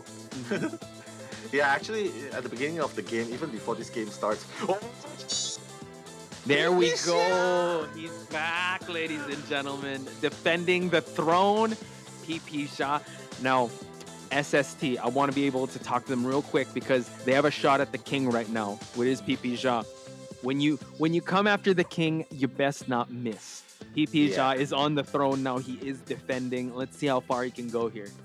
Yeah, I'm really excited to see PP Xia right there. You can see he's smiling, he's comfortable, and that's a breath of fresh air right there that GG needs to make this comeback. Comeback can happen. We've seen it a lot of times. GG right now being taken to the very corner, being back to the very corner. They're going to bring out the king. And like what Posh said, and I totally agree, don't miss. You have the shot at the king right now. Don't miss SST. Otherwise, comeback's going to come at the most unexpected time that you can not see. Yeah, honestly, I'm getting goosebumps thinking about this. Yeah, I'm having it too. Imagine. They see the light at the end of the tunnel, but PP Xia's right there defending it. Like, no, I want to keep you here in this. You're not out of the woods just yet. And wow, look at this. Another. Look at that. Like the poster as well as the sign. I wish I could read kanji, but yeah, a lot of fan support. They know they just need to be able to solidify this performance. And what a passing test if Sun Sister's able to get a victory over PP Xia. That's definitely going to solidify their performance here in the semifinals. Yeah, and what a statement it would be for PP Xia's comeback, because as you all know, PP Xia hasn't been competing he hasn't been in IVL. He has only made his appearance once in the group stages, and right now, being put at the spot where this is potentially the game deciding round, I have to say, look at SST. The face has changed completely from before. They know the trend is coming. Yeah, I know that they were reserved in the past, but they weren't as relaxed as before. And the presence of PPJA could make them buckle because they know they just need to run to the last yard just for them to be able to secure this victory. But if you're going up against PPJA, all right, let's look at his accolades so far. Really good sculptor, really good bonbon. I Really mean, good the list, everything, man. there's a list. The list goes on and on. At least they're able to ban 3 hunters. So going to Leo's memory too. This is the map that a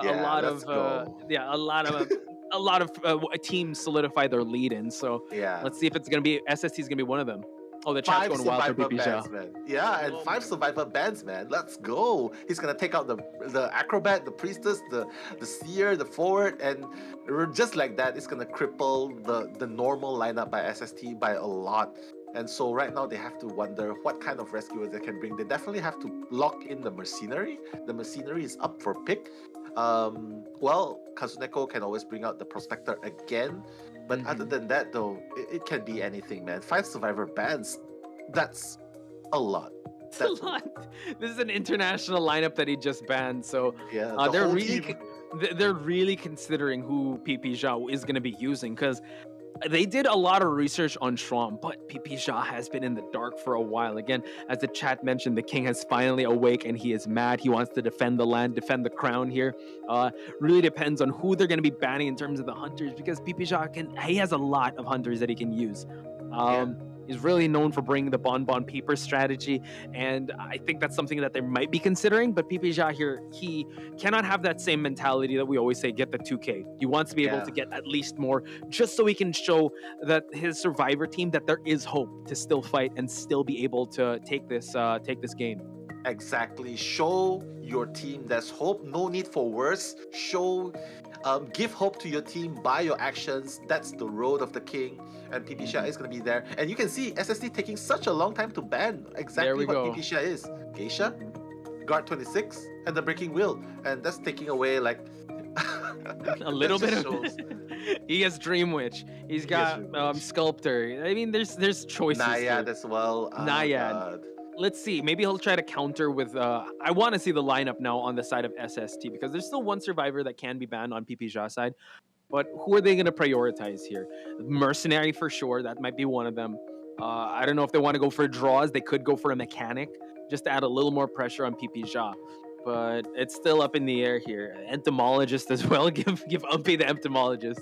Yeah, they can pick up the entomologist. It's up available, but knowing like you just see mercenary is definitely going to be picked up, and patient because of the mobility. Like, you have to wonder like what else will he be banning after this? Okay, he's gonna ban the couple. He doesn't want Ada. He doesn't want Ada on the field, providing support, providing the tree hits, sustainability, the Wi-Fi heal. So that makes a lot of sense. But what can SST pick right now from the remaining pool? I mean, entomologist, like we said, is still up for grabs. Postman, if ever they want to add more decoding in their belt, if they want to have a well-rounded lineup. But at this point, like, what are they expecting out of PPJA? Because they can go for a hard counter if ever, but for a person like PPJA to have a lot of hunters, it's going to be very dangerous if they tried to expect, let's say, like a Dream Witch, or expect to see like a Naiad or something. So far, yeah, SST isn't making it's a pretty well-rounded pick of the mercenary and patient. In my book, if they want to go kind of meta, I would say lock in the entomologist, and it's a toss-up between keeping the postman or going with prospector. No mechanic. Okay, they want to cipher rush him. Okay, that looks very legit. Solid. Like, this looks like a second round lineup, to be honest, and the Dream Witch is coming out. Yeah, let's go. Okay, I mean, there's no other way, man. He has to use the Dream Witch. That's obviously very, very solid, even at this point.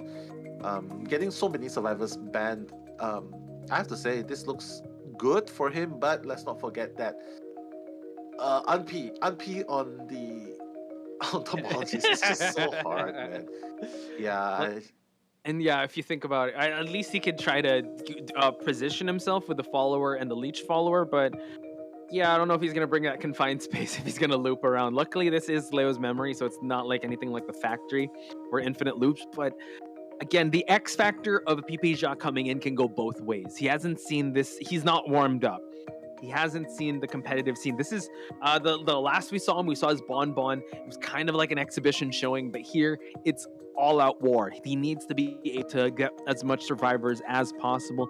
And we have seen Dream, which kind of fall in terms of numbers of survivors she can kill and get out of the game.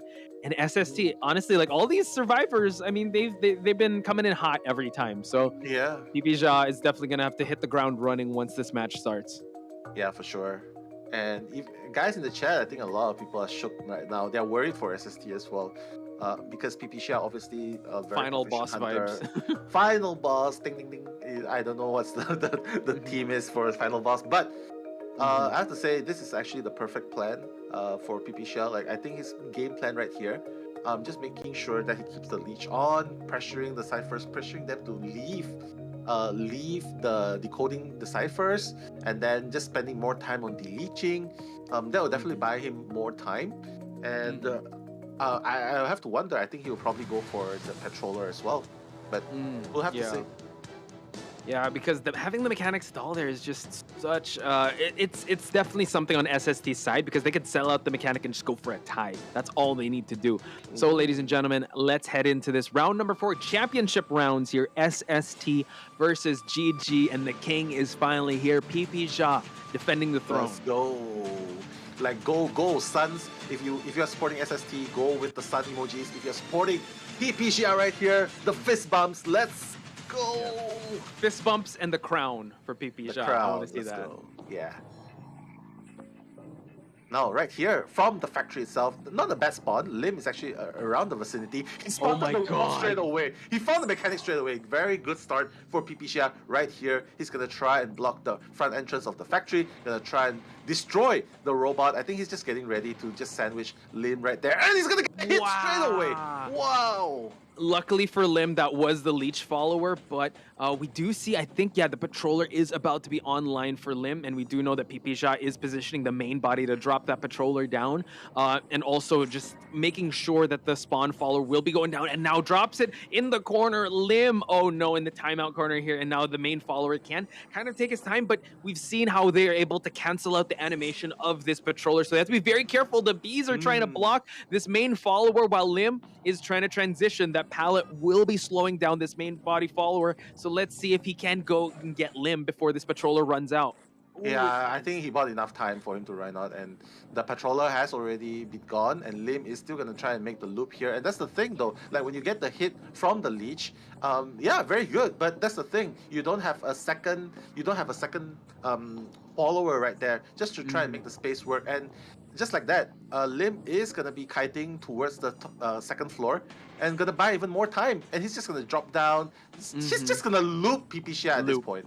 Yeah, and we see now that PPJA trying to position himself into leeching this mechanic. The mechanic stall hasn't come online. You know what? It is fresh, but Lim is doing such a great job just containing the hunter now. And we do see that the follower will get that hit, but then again, it's the leech follower, so it's a great job on Lim's side. She kited for as long as she could, and she did her job. 96% on the... Actually, it already popped, so 3 ciphers remaining on the side of SST.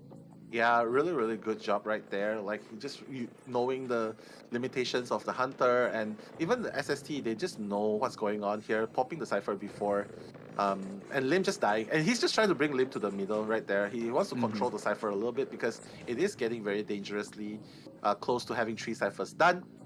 And I have to say, looking so good so far, pretty balanced for both teams. Yeah, another patroller, but then the pallet will create that distance. Mercenary will have to eat that bite.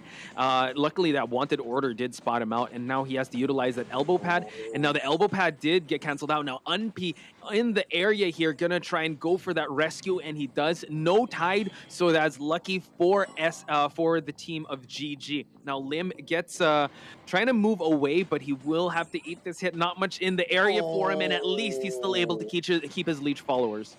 Yeah, I mean the fourth cipher is being done at 80% now. Soon it's gonna be one. It's still one new cipher. So Pipisha definitely still has it as long as he doesn't just overstep. And I have to say, SST right now they still have Kazuneko on the machinery, so he will be able to make that Tide rescue.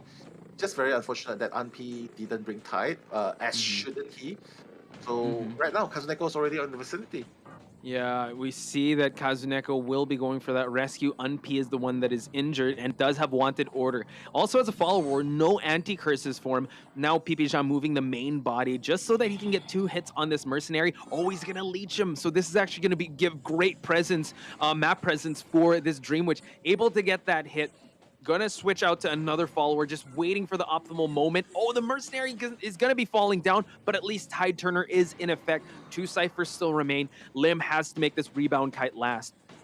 Yeah, I mean, Kazuneko is gonna fall down very soon. If he gets the hit, well, he is just gonna go down. And look, the cipher is already at 85%. He has to Oh make my it last. god. Lim is already Yeah. running towards the factory. I think I know. he's going for Kazuneko instead. Yeah, he has Yeah.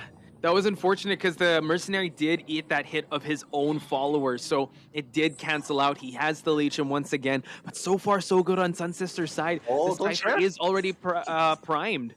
Oh my Whoa. god. I think you should definitely go and get it. Oh my god, that was so fast! God. Wait, what is happening? Oh my god, the mechanic went for the rescue, and now the mechanic will be going down, and we see that the patroller hasn't been swapped out just yet. This mechanic will be flying back, so he can go for another survivor. Change to teleport. Yep. Change to teleport, and then he will be able to leech one more. That's the game plan right there. Leech, block that gate from being open. Yeah. And Wow. Exactly. This is the King's comeback. Let's see if he'll be able to get more survivors. Again, a tie would be a win in his record here and at least stop the momentum from SST's side. We do see that Pipija is trying to focus here, but he has to be very careful because the exit gates can be primed. Dungeon is already here. All the survivors are trying to just trying to decurse and remove the leeches, but this patient doesn't have an anti-curse. It's just the mercenary that can do that. Entomologist still has her bees, but it's about to run out. Yeah, I mean, two leeches are still up and about, so they definitely need to try and deleach and try to get away. They're just trying to create distance between the mother host and all the other leeches. And oh my goodness, Kazuneko, is he gonna make it? He's trying to sandwich Kazuneko right here. It's gonna be really tough if Kazuneko, he can only eat one hit. Oh my god, nice utilization. Utilizing the teleport to bring it closer just to defend this gate. Unpi in the area. The bees are going to be eliminated already to the equation. And now we see that the mercenary constant back and forth. And now able to get a pallet stun. So much action. Oh my god, he's controlling 3 different leeches against 3 different survivors at 3 different locations, doing 3 different things. The thing is now less than 30 seconds left on that detention, so he's gonna have to be very careful. He needs to at least hit one survivor with this detention to make it last because, I mean, the patient, he can tank a hit, entomologist can tank a hit, but not a detention hit. Kazuneko can also tank a regular hit, and now it's about to run out. Oh my god! But nonetheless, the gate is still closed, and he will be able to guard the gate at the very least. But they are trying to deleach. That's the problem. The main problem right now is they are very close to deleaching themselves. And for Pipicia, I have to say, if he needs to get at least one more survivor out so that they can draw the game, and that way GG will still have the hope to come back with the 3-man escape in the next game. So Pipicia has to maintain that focus right now, right here. Stay focused is what everyone's spamming in the chat here. Kazuneko might be the prime target here since he has a leech, and if he gets hit, he can, have that delay damage, but he will be falling down soon, and it's going to be hard for the entomologist and patient to go for that rescue. Patient does have 3 grappling hooks to utilize, so he might be a hard target to chase. Entomologist, you have to create that sandwich situation for you to down her right away. So now just the mind games are constantly being played. All these pellets have been being destroyed, so at least that's happening. But everything is still up in the air, and Kazuneko really wants to unleash himself just so he can provide a little more support here for his team. But it seems like everyone is trying to push for that gate, while Mercenary is about to remove that leech. Yeah, I don't think he should. I don't think he should keep chasing the machinery because without the bling, it's so hard for him. It's so hard for the Dream Witch to hit, especially at that very strong area. I think he should definitely try and focus on the remaining 2 survivors, Unpi and Patient. Doesn't matter even if he doesn't have detention anymore. Just make sure he gets the hit onto them, and then go back with the mother host, and then try and leech one more time. yeah, just focus on one, right? That's a tie. Oh, and Unp able to give him a hit here, vaulting a little too they're soon. out! Look at that. Dungeon! They're out. Oh my God, they're able to get a 3-person escape. He's trying to leech him, but it's not happening in time. Sun Sisters getting a victory over PP Jean. My goodness, Nell, we've just witnessed SST able to get 3 survivors out consecutively for 3 straight games. Wow, and that's what I said. The day of the survivors, man. This is the day where survivors are shining. You've mentioned it, the day where the survivors shine. It's all the survivors show right here, Posh. And against PP Xia, right there, 3-1. I have to say, PP Xia was trying very hard with the teleport, but just very unfortunate. Again, we might think that Druish is very, very dangerous, but without the blink trade, it's basically like kiting a walking Leo at that point. Yeah. And that was the difficulty that PP Xia had to face. But all is not gone. We still have the second half, and what can we do? What can GG do if they want to make that comeback? They need a 4 survivor out. They need to win this round. If they're not able to get this, if they get 3, they tie it, and that's not what they want, because that'll be immediately send Sun Sisters to the grand finals. But you got to give your props to PP Xia, ladies and gentlemen. I want to see some hearts for PP Xia, because the King came out. The King was able to just try to defend the land. He did get 1 survivor out, but I mean, SST is just operating on another level here today. It's still daytime. I was going to say tonight. It's still daytime wherever we are, but wherever you're, day, night, wherever. He's just operating. The Sun Sisters have just brought the power of the sun with them the entire time. And I have a feeling that Alf, he can definitely still play to the same mindset and still have that same frame of mind, that he just needs to tie. Actually, he doesn't even just need to tie. He just needs one person. If he gets that one person out, that's fine. Yeah, SST will be the first Japanese team to make it to the grand finals itself. And just look at the amount of time Kazuneko bought. 182 seconds kiting a retention Dream Witch follower, but the follower had no blink, and that's the problem. Like, no blink, and with the teleport, it's just so hard to catch up, man. I like what he was, what PP Xia was thinking, right? He was trying to get more survivors out, but this is the thing: if he was able to just focus on one and allow them to open the exit gate, could have been a tie. But yeah, it's just if the hunter tries to go for more than a 2K, they get so punished for it. Yeah, that's the thing though. Like, that's what I said. Like, regardless of who's playing, like, it really seems like the hunter's best bet is just to get a 2K at this point. And that's what SST has been doing consistently, getting a two-man kill for the past 2 games. Alf with the Geisha twice in a row, getting the draw, and just depending on SST survivor, and that's what they did again. 3 escape. So I have to say, battle of the survivors, but GG. Sorry. SST's Hunter coming on top right here just because of the draw. Yeah, I think that's also Alf's mentality, that he's playing it conservatively. I really think that stability trumps aggression here when you're playing Hunter. Just go for the detention build. Don't go for too fancy plays where you trying to overextend, especially if you're going up against Sun Sisters, because man, they were really on point. They kited out a whole detention with, I think, 3 there was 2 leeches and 1 main follower just guarding everything, and they were able to kite that long. Yeah, these survivors, again, they're just such a they're just operating on they know what to do. They're operating on a different level, and just if PP Xia was able to just focus on just one, we could be talking about something different. But I'm just glad PP Xia made his presence known, and I'm sure everyone is spamming those hearts in the chat for him, because it's COA. You gotta have PP Xia come and play here. Yeah, and even with that though, look at Alf. He's not loosening up the slightest, man. Like, he just needs a 1K at this point. But oh man, it's so hard to say. If history's taught us anything, we've seen 4-man escapes before. We've seen 4-man escapes, and if anyone can do it, GG definitely can. That's the winning criteria for them to make a comeback. But as for SST, Alf, he has to be happy, man. Just 1K, and SST will be moving on to the grand finals, to gonna be one of the 2 finalists. How big is that, man? That's gonna be huge. It's gonna be huge for the scene in Japan. It's gonna be huge for the fan base as well. Look at I mean, this is, again, there are restrictions all around, but imagine if, memories of the old world where you could fill out a stadium. These guys would be superstars. But you know what? They don't want to look past this just yet. Alf knows the assignment. He knows what he has to do. He needs one survivor just down and out. And since there are 3 hunters that are going to be banned, he still has his choice. He still if let's say they ban his geisha, they ban who else are they going to ban? They ban his bonbon. They ban maybe his sculptor. He still can use Axe Boy. Yeah, I mean, he can. To be honest, he can just play anything and still get that 1K as long as he's focused enough.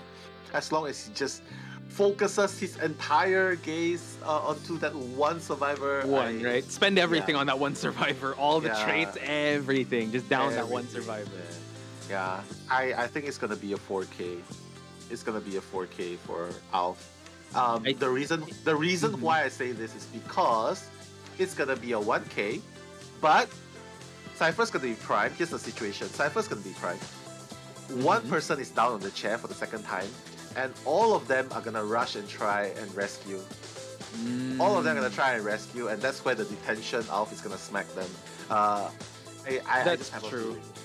That did happen with YMM, right? You know what? It was against FPXEQ. They needed to save that one survivor, and they all just had to overextend themselves, ending up in that 4K. So, that's definitely a scenario that could happen. But GG, on the other hand, they need to be able to power through this potentially last match and extend. They need all survivors out of the game, and I mean, guys, that's a tall order, especially if you're up against Alf. Add tournament pressure, add bans to the screen. Yeah, this is looking quite tough for GG. It is. And how often can you see this kind of score, Posh? 2 wins, 1 draw in favor of SST. How often can we see that against GG right here? But you know what? If anything can happen right here, this is the final stand. The final stand for GG potentially. All or nothing. 4 escape or 1K in favor of Alf, and Alf is going to take this away for SST.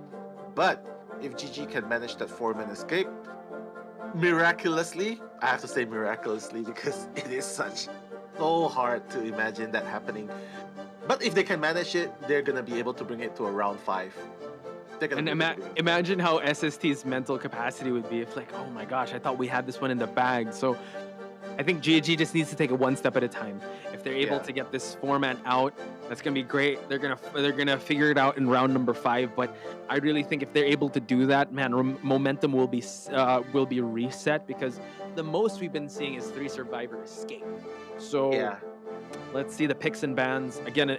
I mean, no question with what we're seeing now. Leaving open the mercenary, leaving open patient. So I wonder if we're gonna see another mirror of some sort. Dude, I want that light stick. Can we get a Sun Sister light stick sometime? Yeah, I want that one too as well. So nice. But it's just the exact same band though. The exact same band as what PPShell went for, I think. Just removing the mobility, just removing the out support, stun support. Yep, definitely. And look at the Hunter's band. Geisha, Bloody Queen, and instead of the Bonbon, it's gonna be a Dream Witch band. So Alf, is Alf gonna bring in? I don't know. Is Alf gonna bring in the X-Boy? I mean, he can. You could bring out the Bonbon too and just camp it out. Yeah, or even the Sculptor, man. You could bring out the Sculptor too. Like, the thing is, he could just go with the camping strategy because they have to go for the rescue. They have to. They have to. Yeah. I mean, wow, this is just so much pressure, man. But you know what? Regardless of the results, they have to be very proud. They are the strong top 4 finalists for COA 5. Yeah, they're not going home empty-handed, man. They're still gonna get their fair share of the prize pool, and banning the coordinator. Oh my god! He doesn't want any stunners. No stunners here, ladies and gentlemen. Miracles, man. No miracle stunts anywhere. Oh, but they're bringing out the battery. Oh, and an Embalmer? Okay. Okay, that works. With this type of lineup, though, yeah, the batter. Oh, yeah, he's going Bonbon. Yeah. Because think about it. Yeah, camping. Like, Bonbon has the best camping, and they have to, like a moth to a flame. He's just gonna allow them to. Oh yeah, approach the chair. But you gotta dodge these red lights, though. And instead of smacking, he's definitely gonna light up the dance floor here. Yeah, I mean, what else can we see? Like the red bombs, the red color on the bright white snow. What a way to go out, man! On the potentially last match right Oh, there. he's gonna light it up like dynamite here, Alf. He's just gonna keep dropping all these bombs. But GG, they have to be very careful. The first kite needs to last so long, and I think that's why they have the embalmer here, just so that they have that resurrection of that coffin. They need to play this one really close to the chest here because this is a very specific strategy that they want, and Alf could just disrupt that with whoever he chases first. And if he's able to get that early down, that's a done deal. My God, I mean, seriously, man. If somehow GG manages to get that 4-man escape, that miraculous 4-man escape, I'm gonna lose my mind. Yeah. Yeah, but again, Alf definitely in a more comfortable position. Again, guys, ladies and gentlemen, at home, all he needs is just 1K for SST to move on to the grand finals, and that's it. And if GG does not get 4 survivors out, well, the former champion of COA 4 is gonna go out, eliminated by SST. A lot of pressure, ladies and gentlemen. Again, I want to see all the love and support for both these teams in the chat. Potentially last game for this series, GG versus SST. Alf on the Bonbon. While we have GG survivors, they cannot settle for anything less than perfect here. So the challenge is on.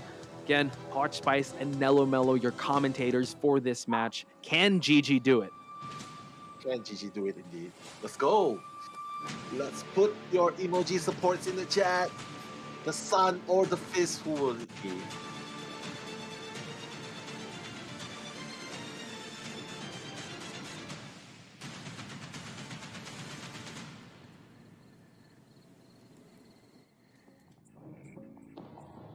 All right. The Tin Man Bonbon skin. Every Bonbon hunter loves this. SST Alf is going to make his rotation. He's going to find 18 first. Mind you, in the last game, 18 was the first person being pursued by Alf, and he was the first person who went down.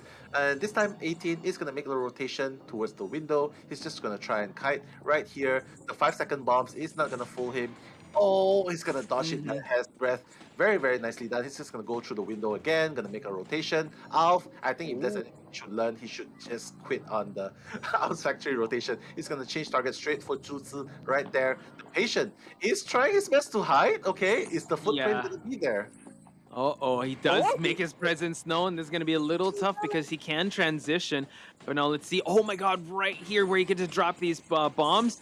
Able to dodge a little bit, but not that hit. One more chip damage, and Sucher is going to be falling down. His grappling hook is ready, so he can transition to a better spot. He doesn't want to touch the floor anymore. Sucher, nice sidestep. He will be going to the factory, and 18 is going to be ready for some batting hits. Unable to do anything there, but now we see that 18 will just drop that pallet just in case. Now Sucher has to make this kite last. One more bomb, and he will be falling down. Tries to go for another bomb there, but unfortunately, it was a little too short. Yeah, the bomb actually fell down to the... Oh, he anticipated the bling! What? Beautiful on Sucher, and now this is just amazing. Buying so much time here, but Alf just wants to down this one target. It's fine if the ciphers are popping left and right. As long as he's able to get one survivor, he's going to try to make it towards the pallet. The time bomb, will it be enough? Not quite. He has to break the down. My God, Zhuzi is doing so well right here, and even if he doesn't miss it, okay, he has to get through this first. Whoa! Oh my God! Another one is getting ready. Oh my God, GG. Yeah, they're doing their best here. Oh, now he's changing targets. He wants to go after 18 this time. Oh my God. Yeah, I mean, why not? He has the balls. And okay, it's okay because he is only half damage. He's just gonna rotate in the factory. He's just gonna rotate in the factory forever because you know what? Factory is such a strong place. And Alf already used up the blink. They know he doesn't have teleport. And that's the thing. He cannot teleport. He has to pursue this character as much as he can because he has no way to move to another cipher. And right now, GG. 3 ciphers almost done. And he just got the control bomb, right? So GG is making this one happen. Now changing targets again. Okay, or is he gonna go to this left? No, he's gonna go back to Tsucher, and he knows that this patient does not have any grappling hooks left. He did gain a little bit, but that control bomb could be the difference maker here. Gonna drop another one. Oh my God! Finally, he was able to down this patient. Yeah, I mean, Tutsu definitely should be low on radar. He shouldn't even be out there in the open. Like the moment the Bonbon leaves the batter, the signal should have been sent straight away. And this should have already been an alarm for Tutsu. He should be hiding. He shouldn't even be touching the machine at that point when the hunter has changed target, sign has been prompted. That's true. Now they're going to go for a double rescue, and Balmer is here. Now we see that the mercenary might have to eat some hits here of those bombs, but no terror shock! Oh my God, Alf, you madman! And the Sun Sisters are clapping while able to stuff this rescue. Hu Chao needs to make this one count, but look, already full presence, lighting up the floor. Hu Chao has to be very timely when how he's going to go for this, but again, Alf is just so dominant. Man, how he was able to down this mercenary. He knows the self-heal. He's going to pick him up and try to swat at him. He's going to try to keep swinging here. Can he try and go for Hu Chao? He can, but this allows him to go for the rescue. He's going to drop him once again. And now he has to down this this patient. Yeah, I mean, oh my God. As long as Shutsu is down, then no one will be able to stun. Batter needs to be here ASAP. Where is the batter? 18 is nowhere to be found, and just like that. He's so far away from this map, and it's going to be a done deal, ladies and gentlemen. Once this patient hits the chair, SST will be going to the grand finals, and there you have it. We're going to still continue this game, but Alf has to breathe a sigh of relief with how well he was able to find that patient. Yeah, I mean, I would expect GG to be playing much more safer than that, but ultimately Alf, props to him, man. Very, very stable throughout the matchup against GG right there. Just getting the 2-man kills most of the time. And right now, Hu Chao is going to be the one getting chased, and Hu Chao is dodging all the bombs like a boss. And yeah, he's doing really well. Consider that he is an embalmer. Not much tools when it comes to hiding, but now spots that this Cypher is moving. He's going to try to camp this one out. 18 being the one on the run now. He does have 2 balls to utilize to try and go for some stuns here, but Alf, ultimately, he already signed his, he already secured that victory, but he wants more survivors down. Yeah, I mean, why not? Like, he's just trying his best there. And L18 is going to be the second one to go down. Cyphers are nowhere near prime. Yeah, like you called it out, Nell. I think it might be a 4K because they definitely want to push for or overextend here. And Alf just making sure this batter, is not going to move anywhere. Mercenary will have to go for that rescue. One Cypher, is that last Cypher moving? Not quite yet. We're still at the 77 and 40% range. And now Sen. Uh-oh. Oh nice, able to do his elbow pad, and the blink. Oh my God, he hit the mercenary, got hit by that, and now just dropping bombs left and right. Batter wants to be the one to eat this last bomb. Control bomb gets eaten by the mercenary once again. Drop down hit. He has to be very careful. 18. Cypher is already primed, by the way, trying to bat. Oh wow, he was able to stun Alf.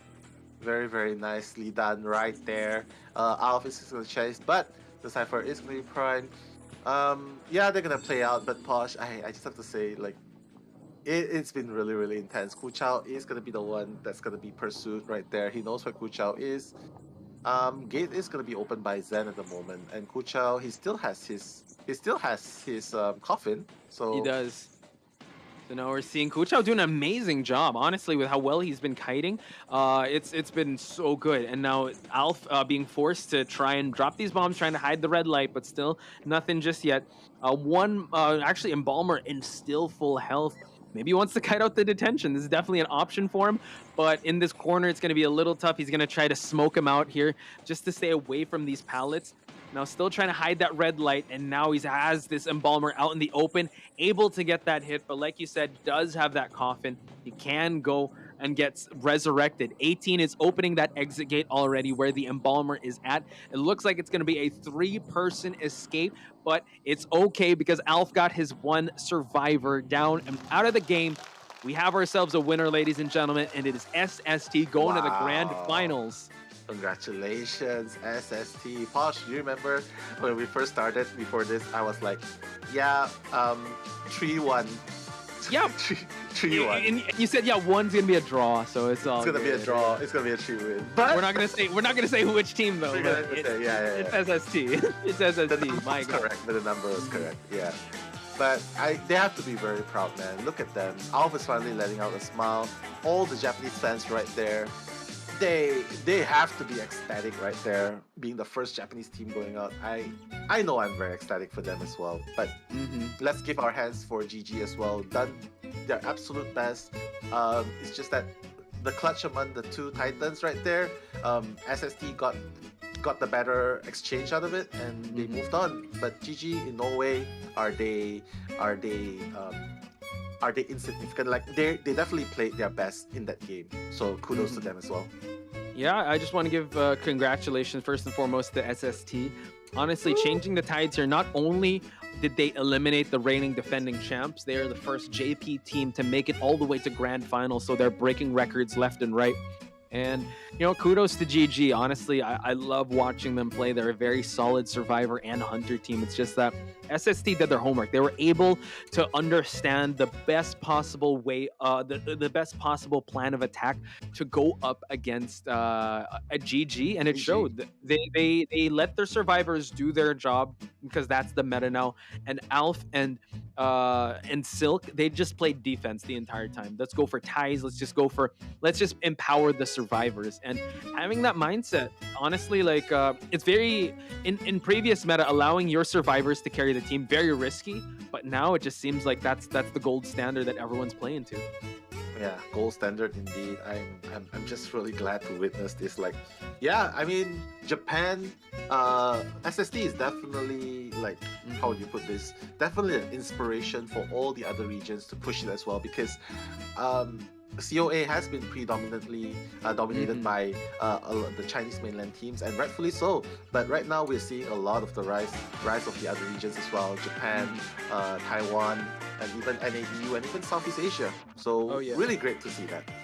And it's really great to see these match stats. Once again, it was a victory in terms of the survivors, but win condition for Alf, he just needed one survivor out of the gate. Excellent. Honestly, it was a great tandem of the batter and embalmer, even at factory, but 18 extending himself just a little bit for him to be found, and ultimately he was the one that Alf wanted to go for. Not 18, but Kuchao.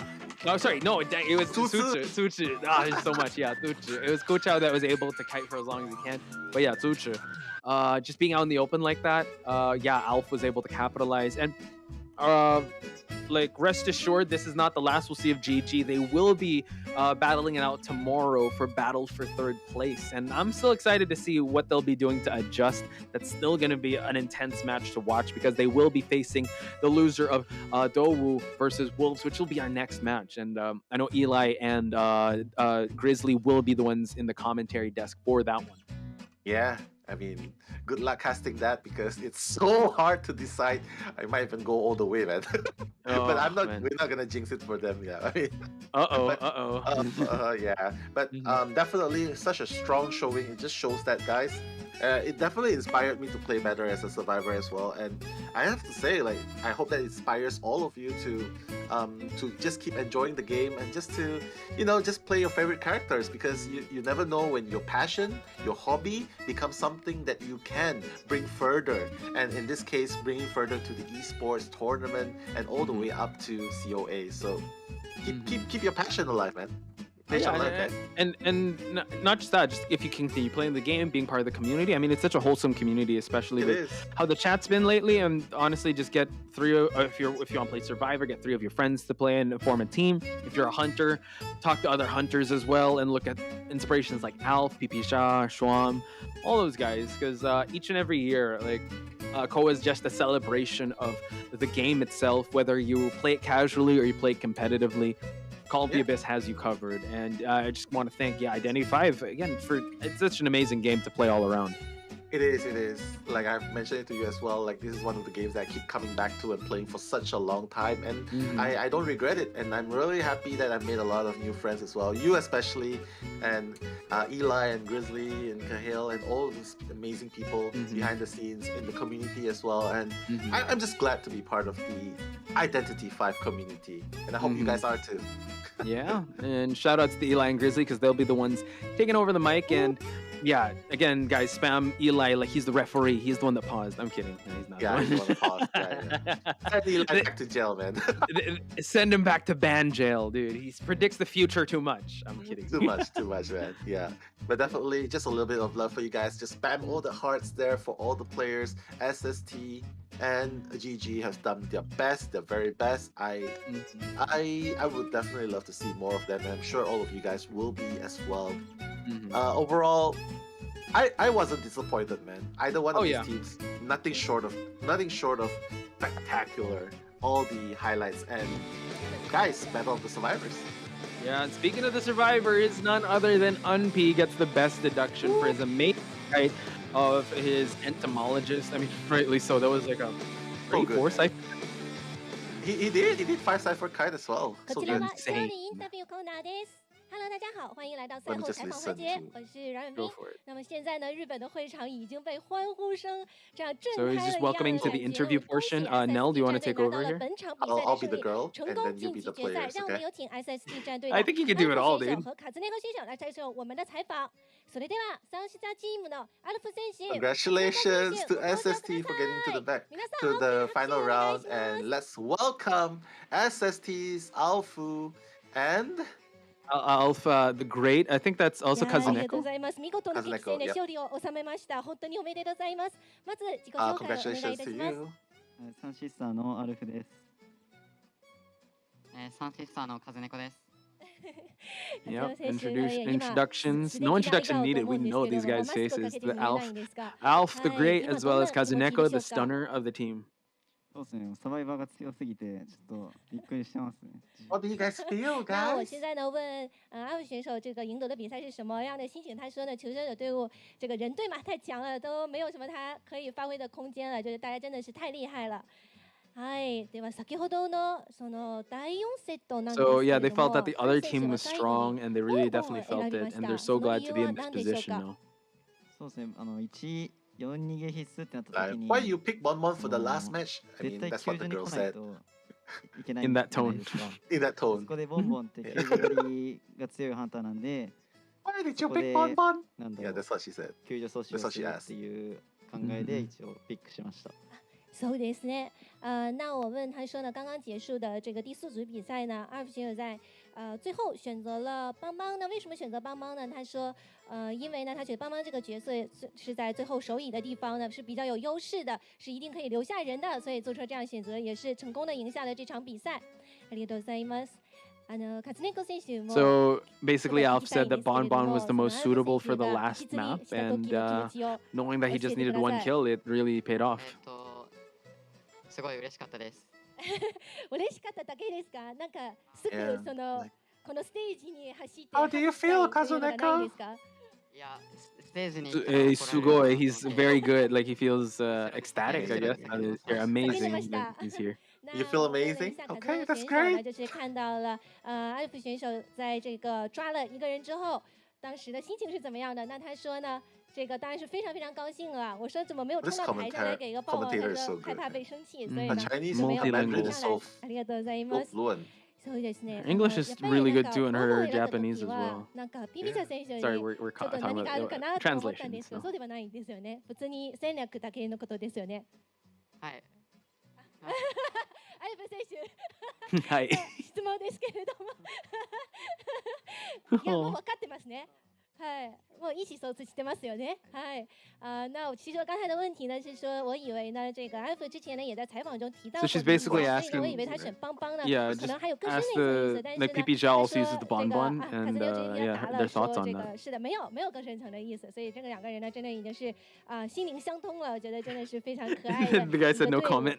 はい、 No comment. そしてはいカツネコ選手にちょっと聞きたいんですけれども、やっぱりそうですね、第3セットの時にそうですね。なんかジェットコースターに乗れなかったセットがありましたよね。はい。一人だけ残されてどんな気持ちでしたか？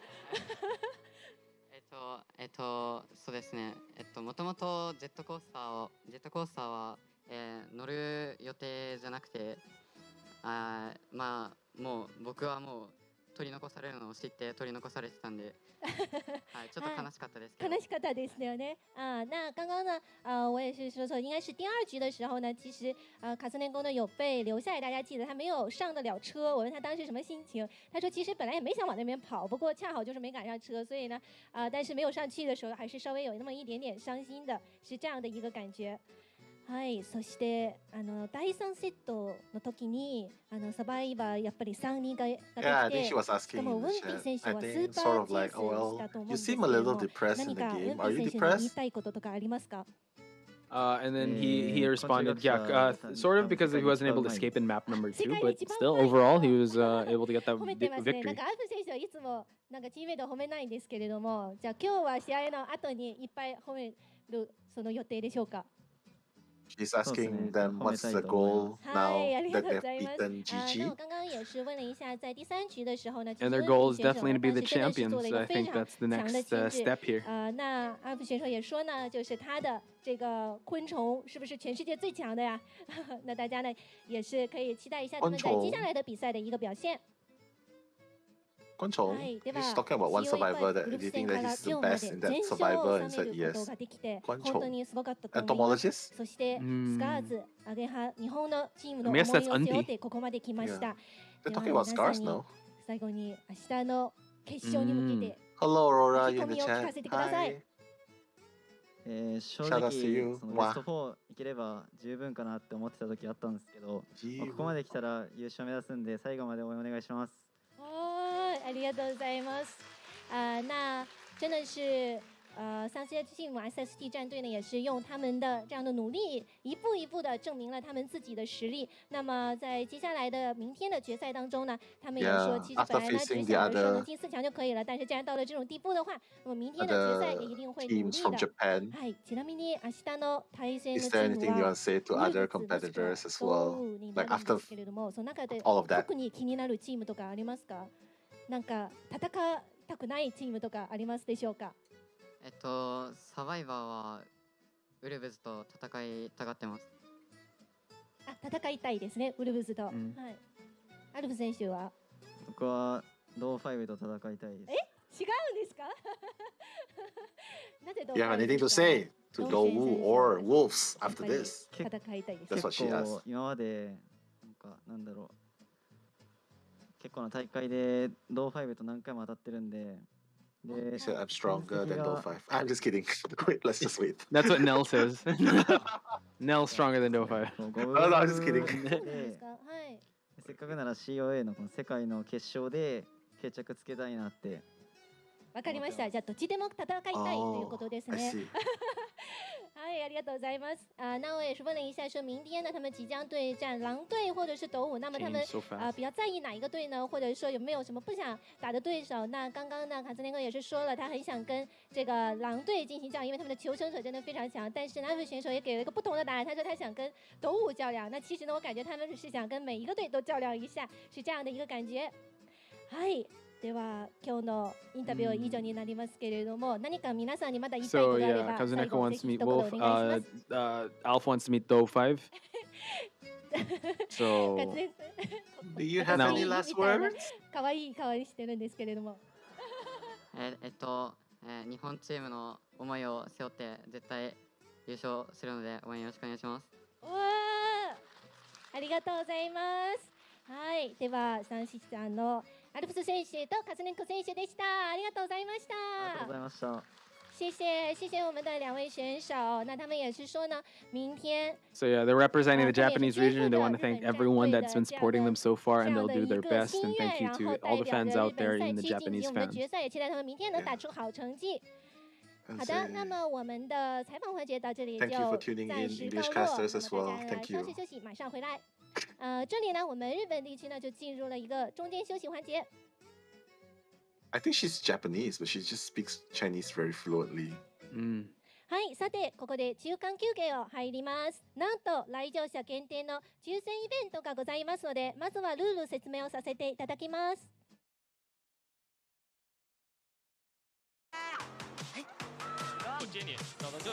And there you have it, ladies and gentlemen. Thank you so much for tuning in for this one. We'll be taking a short break, but when we return, we're going to see the next series.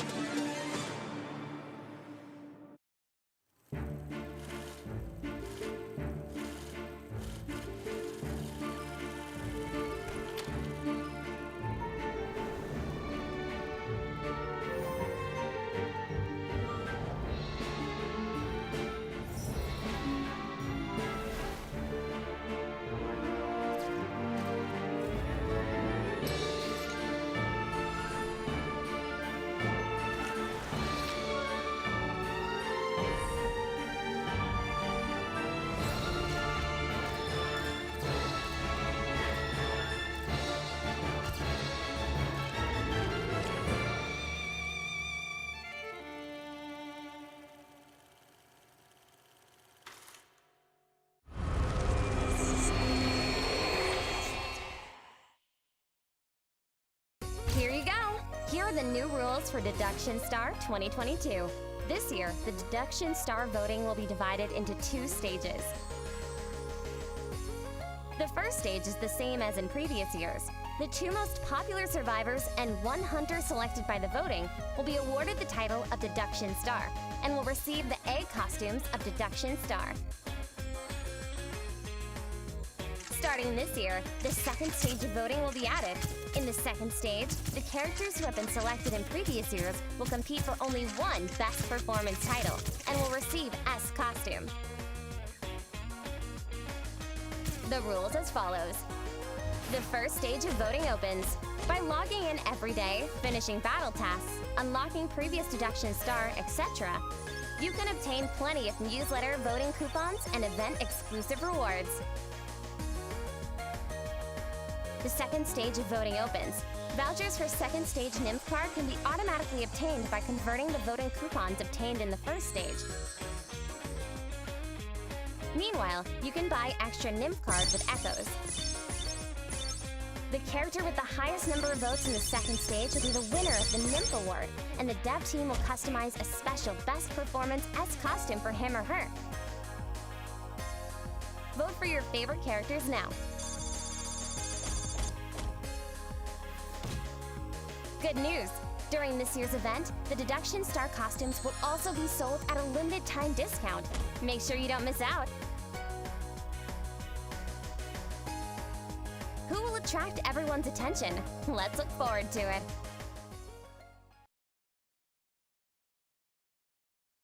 Hello, Posh. Hey, long time no see, my dude.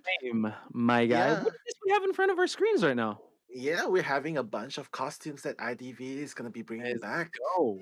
Yeah, I mean, are you interested in any one of them?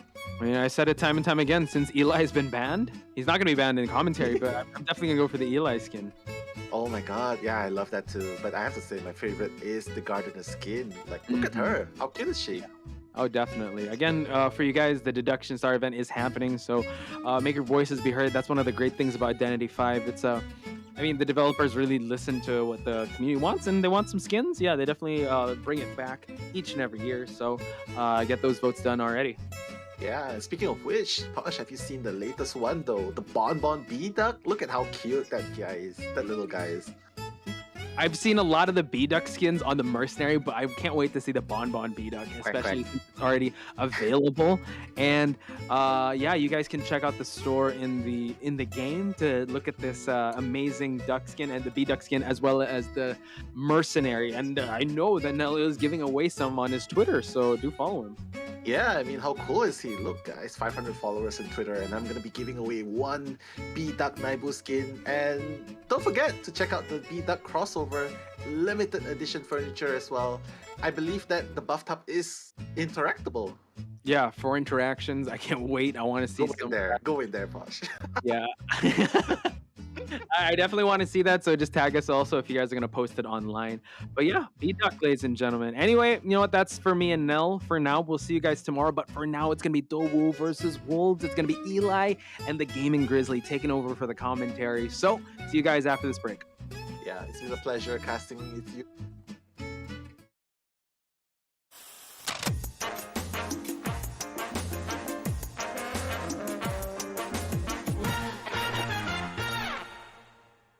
After 6 days intense competition, the group stage of COA 5 is finally over. 12 teams have advanced to the elimination stage, which will take place on April the 30th. In the elimination stage, teams that finished second and third in the group stage are drawn against each other to compete for a spot in the final 8, while the top team of each group will advance directly to the quarterfinals. The first and second rounds of the elimination stage will be in a best-of-3 format.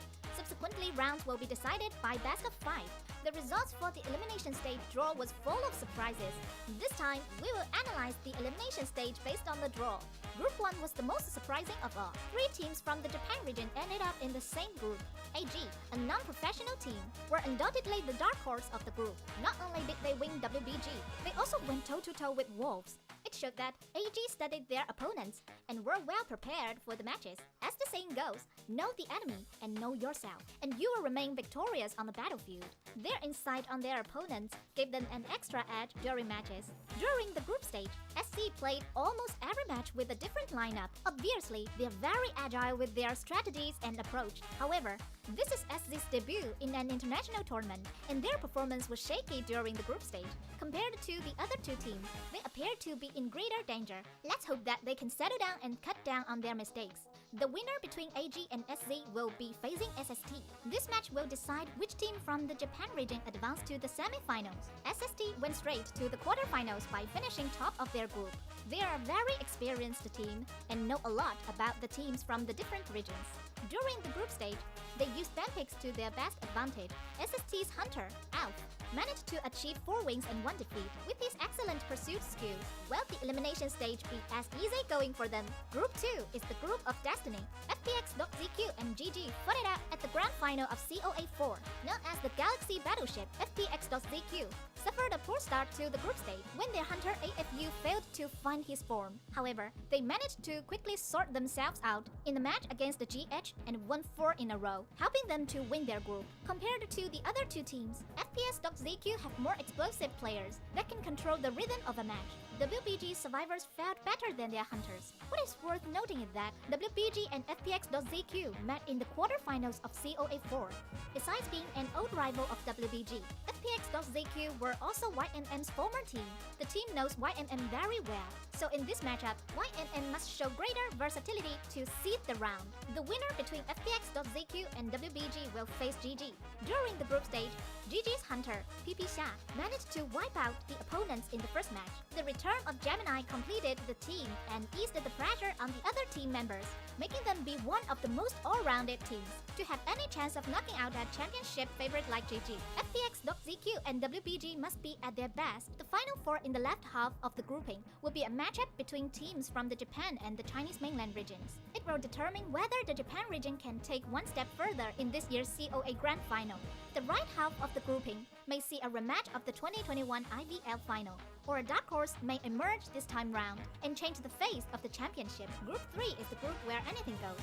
NS and ACT have been holding their own and have split games with the stronger teams. ACT, which are in the COA Finals for the first time, lack match experience and have been inconsistent with their ideas and strategies, but they managed to find their feet as the tournament progressed. In their final match of the group stage against BZ, the whole team worked very well together and managed a wonderful result of 16-9. MS are the only Republic of Korea region team that managed to advance to the finals, preventing a domination of Chinese mainland and Japanese teams. MS select their survivor characters based on containment and assists. In addition, their survivors are known to be very flexible on the battlefield. With these skills, MS managed to push DOU5 and FPX.ZQ to the brink, showing their resilience in matches. The winner between ACT and MS will face off against Wolves. As the winner of the 2021 Summer and Autumn Championships, Wolves are an elite IVL team. Both their hunters and survivors have performed more consistently than those of ACT and MS. This would give ACT and MS a lot of pressure. However, Wolves cannot afford to rest on their laurels against the tenacious teams like ACT and MS. Group 4 is without a doubt the most exciting group. The survivor of GR found their chemistry over time, allowing them to get points even against the strong hunters. Veteran hunter PP Xian wiped out the opponents 3 times during the group stage to help the team cement their victories. In the end, the team managed to advance to the elimination stage with the second place finish in the group. And once again, they will face their nemesis MRC. MRC is very good with game management, compared to GR's hunter PP Xian, who is very good with the finer details. The strength of MRC lies in the composure of their survivors. They are very good at swinging the tide in the late game. This may work against the PP Xian and gave MRC an extra edge. The winner between GR and MRC will face DOU5. As the winner of their group, DOU5 is a force to be reckoned with. Not only does the team have a top hunter in DOX, their survivors can always find a way to work together to contain their opponent's hunter. DOU5 features the strength of both GR and MRC.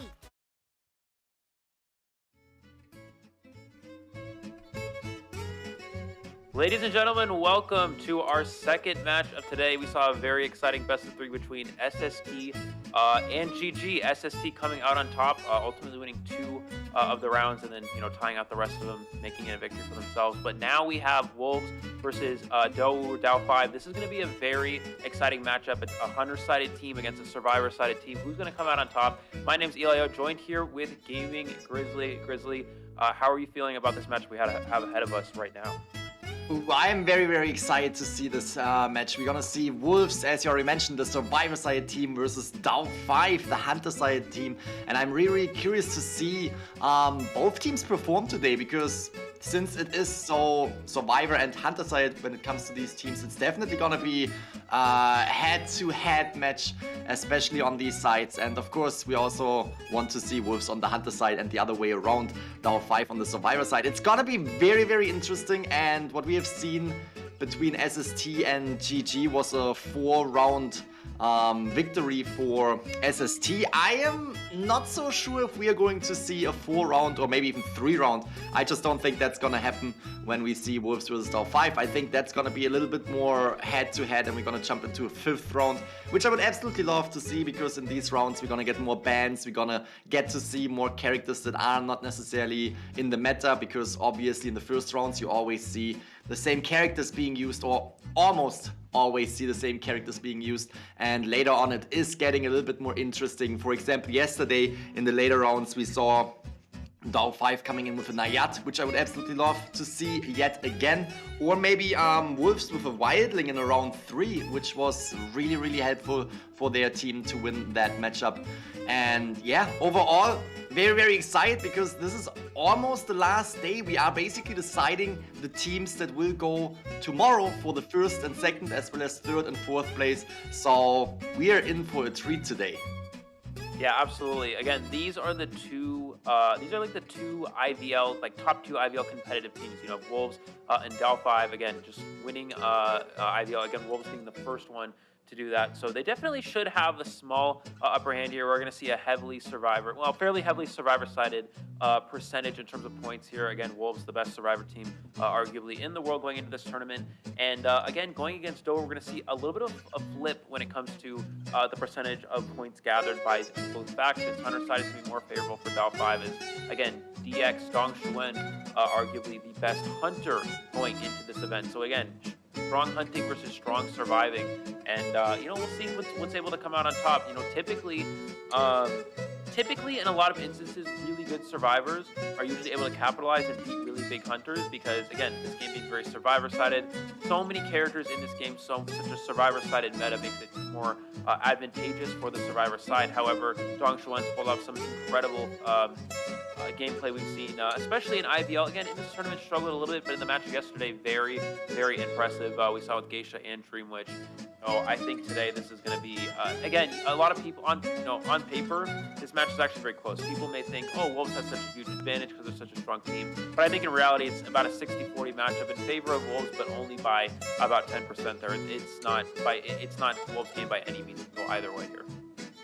That is for sure. It can go either way. As I already said, or as you already highlighted right here, it is definitely going to be very, very exciting to see Wolves' survivor side going against DAO5's hunter side.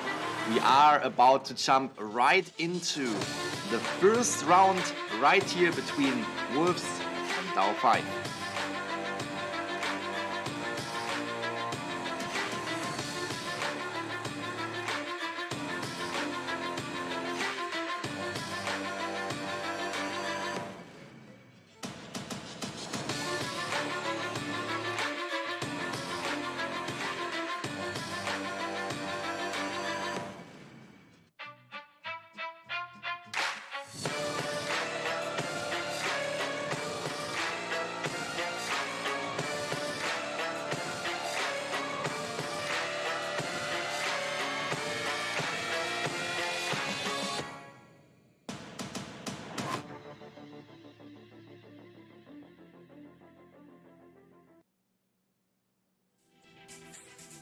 All right, here we go. Getting into our match, we have DAO5 on the survivor side first against Wolves Hunter Alex here. And yeah, very exciting. This is the matchup to watch out for. Again, arguably the two best teams in China going at it here in the semifinals. Of course, the winner of this will go on to face the Japanese team, the first Japanese team to ever make it to the Grand Finals for Call of the Abyss tournament, SST. But again, this is going to be very, very crucial for both of these teams. Wolves in the past has had more success over DAO5. They've been able to beat them in multiple big stages, big IVL stages, and Wolves ultimately winning that, being that IVL champion back in the fall, I believe is what it was. But again, DAO5 trying to turn things around here. It's really going to come down to, again, of course, DAO5 survivors. If they're able to do well against Alex here, that's always a bonus. But again, how well can Dong Shuen play? Is he going to come in prepared to play against this extremely strong survivor team, or is it going to be a little bit more of Dong Shuen struggling against, against I believe it was MRC. So yeah, against MRC, he really needs to come in and play at that level if he wants to be able to take down this Wolves team. It's going to be a challenge again for DAO5 here. They are at a disadvantage going into this matchup, Wolves being so incredibly strong, but only by a small margin. It could go either way here, of course. It can go either way, and we are getting a little bit of an introduction of DAO5's team right here. We saw Yua at the very beginning with the very, very strong mercenary. Could also come in as a gravekeeper or toy merchant, but mainly plays that mercenary. We saw CYJ, very, very versatile player, was coming in as seer, patient, mechanic, if needed as a barmaid and entomologist. And now we are coming to Bobo. Bobo plays the psychologist very, very often, but can also come in as forward as long as that character is not banned. We see forward bans happening quite often, especially in the later rounds, and acrobat and entomologist. And as the coordinator could also be an option for Bobo, especially today when we look forward to the best of 5, where we'll definitely get a round number 3 and potentially 4 and 5. We will see more of these characters that they are not mainly picking because of the increased bans.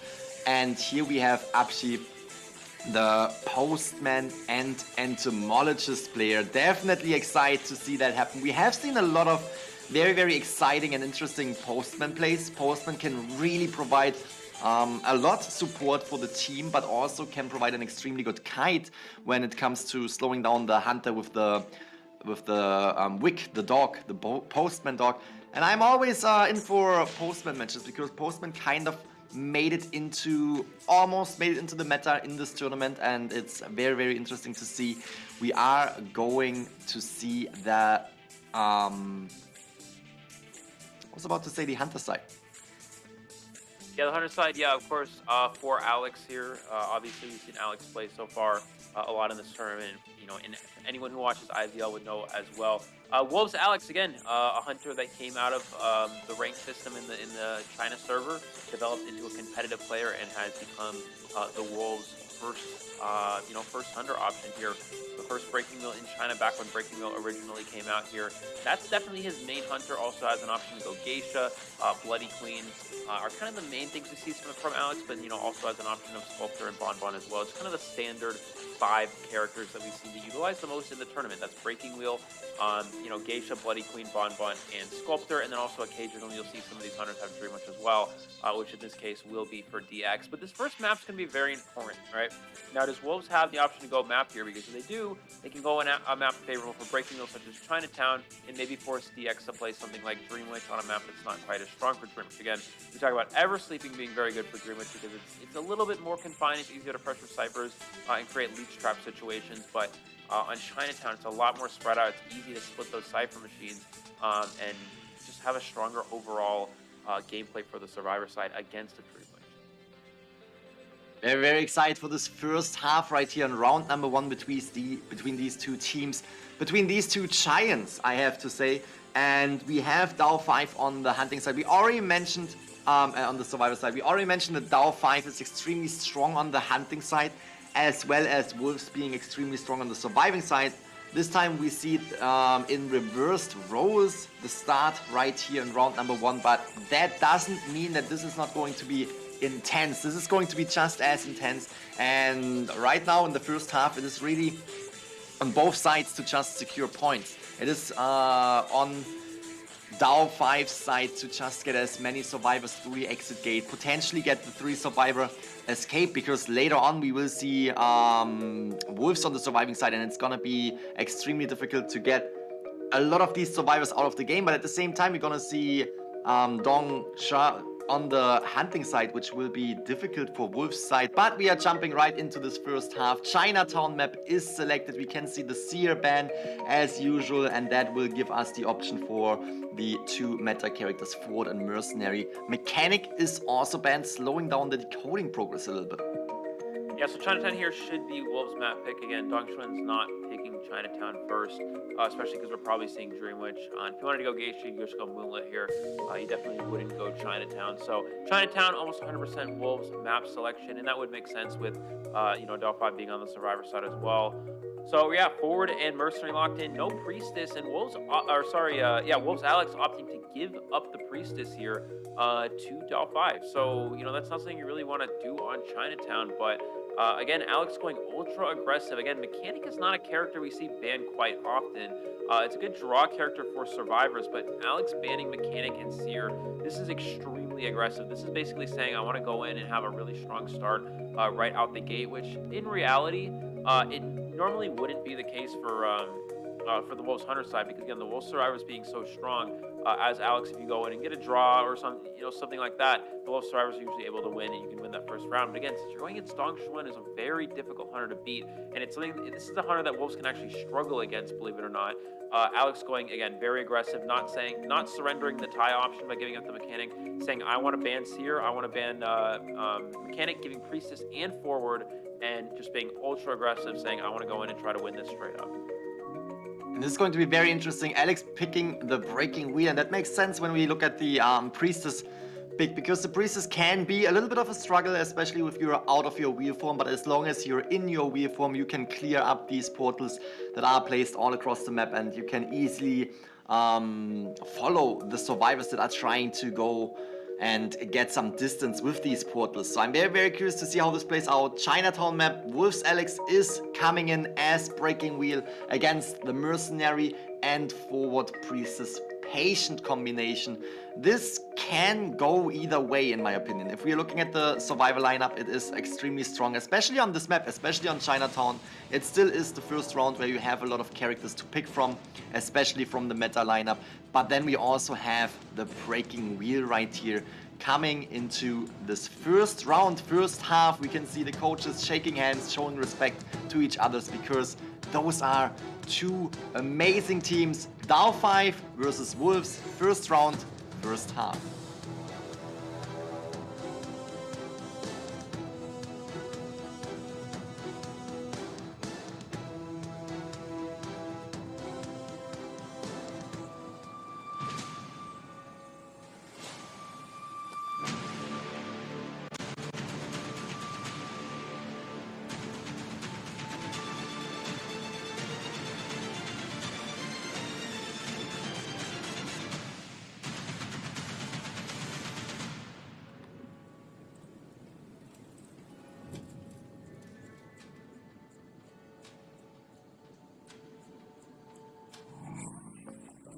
All right, we do have Alex spawning over at the bushes area, immediately heading towards the archway. Probably going to go right and go towards middle. Yeah, he's going to go ahead and do that.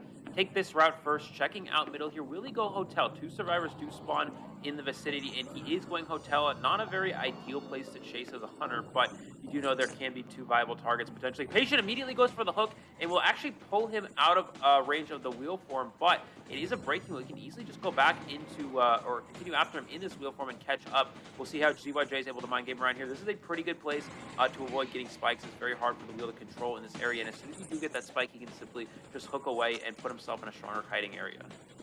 GYJ doing a fantastic early game kite, really avoiding all of the spikes, taking the first one, forcing Alex out of the wheel form, and this could be advantageous. He's utilizing his skill, as you already see it in these close matchups where we have one spike attached, the breaking wheel is getting out of his wheel form, and then you utilize your skills, you utilize your items, and now we have the second hook at the second spike attached, and that might be a little bit dangerous, but we can see the Patient utilized this last hook to get away, to get a little bit more distance, but the trap is coming through right here, forcing CY. Oh, Blink is coming through, and he takes the hit. Mercenary is body blocking, providing more time for the Patient to kite around. Fantastic job. Patient is injured now, is trying to hide, and we can see that Alex is chasing after the Priestess. Priestess goes to the global portal, and that global portal will be cleaned up right away. Yeah, that body block, extremely important here for DAO5. Patient goes down there for not in the vicinity to harass as well, so that would have been a really strong start for Alex. Mercenary taking the hit is actually, typically you don't want your Mercenary taking a hit early, but if you have someone who can body block down against the breaking wheel, the spike's now removed, they'll be able to last for a long period of time. We see one spike on the forward. That's not going to be too strong here. We'll probably see Alex just go through this portal. He's going to go through it, and he's probably just going to change targets again. And yeah, already looking at a really rough position for Alex here. Does find Ihua. This is the Mercenary, which, I mean, again, not really someone you want to have to commit to here. Still 3 elbow pads available. He's going to use one of them there to get to this next window. But Alex, no trait, no blink. This is going to be a very difficult chase. And once he does get this down, it's still Mercenary, who has a long chair time and already a lot of progress on all these ciphers. He's going to go back into wheel form again here. He's going to go for another spike on the Mercenary, then snap him from the down. But he's going to have a 15-second delay as well because of that Mercenary's ability. So just like this, Alex's pace is very slow here. Now going for forward, full football, another character you don't want to have to chase. And yeah, Alex is just constantly getting rotated at this point. And DAO5 in a perfect position thus far. DAO5 doing such a fantastic job. We are back on the Mercenary right here. And as you mentioned, he's trying to get that second spike just to snap him down and most likely leave him on the floor to get down another survivor. And we have the Mercenary. Again, dashes away, tries to get out of the range, and also avoids the trap right here, but will eventually go down to the snap. And as I said, he will just leave the Mercenary because that Mercenary can't decode now. He is one less problem and needs a long time to heal up. So therefore it gives time for Alex right here to go for other survivors, and he is searching the Patient again, who has exhausted all of his skills, but at the same time he was able to get healed. So therefore it is going to be a little bit more difficult for the Patient to kite around, but at the same time he can provide a lot of time. He took the first spike, trying to avoid the second one, wasn't able to. We can see he's getting trapped in. Will he go down? Yes, the first Survivor, the Patient, will land up on the chair, but we can already see all these Cypher machines have been worked on. 3 Cypher machines almost pop, and 2 Cypher machines at around 20%. Fantastic job from DAO5. Starting off very, very strong, and now we can see Alex just pushing for the rest of the team because he needs to push these Cypher machines. He needs to prevent the rest of the team from decoding all of the remaining Cyphers. Yeah, so what Alex is doing here is because he had such a slow start, after downing that mercenary, he just kept changing targets. And what that does is, one, you can force the survivors to waste their items. You can also force them. We're going to see a spike on the Priestess. Is he able to get... He'll probably just go ahead and... Oh, does get a farm onto the Patient. That's actually really big here. What I was saying is he's just forcing them to waste their items, slowly gathering full presence, and also waiting for his blink to come back, which he now has available. He can actually blink to avoid the forward's harassment here. And actually, we saw the forward use a little bit of football to get out of range of the snap. Only Priest is eating that hit there. So forward does have wanted order here. He's able to, he's able to see him and get another spike, which means, oh, he got the spikes off in time. So the chance forward can actually come for this rescue. He's probably going to see football to the chair. Here comes Alex to finish. He's going to go for the full presence, but is able to get the save off in time. Goes for the trap on the Patient. Can he get this body block off? And no, does not get the body block in forward, actually with broken windows as well. And we're going to see another trap, and Alex can get a double down here. Such a bad position to start turned right into his favor. And now Alex is actually on pace for a potential win here, depending on how well he can pressure these last 2 Cypher machines. Absolutely fantastic job. This could really change the pace of this match. We have Alex eliminating the Patient, first survivor out of the game, can now bring the harasser of the game, Bobo, to the chair as well. And we can see that there's 2 Cypher machines remaining. They're both at 20. They're healing up right here. They're trying to play a little bit more safe. They're gonna have the Mercenary coming in for the rescue, while the Priestess will try to push that last Cypher. But first of all, the spikes that are attached needs to be removed. Here we can see the Abshi, the Priestess, trying to hide, trying to not get the attention of Alex, because again, Mercenary can come in for the rescue as long as the Priestess can take over the Cypher machines and can push that last Cypher machine from happening. That Cypher machine. Yeah, so I don't know the game plan here for Alex. You have 2 options. One, you can try to just stuff the rescue straight up, or you can pressure the last Cypher machine. He's trying to find the survivor that's coming for a rescue. He knows someone is coming, and he's going back here just to make sure Priestess didn't portal by him while he wasn't looking. But yeah, Priestess is just going to wait this out. She's going to wait till the Cypher machine is almost primed again. This is a pretty impossible rescue, and they may actually not even go for it at all. Is Priestess going to come in here? She is. Only 1 portal available. She has to sneak her way all the way in here. Does Alex see her? He does see her, and then she does not have a portal available, and I don't think she's able to make the rescue at all. Yeah, it doesn't look like it. So now Alex can go to the last Cypher machine. It's not yet prime Mercenary with no elbow pads available. Alex can actually just down this Mercenary, get out here with that full presence. He may actually go for 2 spikes and then go for a full presence, so he instant downs Mercenary, and then just change for the Priestess, and maybe he can get 4 survivors down here. Gonna be a little bit difficult, but Blink is online here. There's that full presence. And he does get a chip onto the Priestess as well, so he knows Priestess is nearby. So he's probably just gonna slug the Mercenary and now look for that Priestess that just took the spike. No, he's actually gonna play it extremely safe here, chairing on the last Cypher machine, and then we'll probably try to tunnel down this Priestess.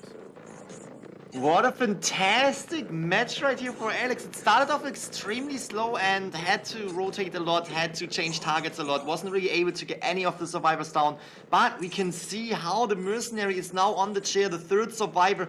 We can see Abshi, the Priestess, going to try and get that rescue. She has 1 portal ready, 1.5 portals ready. Can only use it, of course, to come in for the rescue quickly. Then needs to go back to that Cypher. It is already at 91%, so almost primed. Fantastic job on the survivor side, priming that Cypher, but at the same time, it is a tough situation. We're gonna see the Priestess trying to go through and is coming in with the rescue. Will she be able to get back to the portal? Yes, both survivors are here. This is going to be the late game. They're gonna push that Cypher machine. We can see Mercenary is trying to stay there. Oh, look at that portal was destroyed. Both survivors on the Cypher machine. They're pushing it, they're popping it, and they're out and they're running.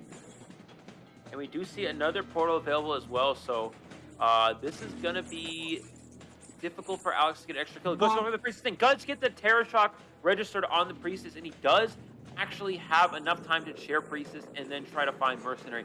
I'm gonna be honest, I don't really know how Alex has turned this around so well. I mean, he was such a difficult position. DAO5 played the early game perfectly, but Alex, such an incredible comeback with that Insolence Detention. Doesn't even have Trait Swap, doesn't have Confined Space, so just that comeback is so incredible to see. And we're gonna see him look for the Mercenary. 3 spikes plus detention either way will go down here. He does find the Mercenary. Alex is... Oh, no, he doesn't. Does he actually see him here? No, Mercenary able to hide out. This is going to be a game of hide and seek. Does he find the Mercenary hitting out here? And I think he has now seen Mercenary. And yeah, he's going to be able to go for Mercenary here, get out here, get at least 1 spike. That's all he needs to instantly down the Mercenary with detention into the pallet. Gets the pallet stun as well, but Mercenary, no room to run here, no elbow pads. And this should be a pretty easy down for Alex. You know, once he's able to probably just take down this pallet. But no, he's going to probably go for a trap as well. Actually, he can just wait for Blink. Blink's online in 10 seconds. You don't want to let Mercenary leave the area, because if you do, you put yourself in a situation where maybe Mercenary gets stunned. You may see him snap just in case. Mercenary doesn't get that that spike off, and then he's just going to go for a Blink right after, or just go straight up for the Blink right now. Ooh, he was pretending to come in with the Blink. Now does it, and is taking that hit on the Mercenary. Mercenary will go down eventually. Was actually able to get that spike of him, so therefore is still able to run towards the dungeon, potentially get the dungeon escape. I'm not sure where the dungeon is, but he knows it, but is there enough time to get that dungeon? Probably not. He has 1 spike attached. This is gonna be very, very difficult, especially with the snap already being ready, and we can see Alex right here snapping down the last survivor, and this is the 5-point game for the Hunter side of Wolves. Absolutely fantastic job, especially considering how slow that match was going for Wolves at the very beginning. Yeah, I mean, that start for Alex, that was, I mean, I'll be honest, that was a terrible start. I mean, you found Patient in one of the strongest kiting areas of the map. Then you got the body block from Mercenary, Blink expended. It was looking like he wasn't even able to come back. But, you know, you saw just the aggressive gameplay. As soon as you get stuck in that situation as a breaking wheel where you get kited, you get your Blink wasted, and someone's able to absorb a hit, your best case scenario is just try to, you know, gain presence, waste the survivor's items, and just constantly change targets to slot on the side rush until you can get that Blink back and get that full presence. And that's exactly what happened. You got the hit on the Mercenary for some presence, then he snapped the Patient for extra presence and extra damage, left the Patient at that point, and had already wasted all 3 of the Patient's hooks, and he forced an elbow pad out of the Mercenary as well.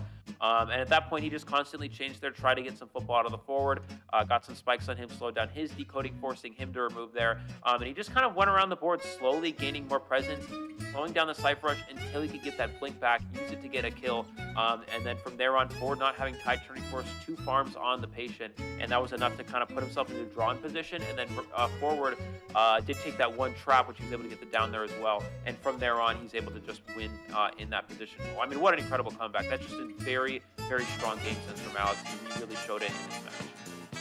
That is for sure, and here we can see the match. Look at the Cypher Machines. 4 Cypher Machines were decoded before the first survivor was eliminated, so that was a fantastic start. Again, a fantastic start from DAO 5.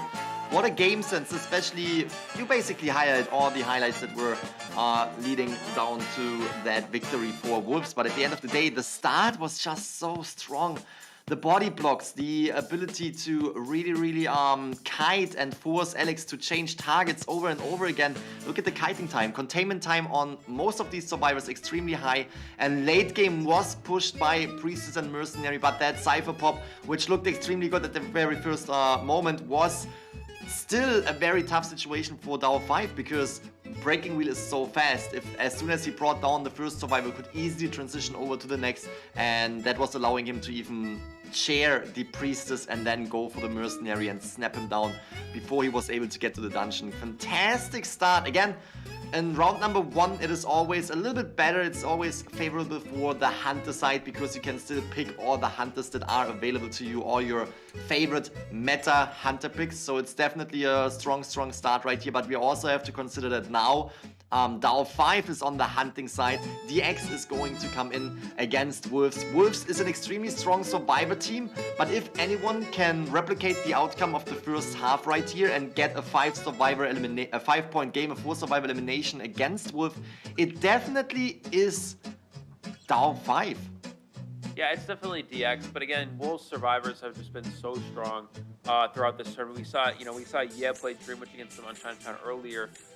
Yeah being one of the best Dream Witches up in the level of DX, and even, he was able to win, but still not able to 4-person elimination. I mean, this is the reason why this Chinatown pick is so important for Wolves. Wolves winning map flip here, winning coin flip and getting to pick the map here was so crucial for them, because it's simply, if you're in a situation where DX wins map flip, DAO 5 wins map flip, then DX can just go Arms Factory. Alex can't play Breaking Wheel. He's forced onto Bloody Queen. He's forced onto, maybe Bon Bon. He's forced onto Tri Hunters. He doesn't have a Hunter on Arms Factory that can really go for a win. He doesn't have Dream Witch. DX can play Dream Witch on the best Dream Witch map in the game, being Arms Factory against Wolves. Of course, Wolves are very strong, but it's still difficult for them because it is Arms Factory Dream Witch. And then you're forced into a situation where, Alex, again, doesn't have a Win Hunter, but then when Wolves wins Coin Flip, they get to go Chinatown, one of the best wheel maps. It puts Alex on a perfect map for a 4K Hunter, such as Breaking Wheel, and then you force DX to play Dream Witch on a not-so-strong Dream Witch map because of how far it's spread out. Again, the two-story areas, especially Hotel, is very hard to force Leech traps with the Leech in the main spawn. It's just very easy to be avoided, and this is such a tough situation for Dow5 right out the gate. Again, DX has to get 4 here to tie it up, and against Wolf Survivors on Chinatown on a weak Dream Witch map, it's looking very unlikely.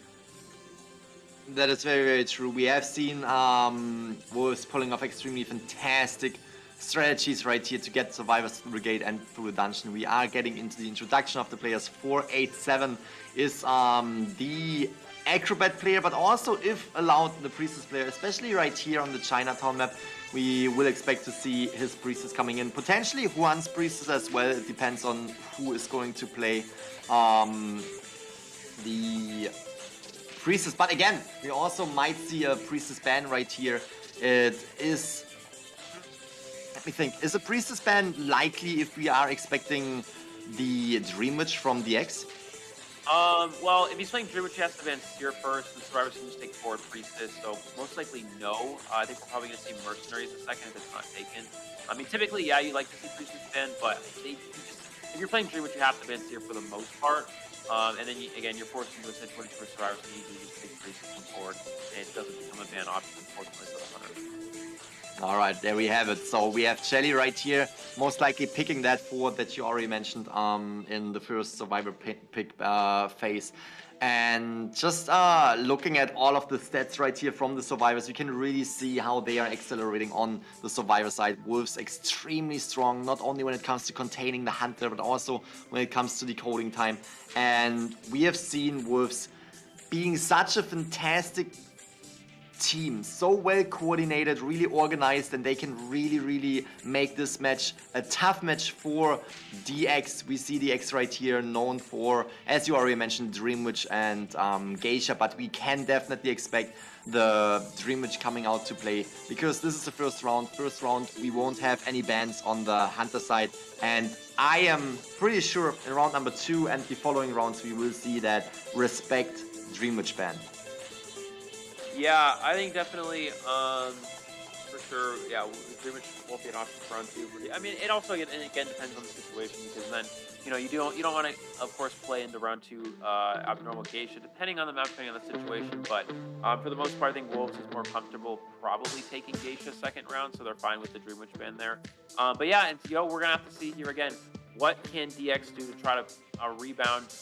Again, Survivor's a tough start there for on the side of the Down 5 Survivors. So if you're DX here, I think, looking at the picks and bans, if he is playing Dream Witch, we're going to see Seer immediately. I think we're going to see Seer either way, because Seer ban here works for both Breaking Wheel and Dream Witch. It also works for Geisha, but I don't think we're going to see round 1 Geisha in this situation. We need a 4K. It's pretty unlikely. So we should see Seer. We should see forward Priestess. DX will most likely go Mercenary ban second. There's always a toss-up between whether or not you want to ban Psychologist, whether or not you want to ban Mercenary, but Mercenary allows for Survivors. It's easier for Survivors to get draws or wins against the Dream Witch if Mercenary's on the board, because if you get in a situation where you need someone to go for a late game rescue, Mercenary can do it a second time, where Psychologist, yes, she can kite for a long period of time, but even if a long kite against the Dream Witch can still turn into a loss because of pressure and because of injuries, if Dream Witch is able to injure enough Survivors, then they can't go for, then no one can rescue at certain points. So even if there is a long kite, it won't matter.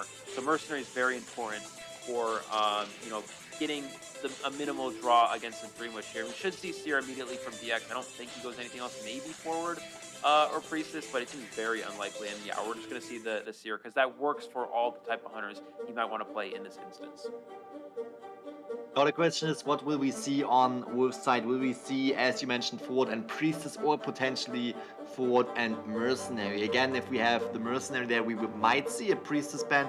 Not necessarily, but it could come. Okay, alright, there we have it. So we might see the Mercenary potentially being banned as second survivor. We have the Priestess again right here on Chinatown, and the Priestess can really make or break a game, especially if we are looking forward to see the Dream Witch of DAO5's DX right here, because we already saw a match yesterday going on with Priestess on the on the Chinatown map, where the Priestess was really buying time, really just staying close to the Cypher machine that was protected by the Dream Witch, and this could definitely happen yet again right here. Buying a lot of time. As you said, Dream Witch is known for being such a strong late game hunter. Here we have it, DX is picking that Dream Witch, and therefore Wolves need to set up for a longer late game to play this game a little bit slower, to get out as many survivors as possible, and potentially, you know, at least one survivor. That is the main goal for Wolves right here. Get one survivor out of the match, because they already had a perfect hunter-sided match. So therefore, if they get at least one survivor out, they're gonna win round number 1. But of course, if they can get more out, they will take it, because more survivors escaping means more points overall in case this matchup between DAO5 and Wolves ends up being a tie. Now, I'm very, very curious to see this match. We have the Embalmer on the surviving side. Ford is also coming into play against DX's Dream Witch. Yeah, I really like Embalmer here. Embalmer is a very good draw survivor as well, because how Embalmer works essentially is if you get in a situation where someone goes down, Embalmer can self-rescue, allows the survivors to continue to Cypher Rush, and you don't lose any time having to stop and go for a rescue, because the Embalmer can self-rescue themselves, and against a Dream Witch, it forces them to maybe waste a leech and then go across the map with main body. So it creates a situation that's very difficult. We do have DAO5 DX on the Hunter side against Wolves survivors in the second half of this first round. 5-0 in favor of Wolves here. Let's see if DX is able to come back against this incredibly strong survivor team. I'm Elio, joined here with Grizzly for our semi-final match.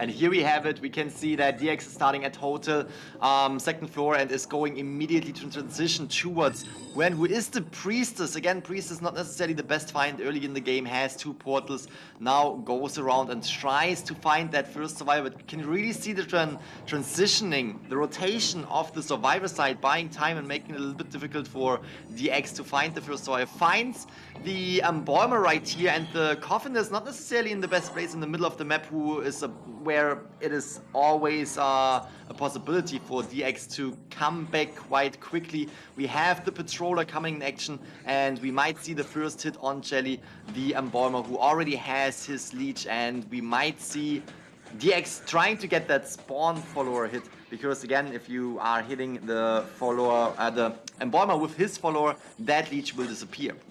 Yeah, and he didn't actually stop the leech as well, so this leech is going to continue to follow the Embalmer. This could be an instant kill for DX here. And yeah, just like that, he's going to drop it. Get the leech hit right away. Jelly down. He's able to leech him before he's not going to use the Coffin anyway, but he does get a second leech into play. That's the crucial thing as a survivor. You have to make sure you run into your leech to stop it when they go for that Patroller. This sets up a perfect situation for DX, and there wasn't much Jelly could really do there. I think the best situation is run back into the leech, take the let it bump into you so it stops, and then run in the opposite direction. But here, yeah, wasn't able to stop the leech, which means the leech continues to follow. You can get an instant follow-up hit right after. We see a quick save from Priestess.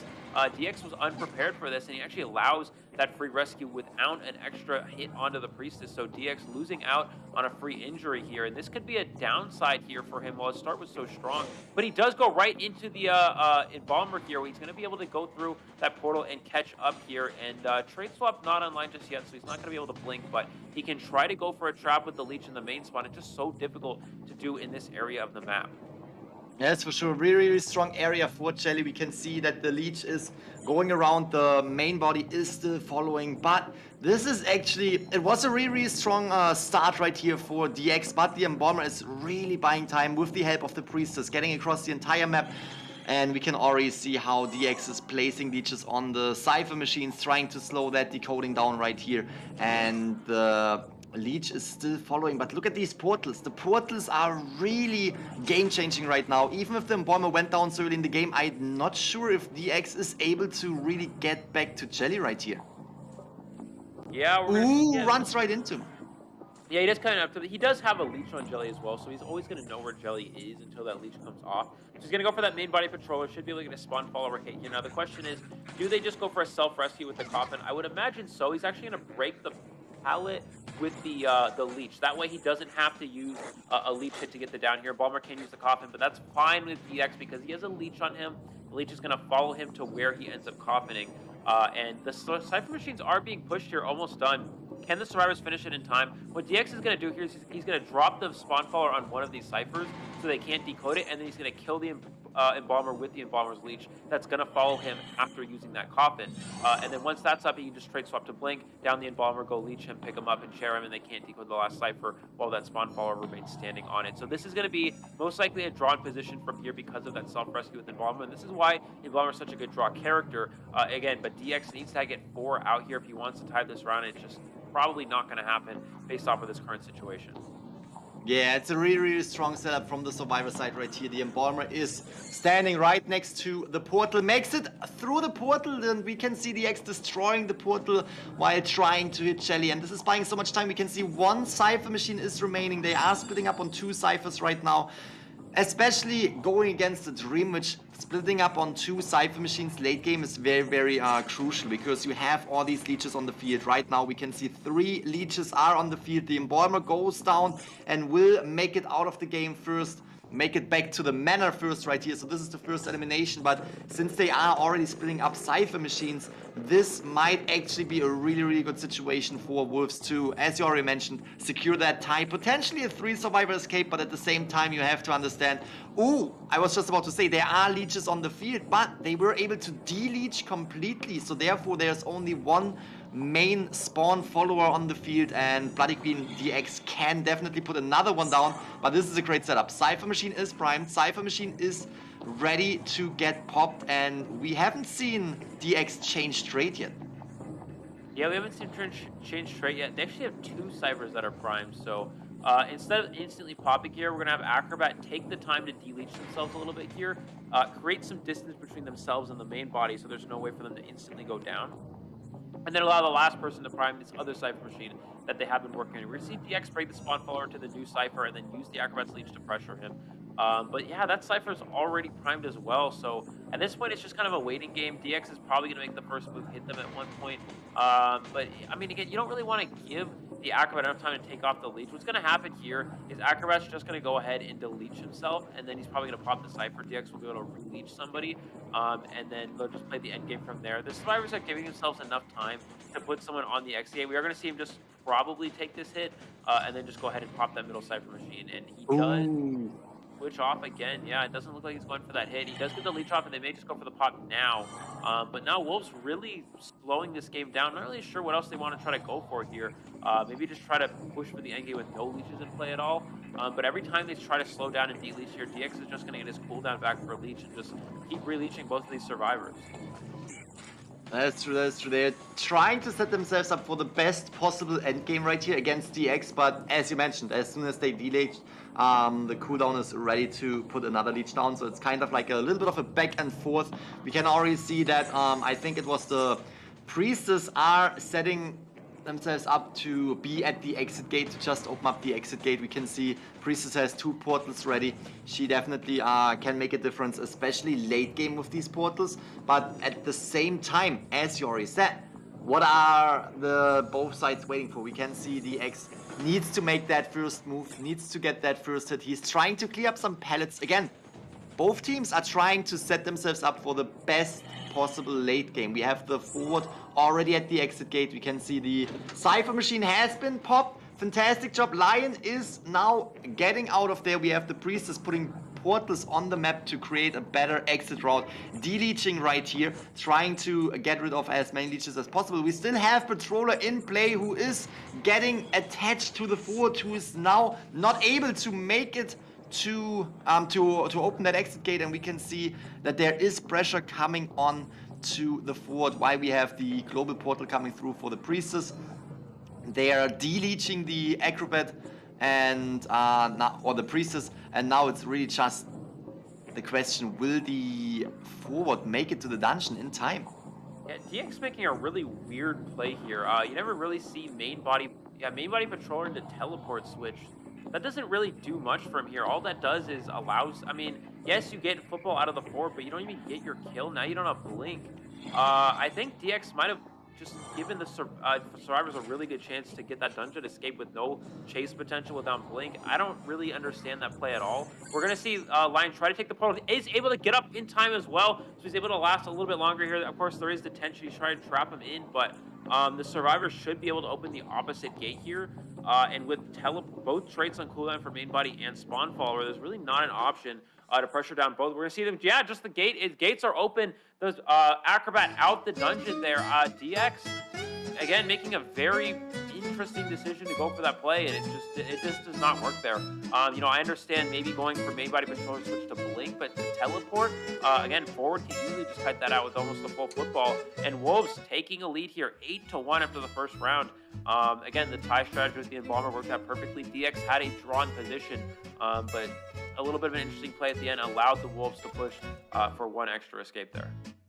Yeah, that was really, really well coordinated gameplay on Wolves' side as well, because they were, what we saw, they were waiting a long, long time, and it was kind of a little bit of a back and forth situation, but what they were waiting for, at least that's what I think, is that the Priestess could recharge a lot of portals, and that is exactly what was helping that late game 3 survivor escape to happen, because we saw the one portal that was at the hotel area on the kind of like bridge between the two buildings, and we also saw the global portal coming through, and all of these portals were helping, especially late game, to get these survivors through the, not only through the exit gate, but also through the dungeon. So that was a fantastic play on Wolves' side. We already know Wolves as one of the best survivor teams, and here we have it, 3 survivor escape against round number 1, second half DX. Extremely well played, but I also have to agree with you, it was a little bit DAO 5 was almost giving them the chance to get that 3 survivor escape, and it was a little bit of a difficult setup for DX to actually get any more survivors. And here we can really see the decoding progress as well. They were already preparing for that late game against the Dream Witch, where you want to have 2 Cypher machines split up, and it almost felt like they didn't really have to do that, because they were always deleeching the leeches, and that is the main potential of the Dream Witch, right? If you have a lot of leeches on the field, you can not only, for example, chase 2 survivors at the same time. No, you can also place a leech on the Cypher machine that they try to prime. That you can also place a leech on a survivor that is on the rocket chair, and you can just put so much pressure because you basically have several hunter characters on the field. But now with Wolves really concentrating on deleeching all of the time, you couldn't really protect the Cypher machines from being primed, and that was setting Wolves up for such a fantastic late game, and that was securing the 8-1, the first round victory for Wolves. Yeah, now I kind of understand what DX was going for with the patrol and the teleport switch, but I mean, basically, I think what his mindset is, and I'm thinking about, is that he's worried that the gate's going to get open, because typically there you want to just go to the exit gate, bring your follower there, and just use blink to get the down. But I think he was worried that forward would have the gate open before he was able to get the follower actually through the gate. So what he did is he tried to go for a patroller to stop the forward, and then teleport there with the spawn follower, so then the patroller activates and you can just hit them down. But the problem is forward still had almost a full football, so as soon as you hit the patroller, the forward's going to football away until the patroller bites him, and then he's just going to, as soon as it bites him, he's just going to football again as soon as it runs, after that bite activates. And he's just going to keep constantly making a little bit of distance here and there until the follower can't even catch up, because you're just so far away from the gate. So, yeah, I mean, I understand a little bit what he was going for, but yeah, we're going to see a couple highlights here, and we'll be back for the second round. 我用死撞往死里撞，不，那回头嘛，一个人在那边，他撞过去了。第二是哪个洞可以吗？马上，还有个6秒钟左右，3秒钟左右，3秒。接他洞，接他洞，那我先接吗？接上，这是大门，有我了，有我了，看见 ，OK， 点门，点门。接拉手，我吗？可以去我吗？拉出去。再拉手，别去，看不见，他看不见，上面直接去做步。那个大门一边冲一个洞，大门一边冲一个洞，大门一边冲一个洞。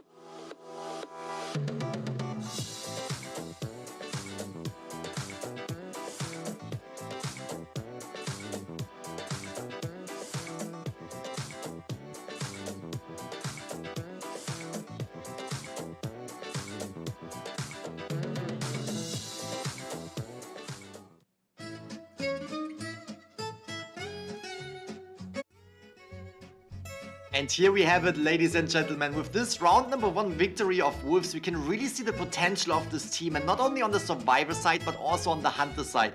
We have to say that DX and the entire DAO 5 Survivor side was putting Wolves into a little bit of a difficult situation in both of the matches early in the game, with the Embalmer of Wolves being down so fast and therefore giving DX a really good chance for this match. And at the same time, if we look at the Survivor side, they were really kiting the breaking wheel right there and were really buying a lot of time. But the comeback on both matches for Wolves was just absolutely fantastic, securing them a really strong round number 1 victory with 8-1 points for Wolves. So that is definitely showcasing the skill of Wolves and the coordination on the team and how calm they are, even if the start is not necessarily the perfect. Here we have a comparison of the stats between Wolves, Alex, and DAO 5's DX. Yeah, I mean, you do see DX having overall eliminations a lot higher than Alex, and we've seen that be very common. Here we are going to have, it looks like, DAO 5 also choosing Chinatown for round number 2 here, which is interesting. I think the game plan here is that you're just going to ban Alex's breaking wheel for the DAO 5 Survivor side, and then, DX therefore now has a map that's very good for Geisha and his breaking wheel of his own. So maybe what's going to happen is they're hoping Wolves Survivors will ban the Dream Witch, and then he gets to play Geisha, or he gets to play breaking wheel of his own on Chinatown round number 2. Chinatown's a map that we haven't seen this team particularly go for as often. We've seen this DAO 5 team go for as often. We typically see this be played by Wolves. We see this get played by other round 1 breaking wheel players such as YMM. But instead, yeah, we're seeing a little bit of a mix-up here where we are going to have the DAO 5 Survivors again going against Alex, which means Alex actually is opting to play Hunter first here. Wolves wanting to play Hunter first. Again, this is something you see occasionally with a heavily Survivor-favored team. Such as Wolves, you'll see the Hunter go first, and the Survivors can easily adjust their strategy to know, how well did my Hunter do? Do we need to play for a draw? We can play draw characters like Mechanic and Embalmer, or do we want to play extremely aggressive and go for, heavy amounts of escapes because maybe my Hunter had a struggle in their match with their own Hunter side. So maybe that's sort of the Wolves strategy idea here. But yeah, DAO 5 on the Survivor side as well, 8-1 in favor of Wolves. Keep in mind this is a best of 5. So this is only just begun here. And, points, of course, are very relevant. This 7-point deficit is going to matter. But it does matter a little bit more in a best of 3. Because, again, if this is, for example, this round is in a drawn situation, then the Survivors would have to go, or not the Survivors, but DAO 5 would have to go 7 points in the last round to come back. But in a best of 5, again, it doesn't really matter as much. They can slowly win, tack on more round wins as these matches progresses. That is for sure, and you highlighted how DAO 5 was going in with the the Chinatown map yet again, and I'm curious to see how this will play out for them, because you already said it, we might see that Geisha coming through, or potentially the breaking wheel. I don't necessarily think that Wolves Survivor Side will ban the Dream Witch after they were able to get that fantastic 3 Survivor escape against DX's Dream Witch. So I'm really, really curious to see what they will ban. Will it be the Breaking Wheel or will it be the Geisha? DX so well known for that Geisha, I almost feel like there might be a respect ban of that Geisha coming through, which would allow the Breaking Wheel for DX. But for now, we are jumping on the Survivor side right here for DAO 5. They really need to get some points in the second half, in the second round. Because yes, you mentioned it, it was just the first round in this best of 5, but you don't want to allow Wolves to, you know, create a bigger point gap right here. You don't want to allow them to win this round number 2 as well. And even if you tie this round number 2, it's still putting Wolves in a favorable position for this matchup between these two. So they definitely want to take the victory right here. And we can see the 2 bans of Priestess and Forward, as well as the Hunter ban, which is the Breaking Wheel. They don't want to face Wolves Breaking Wheel again, because again, they were putting up such a fantastic early game, but still were not able to get a single survivor out against Alex Breaking Wheel. So there's definitely coming in that ban. And we see Mercenary and Postman being picked. Mechanic, to slow down the decoding speed a little bit, is getting banned as well. Yeah, so Postman being locked in here, again, they're afraid of a Postman ban. Again, it actually makes sense here because Alex is going for Mechanic. So they want to secure at least 1 decoder here, and they're going Coordinator as well. So the idea with this comp is they're prepared to go against Bonbon. I think the Chinatown pick as well with the Breaking Wheel ban is they're thinking Alex is going to play Bonbon here, and they also have Seer as well, which is strong for Bloody Queen or Geisha if you obviously go that route as well. So yeah, this comp is just really well versed against Alex's Hunters. He could go Sculptor here, that might not be too bad. You know, sometimes Sculptor can be okay against Coordinator if you're able to block the flare gun. But yeah, I don't know. It's actually difficult for Alex. He's gonna go Bonbon. So Chinatown Bonbon is difficult. Obviously, this is a very big map, which makes it very hard to pressure the Cypher Machines, as Bonbon and also the 2-story areas like Hotel are easy looping areas for going against Bonbon. Coordinator, very strong rescuer against Bonbon because it's a character that can actually, if there's no excitement, can actually get a free rescue with the flare gun. And then the Postman, again, adding Cypher Rush with that decoding letter, sort of like the Mechanic substitute.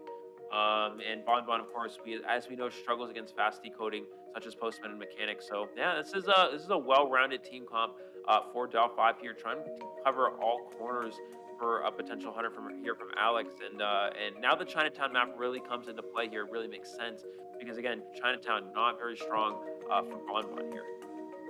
Very, very excited to see this round number 2. DAO 5 is really setting themselves up for a better match in this first half of round 2 on the Survivor side. They really want to get this victory going. They really want to get a 3 Survivor, potentially even the 4 Survivor escape, or at least a tie to put a little bit less pressure on DX.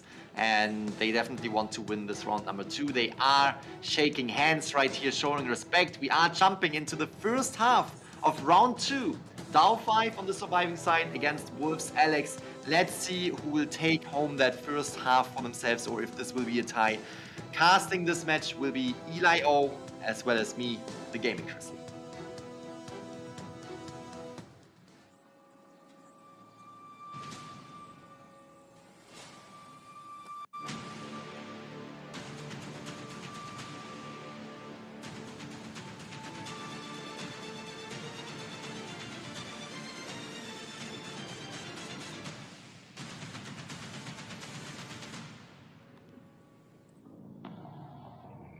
All right, we are going to have Alex spawn at middle here. I'm going to go straight towards, I believe he's going to go straight towards Hotel. Probably going to go right here. No survivor spawns directly in. Well, actually, you do have one spawning near Hotel, but you don't really want to commit to that.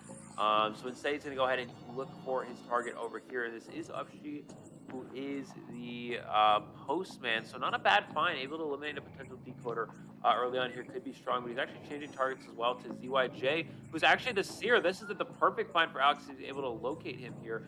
Now the question is, what is Alex's trait? Does he have Excitement or does he have Teleport?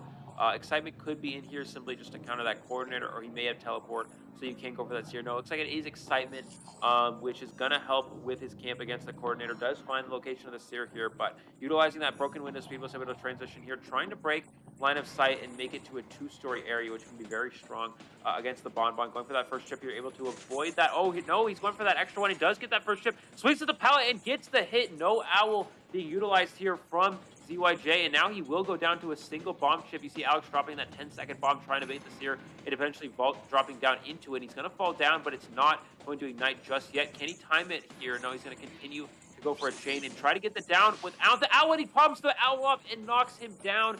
No blink necessary. Of course, he does have excitement, but he's able to hold that trade too, and a quick down on this Seer, putting Alex in a strong position right out the gate. What a great job from Alex right here. Really getting that Seer down extremely fast. We have to say it was a fantastic start from DAO5, really making Alex rotate again. You can really see the strength of DAO5 of rotating on the map and buying time early in the game by just hiding it out. But the Seer, who was going down really fast, is definitely putting them into a situation where they now have to come in for the rescue. We almost have 2 Cypher machines decoded. One is at around 50%, so that is definitely going to be a little bit of a tougher situation for DAO5 right off the bat in the second half, and this first half right here in round number 2. Wolves really just sitting on that Seer, and this is the strength of the Guard 26. You can really protect the survivors that are on the rocket chain. You can buy a lot of time forcing other survivors away. We can see the Mercenary actually giving up on that rescue completely. First survivor, the Seer, already out of the game. They are definitely trying to push the Cypher machines right here, and they are definitely trying to set themselves up for at least a tie, which the Guard 26 is very well known for, to just secure the ties. But with this early game elimination of the Seer, Alex is definitely having a really good head start in this match. Yeah, he does see the Mercenary. I don't think that's something he wants to commit to. He actually finds Coordinator. Coordinator unable to rotate early, which means Alex is going to be able to close a lot of distance here. And you think Coordinator would have a strong kite potential with that flare gun, but still holding that excitement. So, you know, any flare gun shot here could go play right into excitement and a free hit from Alex. We're going to see that first bomb hit onto the Coordinator. It's very important if he can get one more here. He can easily just go for an excitement kill. Is not able to get that. Bobo able to dodge that. And he's able to dodge all of these bombs as well. Tries to get a control bomb hit into the bomb chain with the 2-second. But now Bobo, again, still trying to... He's going to go around these pallets. Can Alex get this down here? Able to get that vault off. Gets the speed boost.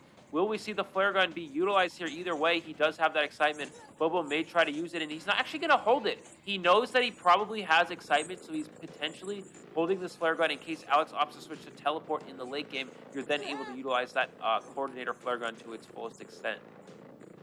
That was a great patience right here on the Coordinator. As you said, we saw how Alex was trying to force out that flare gun, but did not happen. He's now breaking the exit route for survivors, making it easy for him to chase the survivors if they are getting the rescue. But you can really see how they are focusing on these Cypher machines, trying to push it.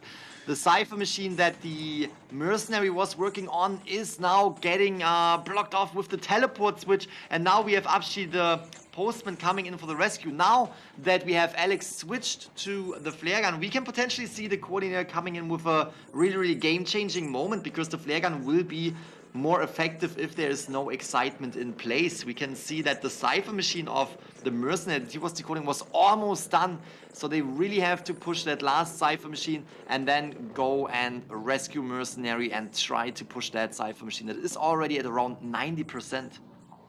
Yeah, very aggressive teleport there from Alex. If you find Mercenary, they're usually in a bad spot. They actually down Mercenary instantly, which was perfect here for Alex.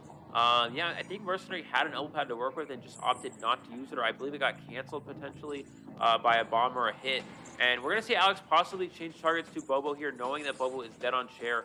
And yeah, the Bobo was saved after half, but the flare gun, if he blocks it, he blocks the flare gun with the wall there. There's the bomb drops here, and he's able to get the down on Bobo. He is dead on chair. Mercenary being rescued after the halfway mark as well. And just like that, Alex has put himself in a winning position. What a beautiful play from Alex to avoid that shot there. And just like that, this is another position on a bad Bonbon map and a comp that's strong against Bonbon. Alex actually can just win this match straight up as well. That is extremely strong, and we really see how Alex is accelerating on this map right here. Not only with the breaking wheel earlier, but also now with the Guard 26, and he's going for the late game. What we can expect right now is that he will bring down that postman and leave him on the floor to make him self-heal, to exhaust that self-heal option. We can see that bomb not connecting, still having the chance to kite out a little bit longer. We have one Cypher machine remaining, but that Cypher machine is not being touched at the very moment, so we still have the mercenary trying to get to that Cypher machine that is already halfway done. The hit comes in, and now the postman will go down to one more bomb hit, but we can see Alex really being aggressive and putting pressure on the mercenary again, who will not necessarily go down if he is taking a normal hit, but the bombs might come in to prevent the mercenary from staying alive longer. There comes the hit. The bomb is blocking off the way, buying a little bit of time for Alex to catch up. Is avoiding that controlled bomb, but is going down to the connection. And here we have the mercenary who will go to the chair right away. Keep in mind that if he is going to the chair, mercenary will be out of the game, and that will open up the option for the postman to actually go to the dungeon. Yeah, I think Alex might be realizing this. I think there's a chance Alex didn't even realize that. Because, again, normally it's fine to share Mercenary there, because then you can just go camp dungeon, Postman dies to one bomb chip. But yeah, with Mercenary being dead on share, that actually just allows Postman to stand on the dungeon. And actually, Mercenary struggling free as well. He's going to get the down again, but, I mean, Alex, he has to chair because they're just going to pop the Cypher machine.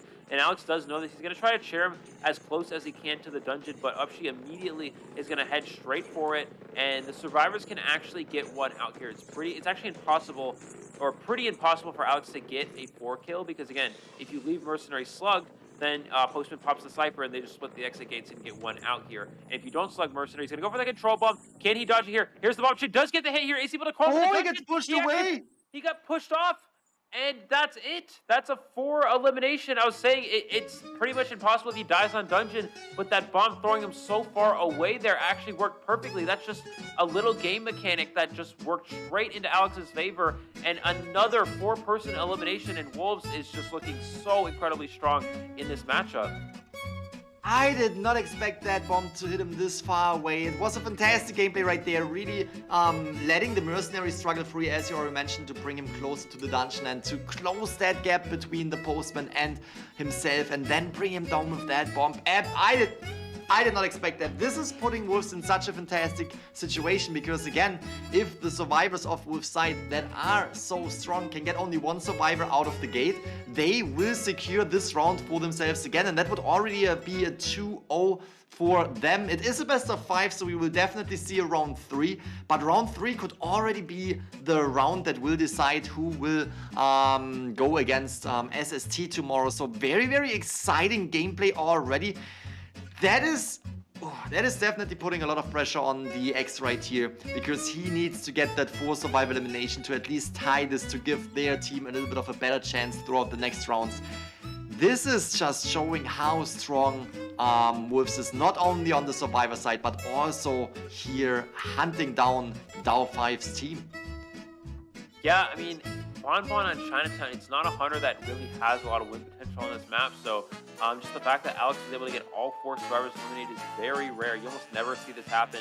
But yeah, I mean, it's just, when you get in a situation where you find that series, you got a very fast down on the series. You see only 33 seconds. Mercenary tried to feed Tinnitus and gave a free chip hit in the process and just ended up leaving anyways. Then he finds the next best perfect chase target, the main decoder, the Postman. He's able to take that down as well, relatively fast. He was able to get Coordinator down, he was able to get the Coordinator down as well. And then, again, Coordinator cannot use the flare gun because he has that excitement. And, DAO5 knows this, but it doesn't really benefit them knowing that at all, because he's going to go down anyways. And, he was able to get it off in the end there, but then again, he teleports on the Mercenary, who has an elbow pad, and Mercenary still goes down relatively quick as well. And it's just so many quick downs. The only way Bonbon really wins is if you're able to get really fast downs on the first down, and then also on the second down after the first survivor's been eliminated.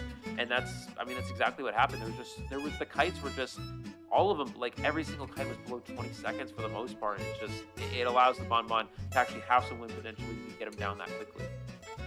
That is for sure. We definitely saw Wolves Alex coming through with a lot of pressure, teleporting away to the mercenary, really putting pressure on the entire Survivor team, trying to slow down the decoding progress as much as possible to buy more time for him to just set himself up for such a fantastic late game. And yeah, being that aggressive was really paying off. Sometimes it's high risk, high reward, and this was definitely a little bit risky, teleporting away, allowing the rescue and all of that, but still, that pressure was definitely paying off right here. The pressure that he put on DAO 5's Survivor side, and he is taking home another 5 points for his team.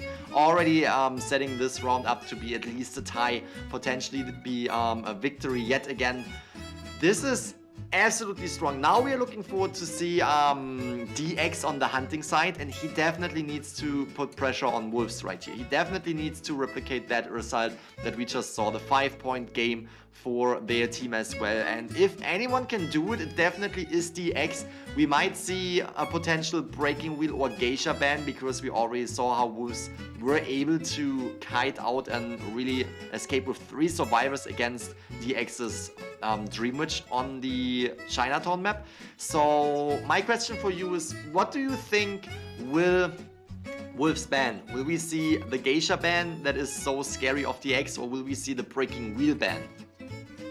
I don't know. It's tough. I think probably. I think they might still ban Dream Witch, just because round 2 Dream Witch is a lot harder to beat than round 1. When you're in a situation where you don't want to give up a 4-person elimination, the only hunter besides Breaking Wheel DX really has to get all 4 survivors eliminated is the Dream Witch. So, you know, if you go round 2 Dream Witch, then you allow Seared Forward ban, you get Mercenary Priestess lock, but then you allow, I mean, I don't know, then you allow like Psychologist ban, potentially you allow Patient Acrobat ban. So around 2 Dream Witch is just a lot scarier because you have an extra ban to work with. So I don't really know. They may just give Dream Witch here again because Chinatown Dream Witch isn't necessarily the best. I don't think they'll ban Geisha because they don't really need. I mean, maybe they could. Maybe they're worried about Abnormal Geisha getting 4 survivors eliminated. It's just very unlikely in such a large map. So I don't know. I think it probably makes the most sense just to play it safe, ban Dream Witch, not risk any hunter that can actually 4-person eliminate the survivors. But either way, I mean, that's such a strong match, again, as you mentioned in the first game against the Dream Witch. Maybe they just play it safe. I would not be surprised if they go in Balmer here as well. Again, Balmer, a good draw survivor. They only need to draw to win this round. So, and Balmer here seems like a good option. I think it could definitely come out. That could definitely be an option, yeah. Definitely play it safe right here and secure that tie, setting themselves up for the round 2 victory. And yeah, it's gonna be very, very interesting to see. We have a lot of options on the table when it comes to the hunter side. You say we won't see the Dream Witch because she will be banned, which would allow DX to pick other characters that he could utilize. But still, as you said, Survivor side will definitely set themselves up for a tie right here. It's gonna be very, very intense. The second half of round number 2 already. Currently we have Wolves in the lead with an 8-1 round number 1 victory, and they already set themselves up to get another round number 2 victory right here with the 5-point game for the Wolves hunter side. And we can see the bans and picks in a few seconds coming in right here, starting with the bans on the Survivor side. Yeah, I mean, they could technically go Geisha or Breaking Wheel ban as well. I just think Dream Witch is probably the most likely. But yeah, we could also see Geisha or Wheel as well. We do see, okay, so Priestess Seer. This means DX is probably gearing up to play Geisha or Dream Witch. Let's see what the survivors opt to ban here. They're going to see this. They're probably going to take out Dream Witch or Geisha with this. They could go Wheel again if they don't want to get 4-person eliminated, but I'm not really sure. I think of a Wolves here banning Dream Witch, but we don't know we don't know. We're gonna have to wait. This is really important. I think Wolves definitely has to consider this. Again, you only need to get 1 out here, probably just playing for a draw. They'll probably just go back to the Embalmer strategy. It looks like we're gonna see Forward and Acrobat. We actually don't see what hunter is banned. It's unfortunately not showing up here, but we do see Forward, Acrobat, Entomologist as well, which means they probably didn't ban Breaking Wheel because Entomologist is probably in there to actually be strong against it. But yeah, so it was the Dream Witch. And you do have Entomologist for Breaking Wheel for Geisha, and DX knows that Geisha not really a winning hunter, it's more of a draw hunter, especially on a large map. And we are just going to see him go ahead and go breaking wheel. This is his best chance at probably eliminating all 4 survivors, but this comp is so tough for Wheel. I mean, he's just so far. I mean, you know, Dow5 being so far behind, you have to take your chance with Wheel here. But Entomologist, we've seen such a strong kiter against Wheel. It's very easy to avoid getting spiked there, while on the Bees, Acrobat just such an incredible kiter in general. Forward harassment against Wheel, so strong. You may have to go Excitement. You know, you can't Excitement the Bees and walk through them. You can't Excitement forward, and then Mercenary unchaseable. So, yeah, this is just really difficult. It's a huge uphill battle here for DX. This is definitely going to be a tough match, especially knowing Wolves, which is such a well-coordinated team, and they are so supporting of each other, especially with the Entomologists. I'm very, very excited to see the Entomologists coming in play in this match, because that ability to put down the Beast, it will not only help you as Entomologists to, you know, have a better kite because you are getting a little bit of a speed boost while you're in the Beast. No, you can also support your team by pushing away the Hunter, by pushing away your teammates from the Hunter. It definitely is going to slow down the speed of the breaking wheel right there. And this is something I'm really excited to see, because Entomologist is always in the background working on helping their team, and this is exactly what we can expect from this matchup between Wolves and Dow5 right here in round number 2, the second half.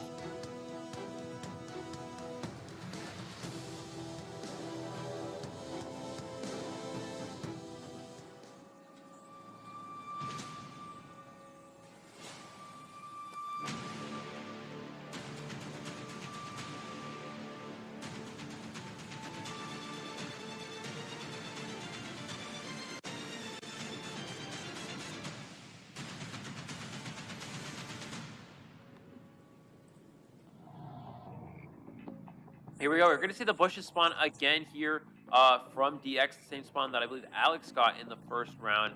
And we are going to see him go towards middle here, probably going to go left and go towards hotel. 2 survivors in the area. Actually, no, he's going to go back towards the tables building and see if he finds a survivor in this vicinity. It is 487, who is the Acrobat, which is probably his best target. He actually sees Lion, the Mercenary. You're not going to want to chase this probably. Oh, he's actually going to commit to the Mercenary here. Interesting.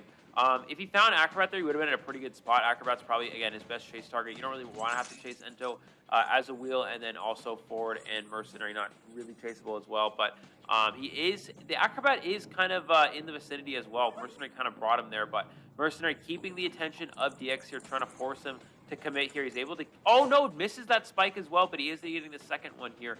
But now he has seen the Acrobat, which is probably his best chase target overall. But it is 487, no, going back for Alliance. So he's going to continue for this Mercenary. He's kind of in a position where he doesn't want to have to go for more spikes here. Entomologist Beast coming into support as well. And this is going to give Mercenary enough time to get away. Blink online, but with an elbow pad still available, Lion should be able to make enough distance here. Well, Blink won't even come into effect.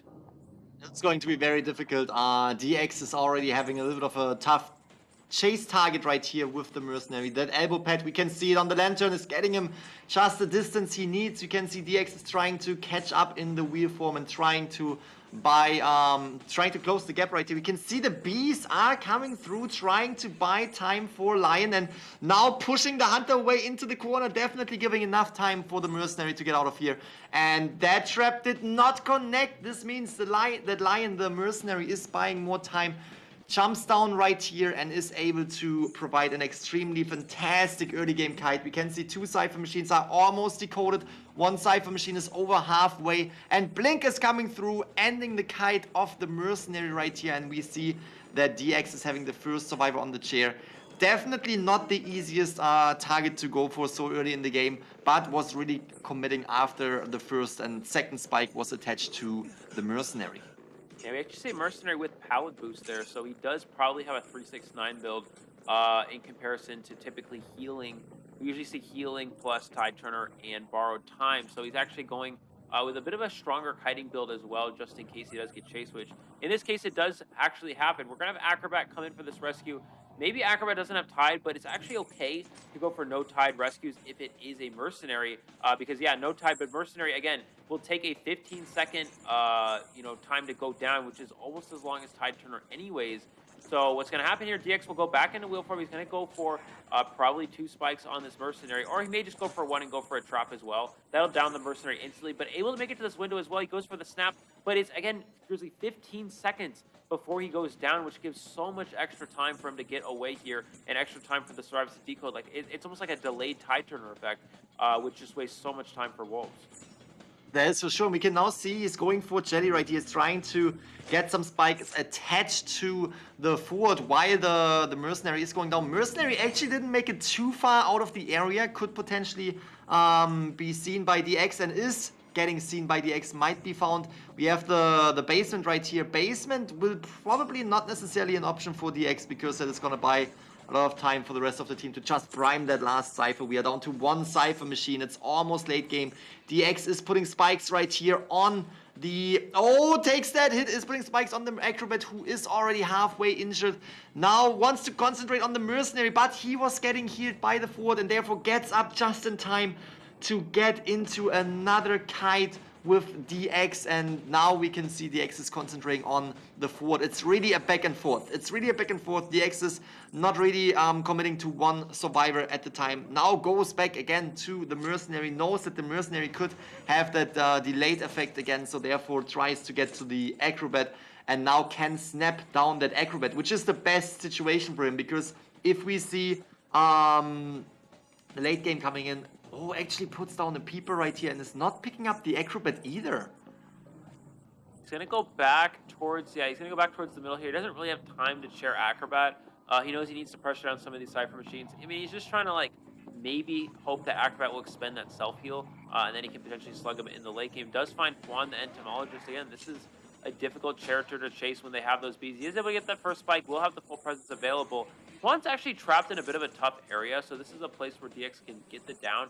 He has the trap. Yeah, it does get the down quickly on Juan here, so maybe giving DX a little bit of a chance to come back, but that Cypher machine already primed, so it's not going to matter. He's going to go ahead and go for the chair here. Probably going to see Mercenary. No, Forward's going to come in for the stun. Again, that Cypher machine for Forward already primed here. DX back into wheel form. We should see the survivors probably just go ahead and pop it here. And yeah, they're going to push straight for the end game. DX in wheel form, having no spikes on any of the survivors. This is just really good here, and I think no one even dead on chair. Mercenary still has another chair. Everyone else, he's going to be able to football. Does not get out of the range in time. Able to avoid the trap, but he can potentially still football away here. If he has any left, just enough to get to this pallet, but DX able to drop the trap here. Can he get to this next pallet in time? Goes for the swing, and no, he is able to get the down as there is no pallet remaining. Will DX go for the peeper? He's going to go for the peeper and play really aggressive, trying to get an extra kill here and maybe push for a draw, but I don't really know how he comes back here. Acrobat caught in a bit of a tough situation. But he does have a ball to work with, and no blink on DX should allow him to kite a little bit here. Goes for the bomb and gets out of range of full presence with that bomb there. Beautiful job from 487.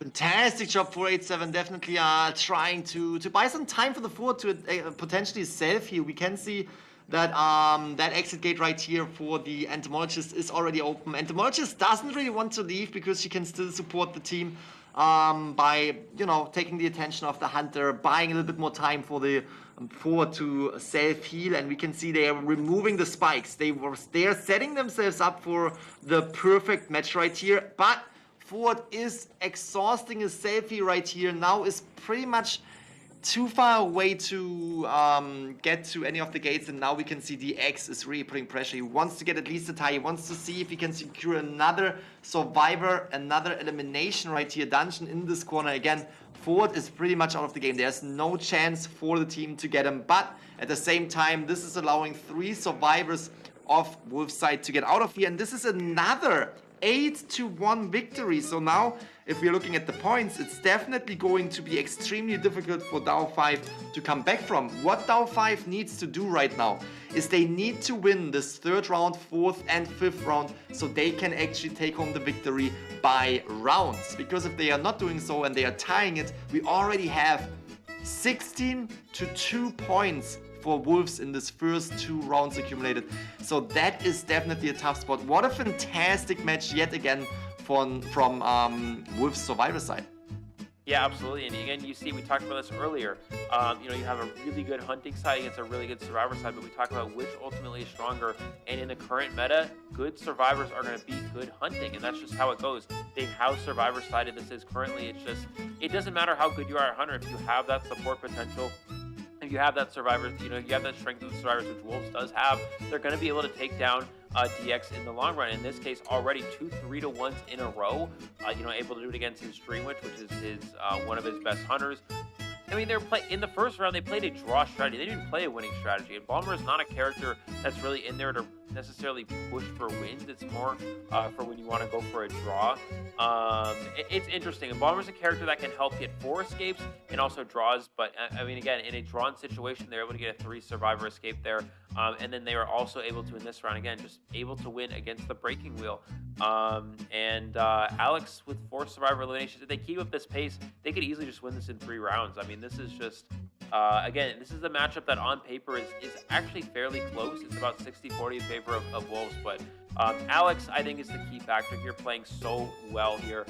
Again, it always comes down to how well can Alex play, because again, the Wolves survivor side usually doesn't disappoint. And Alex just winning every game. 4-person eliminations back-to-back here, not allowing Dow5 to have any chance at all, putting all the pressure onto DX, and Wolves just doing what they do with the survivors, just constantly winning, consistently winning every round so far. Man, this is so tough for Dow5 because now they have to play a little bit more risky, right? They know they cannot allow another loss happening in this round number 3 because we already have 2 victories. So this is the best out of 5. So getting a round number 3 victory for Wolves would put them into the spot where they already lost the semifinals and they would have to go against GG tomorrow and fight for a 3rd or 4th position in this tournament. And that's something they want to avoid. They want to go against SST and fight for the 1st or maybe 2nd position in this tournament. So it is definitely a lot of pressure on Dow5 right here. And you said it, Alex really providing the 5-point games, the 4 survivor eliminations for Wolves. And then we have the survivor team that is just extremely strong, extremely well coordinated. Here we have the stats. Here we can see yet again how this game unfolds.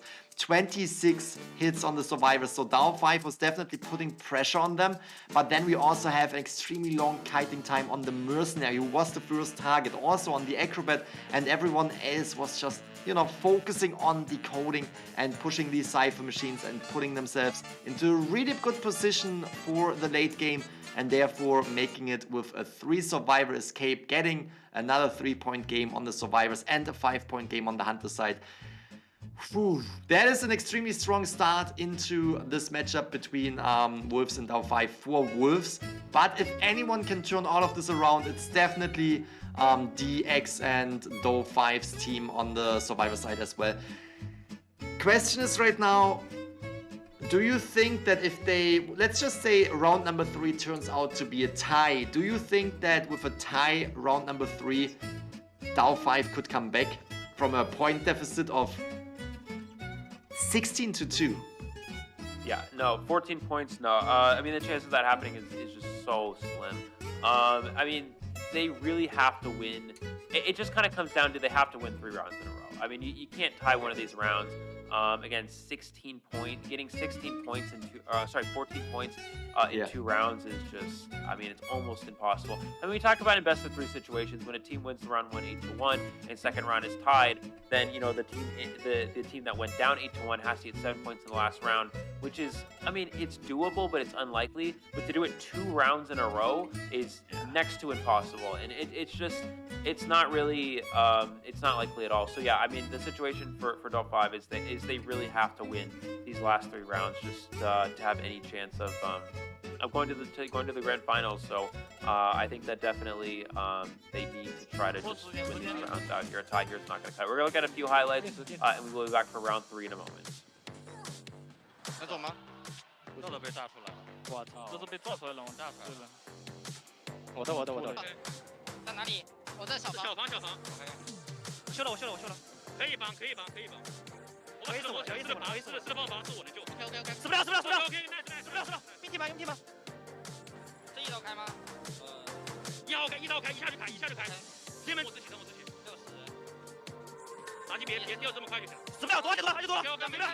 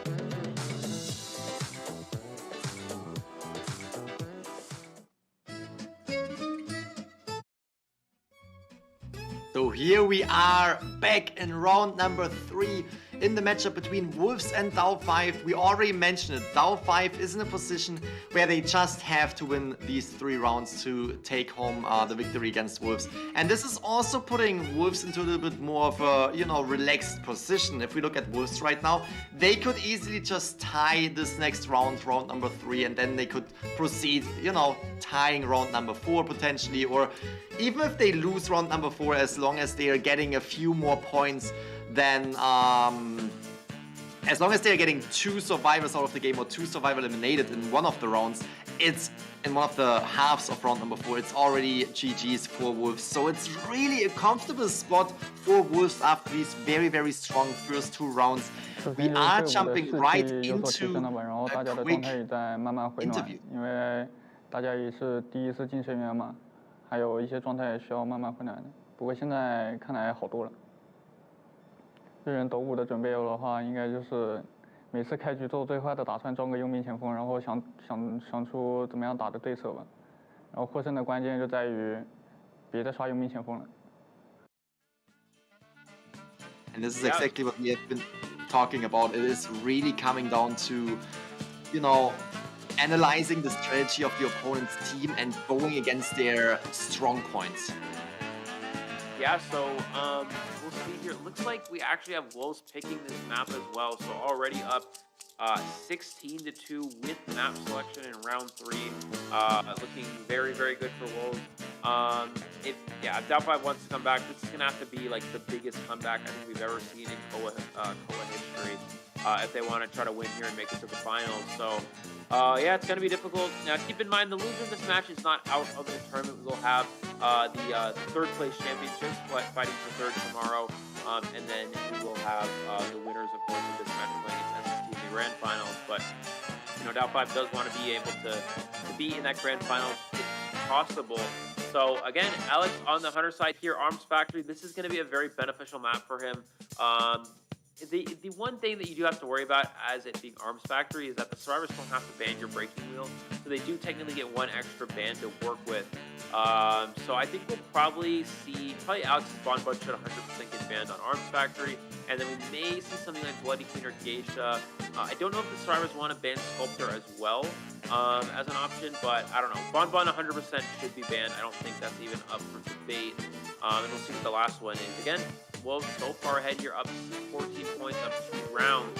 So DAO5 is going to need to come back here. I would expect most likely what needs to happen is that the DAO5 survivors need to start winning matches. They cannot be getting 4 survivor elimination every game. They have to win on the survivor side here and hope that DX can tie Wolves. That's kind of the biggest thing here. Again, we talk about Wolves being so strong on the survivor side, and the best way to actually beat them in rounds is beat Alex. You beat Alex, and then you allow your Hunter to potentially tie Wolves, and maybe from there you're able to win the round that way. So DAO5 survivors need to try to win here in this round 3. That is for sure. That is something they have to. They have to win, not only in round 3, but then also in the following rounds. And the best possible outcome that you can think of is DAO5 coming back with a huge, flawless victory in round number 3. Let's say 10 points right there, which means 4 survivor escape, 4 survivor elimination. But that is just so unlikely. That is very, very difficult. But that would actually allow them to, potentially get a tie and then still make it back from that. But it is going to be a tough fight right here. It's an uphill battle. It is an uphill battle against Wolves, who is such a strong team. We are seeing Alex yet again on the Hunter side in the first half of this game number 3 right here, and we can see the bans are coming through. We have Postman, Forward, and Mercenary ban. Seer ban, therefore allowing the Mercenary and the Acrobat on the field. But we can also see how they are banning not only the Guard 26, but also the Bloody Queen, because as you already mentioned, they need to start winning. So therefore they're banning some Hunters that can secure a tie and really forcing Wolves to go all in and really trying to push Alex right here. And as you said, they try to get that victory in the first half of round number 3 to set up DX for a little bit of a better position to get the points they need to win round number 3. We have an Explorer and a Painter coming through. Very, very excited to see the Painter right here. Yeah, this comp is here to counter Sculptor for the most part. I think that's kind of the game plan. And Alex is going Axe Boy, so this is Alex is kind of, yeah, so I think they're probably assuming Sculptor because, again, Painter is strong against Sculptor, able to put those paintings transition away. It also allows for potential instant rescues as well, and Explorer can, hide out pretty easily. Axe Boy is a little bit more challenging. If, Explorer ever leaves that corrupt zone, they do get the purple fireballs, which helps Axe Boy find them easier. Painter can be a fine kiter against Axe Boy, so can Acrobat, but yeah, I mean, Axe Boy here from Alex, probably just going to see, he may just go up, down, blink, and try to get a draw here and allow the Wolf Survivor to win, but yeah, here we are. We are going to see the handshake again, round number 3 of Wolves versus Doll 5. Wolves up 2-0 currently. Alex on the Hunter side against Doll 5 survivors. Let's see what's able to happen. Can Doll 5 come back here in this 3rd round?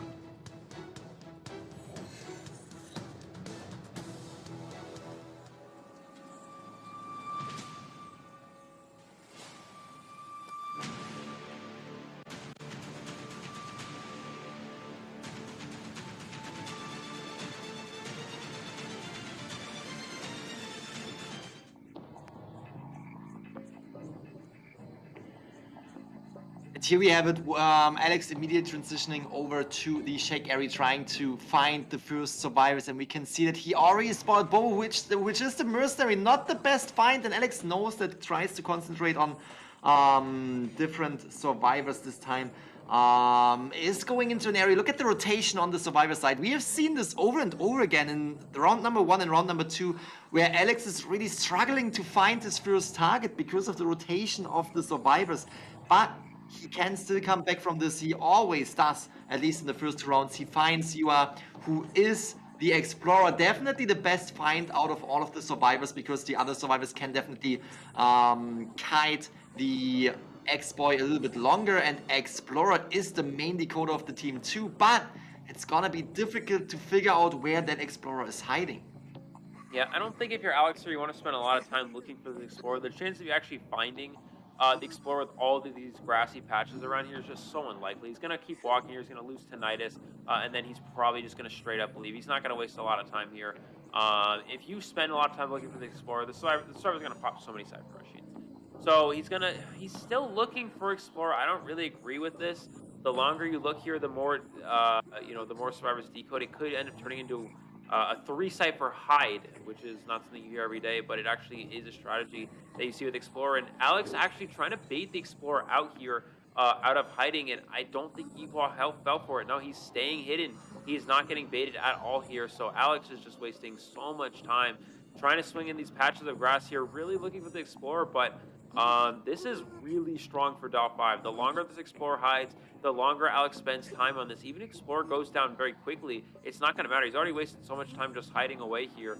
And yeah, again, Doll 5 getting so much time of free decoding. Yeah, Cypher machines are being decoded. We have seen this before, where Alex is not having the best early game and is still coming back from that and really getting the 4 survival eliminations anyway.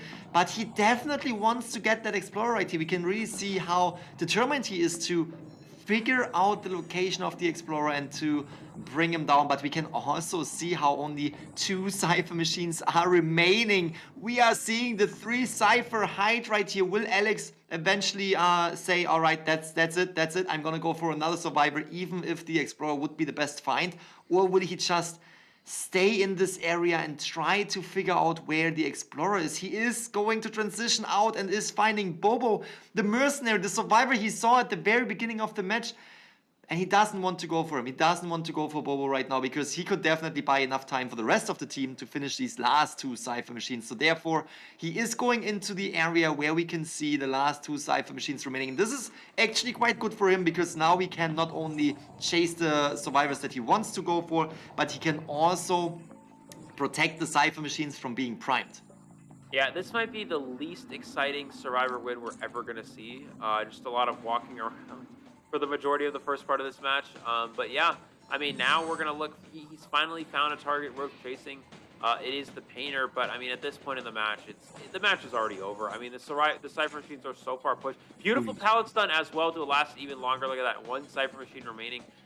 Actually, Grizzly, the survivors are set up to 4-person escape here. Mercenary still has Tide Turner, so if you're able to prime these last Cyphers and then just kind of push for an end game with the survivor dying near the exit gate, you can easily just go for a save, maybe use that Painting, use that Mercenary with that Tide Turner, and just push for a forced survivor escape. That hide there from the Explorer has literally put Dow5 in a position where they can actually completely come back, at least for this third round.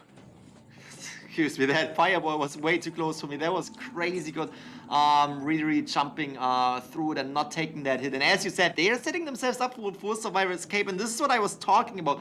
If anything, Dow5 can come back from this, from these 2 first rounds. And if anything, they can get the flawless 10-point game. They are setting themselves up extremely well. Look at that Explorer. He is just hiding throughout the entire match. He's not doing anything at all, just staying in this area. And now we have Bobo, the Mercenary, the survivor that Alex was trying to avoid throughout the entire match, is now getting chased a bit. We saw the Explorer. We can see the Explorer. Keep in mind that Alex cannot see the outline like we can do, and therefore just passes that Explorer yet again. And we can see these survivors just really pushing that last Cypher. And we can also see the Explorer, bottom left Explorer, almost primed that Cypher. And as you said, this is such a fantastic setup, not only for a 3-survivor escape, no, a potential 4-survivor escape could happen for Dow5 right here. Cypher pop. We do see the Cypher pop happen here, and Alex just now getting his first presence. We may see Alex just switch to Blink here and just try to secure 1 kill. Again, that's kind of the goal for Alex. Since you're in such a bad position, you just can't allow a 4-survivor escape. We do see the dungeon in the area. Will he switch to Blink? And he is going to switch to Blink, and he does get the hit. Painting is activated, but it's too late. He's going to be able to get the down on the Acrobat now. The question is, does Dow5 get aggressive here? Alex is going to drag him to basement as well. This is the one thing that the Acrobat could not let happen, is getting basement. Now, a Tide Turner rescue here may not be enough because basement's in the area as well. So, I don't know if Dow5 wants to push this for a 4 here. I think it's actually worth it to go for it. If you can get a 4-survivor escape here, you know, DX only needs to get 1 kill, whereas the chances of DX getting a tie against Wolves survivors is actually not very high, considering that so far Wolves has been able to beat him 2 rounds in a row. So I think it's probably worth it to try to push him. Yep, we do see Bobo going in for that Tide Turner rescue. What's going to happen here is they're going to use this Tide Turner to get as close as they can to the gate, and then they're going to go for 1 more rescue after that, and then see if they can potentially go for that win after that. We are going to see, Acrobat does get body blocked here, which means he's going to prevent him from trying to push towards that gate here. Acrobat going to try to make it as close as he can here. Going to go for the dungeon. Can Mercenary get out the gate in time? But he's going to drop down, and that body block Grizzly from Alex literally just saved him a 4-person escape from happening. Wow, what a fantastic job right here from the survivors. That rescue was definitely a really good chance for them to get a 4-survivor escape, but at the same time Alex knew exactly what he had to do. He had to prevent them from getting all 4 survivors through the exit gate or potentially the dungeon. That body block, absolutely fantastic. Love to see it. That is just, you know, the little detail in these games that can make or break a game. Not that it necessarily made or, you know, broke the game, because it's still a 3-survivor escape. Something that Dow5 was definitely needing. They needed to get a victory on the survivor side, and now we see DX on the hunting side. They can still just casually tie this match to get a victory in round number 3. If they are able to get a 4-survivor elimination as well, we might actually see a really good comeback. The comeback of the year right here in Call of the Abyss 5 tournament from Dow5.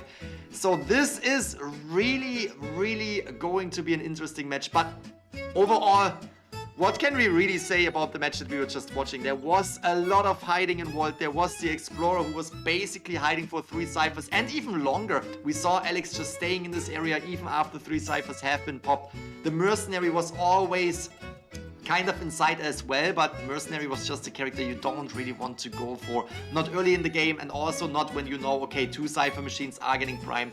Alex was going into the right direction, right to the last 2 Cypher machines that have been decoded, but wasn't really able to connect the hits on the Acrobat, wasn't really able to connect the hits on the Painter until the Cypher machine was already primed. So extremely strong comeback right here from Dow5. And I have to say, what is interesting about these matches, not only about the match that we just witnessed, but also round number 1 and 2, is that Alex is really having a little bit of trouble finding the survivors early in the game. The rotation of DAO5 is on point, and them keeping, you know, the first kite up as well is also really, really strong. But Alex, 2 out of 3 times came back extremely strong, but this is the 3rd time right here where we can really see DAO5 survivor accelerating with an almost 4 survivor escape, but it was a really, really good 3 survivor escape on the survivor side of DAO5. Yeah, you don't see that first elimination come in play till after all the rest of the survivors. I mean, he just wasn't able to get, you know, anyone down till the end. I mean, he didn't even injure the first survivor. He had 1 flame on an acrobat, and the last cipher was like already 80% or something. I mean, it was just, that's why you don't see a lot of hunters, you know, commit to finding an explorer, because in certain areas on certain maps, like Arms Factory, this is why Arms Factory is really strong for explorer. There's so many patches of grass where it's very easy to just blend in, very easy to hide. So that's why you don't see a lot of hunters commit to finding the explorer, because if you do, you're just going to be put in a situation where you just look for the explorer for, you know, 3.5, 4 cipher machines, and they just pop them for free. I mean, again, that was so that it was just like I think that was probably the easiest win DAO5 has ever had, in that you just don't see, you know, a lot of the time we talk about, you know, having really good kites because of, oh, these teams are able to support so well. You have very good support kiters, you have very good transition kiters, you have all this.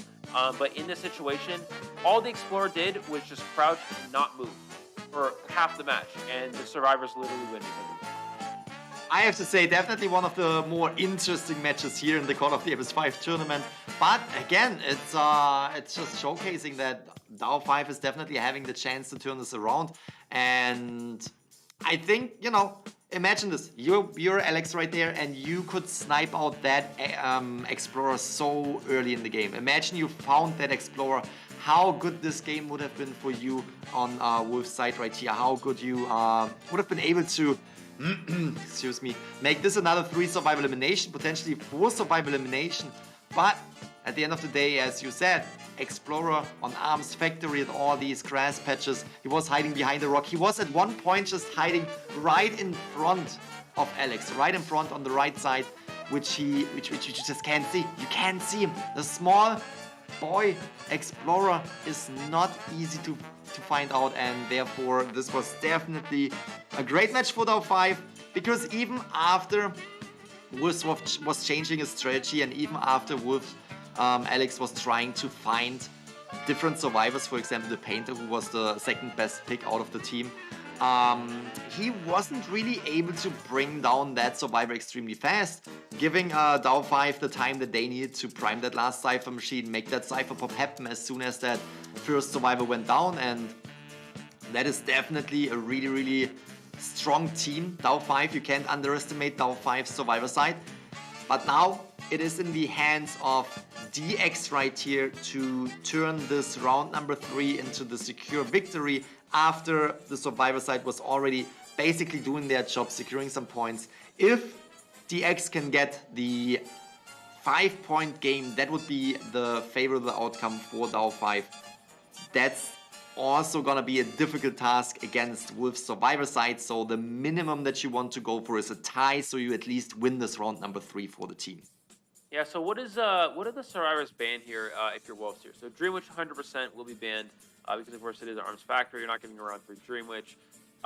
But now, do they go Bloody Queen ban or do they go Geisha here? Because again, we talk about typically a lot of survivors would ban Bloody Queen here and take a Geisha because it's easier to win against a Geisha than it is a Bloody Queen. While Geisha is a good draw hunter, Bloody Queen is even more consistent for draws. So Dreamwitch will be banned, but you also have to consider DX's Geisha is just so strong. He's known to be that very strong Geisha. His Geisha is a lot significantly stronger than his Bloody Queen. So I think we'll probably see Dreamwitch Geisha ban, but we could also see Dreamwitch Bloody Queen. Some combination of that most likely. DX here probably banning Seer, Forward, and Mercenary, I would imagine. And then the survivor's probably taking maybe Acrobat and something else. Yeah, it depends on what they want to ban. If Patient doesn't get banned here, yeah, so Seer, Forward, Mercenary, they could ban Geisha and just take Patient, which is a strong hider. Yeah, and there we go. We're going to see Dreamwitch and Geisha just like we predicted. Psychologist here. Entomologist is interesting. Entomologist plays into Bloody Queen pretty hard. Bloody Queen usually doesn't have too much of an issue with Ento, so this might backfire here potentially. They might also just be preparing for a Sculptor though instead. That is definitely going to be an interesting setup right here. Entomologist. Entomologist has been seen on Wolf's side over and over again, and honestly, no matter which hunter we are facing, that Entomologist is going to give a fantastic support for the rest of the team. We see Gravekeeper and Acrobat coming through. Acrobat definitely able to provide a fantastic kite. Wolves right here needs to get a 3 survivor escape to, you know, tie this round number 3, but with the Bloody Queen that you already mentioned, who is such a strong hunter when it comes to securing the tie, we might see DX just playing a little bit safer, not necessarily pushing for the points to make it the best match for their team, but pushing for a tie so they can secure the round number 3 for themselves. And again, this seems to lead into a strategy where we have DX wanting to just win the last 3 rounds, starting with this one, taking home a tie, securing that victory for themselves, and then having to push round number 4 as well as round number 5 yet again. But you also have to be very careful because there is still a chance for Wolves to make this a round 3 victory with the 4 survivor escape. We saw a potential 4 survivor escape on the DAO 5 side right here.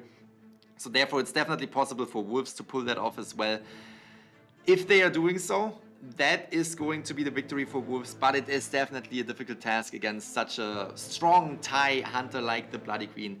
We are in for a treat. Again, if DAO 5 is able to get that tie, they definitely have a good chance of coming back, but it's still gonna be difficult.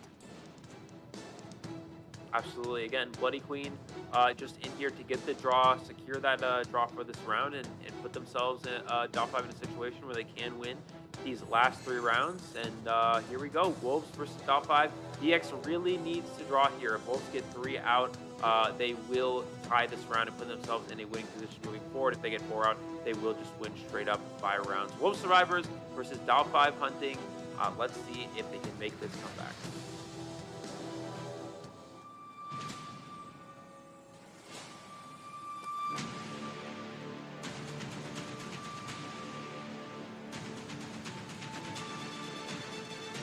Bringing you the heat for round number 3, Elio and the Gaming Grizzly. We are jumping right into this matchup that could already be the deciding match for Wolves right here. Arms Factory, round number 3, second half. We have DX spawning and transitioning right towards 487, is trying to snipe out the first survivor and is going towards Jelly. Jelly in the Arms Factory area, extremely strong for the survivors, because even if you utilize your mirror, there are a lot of obstacles for the main body that you can run into. But look at that, Jelly is avoiding that first hit right here.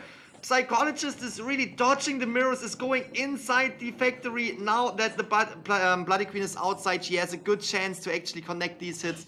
But Psychologist can tank 1 additional hit and therefore is still kiting around. But she is now the best target for DX because she is already injured. Well, not necessarily injured, but she already took that hit and therefore has no ability to self-heal again.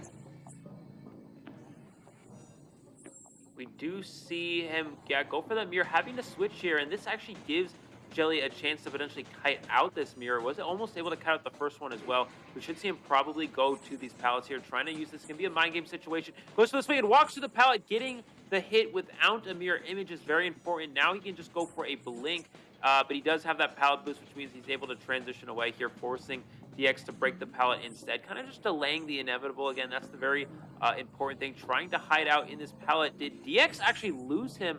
No, he is able to pick him up here, and he should be able to get this down on the Psychologist. But 3 mirrors and already 3 Cypher Machines almost completed.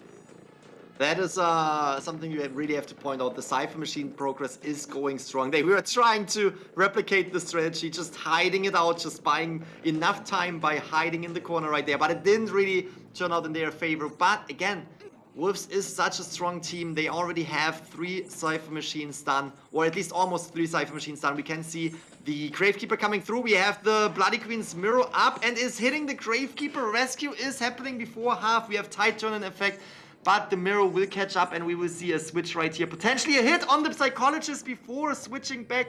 And therefore, we can see that Shelly is trying to get away as far as possible from the rocket chair, trying to buy just a little bit more time for the team because DX needs to carry a little bit further to the rocket chair. But still, this is a really, really good setup for DX right here because that Psychologist is on the chair for the second time. I'm not sure if the Survivor side might potentially just let her on the chair and focus on the Cypher Machines. It looks like they are going to do that. It's interesting. They could have tried to go for a save and maybe body block to the last Cypher was primed, but it looks like they're just going to go ahead and play it safe, heal up here, and just go ahead and go for a draw. And again, I mean, if you know, DX gets a draw here and Del5 wins this third round, it's still in a situation where they have to win the last 2. And Wolves knows if they get, you know, if they just get a draw here, Wolves can easily just draw one of these last rounds and then just win from there based off of the points. Ultimately, that would be probably the best situation for them. So we're going to see a mirror onto Lion, which is the Gravekeeper, and is probably going to try to hold one of these shovels, saving it for endgame. He has 1 more to work with. Able to avoid 2 of these hits so far, so DX having a little bit of trouble with some of these mirrors. He should be able to get this basic hit, but it is delayed quite a bit. And this does give the survivors a little bit of extra time to decode again. Oh, gets him to actually hit the tree, and he is able to get that first hit. But again, saving that shovel for an endgame kite maybe could potentially allow him to push for adventure. He may have to use it here, though. He's going to go for that vault here. Gets the down on Lion, so holding the shovel this long may actually potentially backfire because of how fast he actually went down. So what we are seeing right now as well is that the decoding progress since the 3 Cypher Machines have been popped are not it's not necessarily going as fast anymore. Even though we had 2 survivors on the Cypher Machines or being able to work on Cypher Machines, and now we have the Gravekeeper in the basement, and this is definitely making a rescue a little bit more difficult. We can see that one is transitioning out of the area, anticipating the mirror to come through. Excellent job from the Acrobat, just decoding that one Cypher Machine, and we can actually see that the progress was going on. We have 2 Cypher Machines primed right now. The mirror is coming through towards the Entomologist, who is utilizing the bees and is buying a lot of time to lure DX away from the basement, but I don't think... Oh no, it actually works. The Acrobat is going in for that rescue. The Cypher Machine of the Entomologist is primed at this time, and this is going to be a really, really good situation for the survivors right here. It still looks like a tie. Blink was utilized to connect that hit, was trying to go right on the chair right there, but we don't have Tide Turner. Acrobat goes down, Cypher Pop comes in, and this is going to be the late game. This is the shovel that you were talking about, that he saved up just for this very moment to buy more time for the team. Gets out of it. Will this be a tie? Will Wolves get 3 survivors out of there? Will they have the chance to actually make this a 3-point game for them? DX is trying to get to that gate. The mirror will be ready in 8 seconds. We have the speed boost right here. This is gonna be very... Oh, that's gonna be too close. Here we have the Beast trying. Can the Beast potentially push the Blade Queen out of range? No, he gets the hit. Can he crawl out in time? Right, I don't think he can make it. He's stuck in the Beast a little bit longer, and no, he's going to be able to get that pickup just in the nick of time there. And DX barely securing that draw, which was he absolutely needed to do there. So he did get the job done. He did waste his trait there at the end, tried to go for a blink trick. What he was trying to do is he was holding blink, goes for the swing, and if you do that, you hold blink, you go for the swing, and then you get the swing, then you drop yourself into the basement over the little elevation thing. So you take a hit, you drop down, have no attack recovery, then you instantly swing again. It's a really hard trick to pull off, and DX unfortunately wasn't able to get it there. Yeah, instead just barely a little bit short there, we saw the shovel. Saving it for the end game almost worked out for Wolves there, absorbing that mirror hit. The Entomologist Beast trying to push DX out of range, but he timed that mirror and got that angle perfectly, so even the Beast wasn't able to have much effect. And yeah, just a few feet short of getting that out, the Gravekeeper there at the end, and Wolves tying that up, which would have most likely just completely secured things for them. But yeah, DX keeping their team in it, keeping DAO5 in it here, winning round number 3. They're going to have to really win these last 2 rounds as well, but this is the start. This is what they need to do. This is the momentum they need to start to gain here if they want to actually come back in this match. That is true. That is true. That is the momentum they need to gain, and that they need to keep as well. They need to get two more victories in these upcoming rounds, as we still, if we look at the points right here, even if we see a tie, I am not sure if they can come back by points, because we saw Wolves just securing so many points in the first 2 rounds with a 14-point gap right now. And that is definitely putting DAO5 into a position where they still have to win round number 4. They have to win round number 5, as the points will be overwhelming on Wolves' side, and therefore secure Wolves' winning spot right here. So this is definitely setting them up, as you said, keeping them in the game and setting them up for a potential victory. But it's still an uphill battle, because you have to consider that the Survivor victory right there, that Survivor match of DAO5 was really boiling down to that Explorer that was hiding. Let's just say that Explorer wasn't able to hide as well. I would assume that Wolves would have had a different outcome on this match and had potentially the chance to tie it, at least tie it, right? Maybe get the victory, because we have seen Wolves being an extremely efficient hunter in the first and second round. So they definitely need to keep the pace on the Survivor side. This is my opinion right here. If DAO5 wants to win round not only 4 but also 5, they need to keep the pace on the Survivor side. They just need to hide it out again, or potentially kite it out again, as we usually see it in these matches. But against Alex, it's gonna be so difficult. And at the same time, you also have to consider that Wolves' Survivor team can definitely pull off a 3 Survivor escape again. And that might be the point that they need to tie or maybe win a round. And therefore, I mean, just talking about this match that we just saw, it was almost a 3 Survivor escape. It was so close for Wolves right there, with the Gravekeeper being able to make it all the way to the exit gate. These matches are extremely intense, extremely interesting to watch, and I can't wait to jump right into round number 4. Before that, we're gonna see the stats of the match that we have just witnessed. But what are your opinion on this an entire matchup between Wolves and DAO5 so far? Yeah, I mean, so far, again, Wolves jumping out on top very early here. And, you know, I mean, it does make sense that round 1 map pick being very important for Wolves. Again, you give Alex such a strong breaking wheel map, and you force DX to a bad Dreamwitch map. So that round 1 going in Wolves' favor makes sense. But then the round 2 situation, again, where DAO5 now has option to pick map, that's when things go a little bit more into you know, their own favor. But again, Wolves still able to go 8-1 in that round, which is really strong for them. And then here, this Arms Factory pick, I believe was done by Wolves as well. So actually, DAO5 able to win a round on Wolves map selection is really important.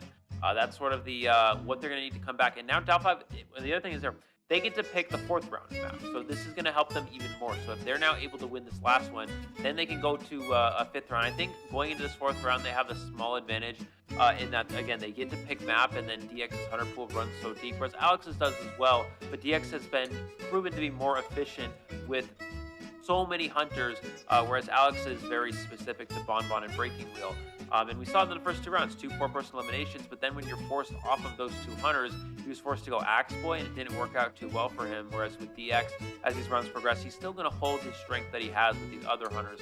Of course, his Geisha and his Dreamwitch being significantly better than the rest of them, but he still has that deep hunter pool, which is very effective with all of them. So I think going into this 4th round with DX being able to pick map, it's going to make it so DAO5 has the advantage of this 4th round. But if they are able to win this 4th round and go to the 5th one, that's going to be the decider. That's the important one, because again, DAO5, they have to win the last 2 rounds here for the most part. I mean, they did kind of close the gap with some points, so I mean, it doesn't matter. Even if one of the rounds is a tie and then they go 10-0, they're still going to be losing in points. They have to win the last 2.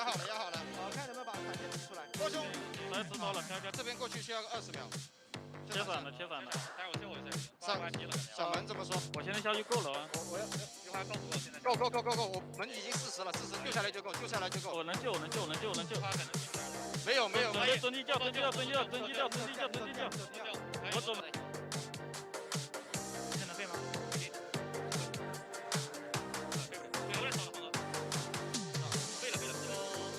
有血的可能。不行，我能拆，再拆起来了。推下，走，推下。推。走，哎，别急，推下，别急死了。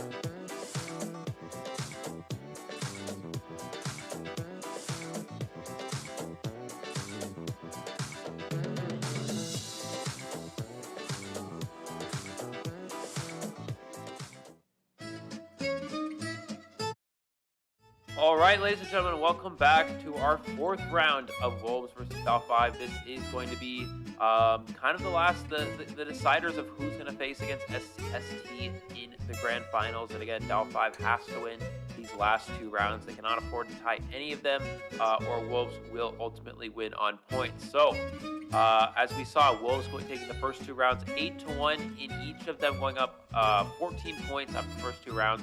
Of course, Dow5 able to win the last round, gaining back 2 of those points, but still down 12. So even if you do go for a tie in one of these rounds, a 10-0 will still be short. Ultimately, that's just, it goes to show how strong it is when you're able to jump ahead that far, in the first two rounds. So, yeah, here Dow5 has to win the last two. It is going to be Dow5's map selection, I believe, for this fourth round. So that is going to give them a small advantage. But even if they're able to win this last round, then you got to go into a fifth round situation where it could potentially be Wolves' map pick, and it's going to be difficult for them to come back again. DX, as these rounds progress, DX still remains very strong with his incredibly strong Hunter pool. We're immediately getting into the picks and bans. We're actually going to see Sacred Heart Hospital here, Grizzly, which is a map we haven't, I don't know if we've really seen this used too much at all in this tournament. Because again, how Survivor side it is, as a Hunter, you never really want to have to play on this map. But yeah, in this fourth round situation, 3 Hunter bans, 4 Survivor bans, Entomologist being one of them. You don't want to give that to Juan, though. Again, Wolves with such a strong support-sided team, eliminating 4 support characters, Forward, Priestess, Entomologist, and Seer here. And we're going to see Breaking Wheel, Greenwich, and Geisha ban as well. So they're giving up the Blight Queen to DX. But yeah, just getting rid of his 3 best Hunters here. And, let's see what the Wolf Survivors can do against this.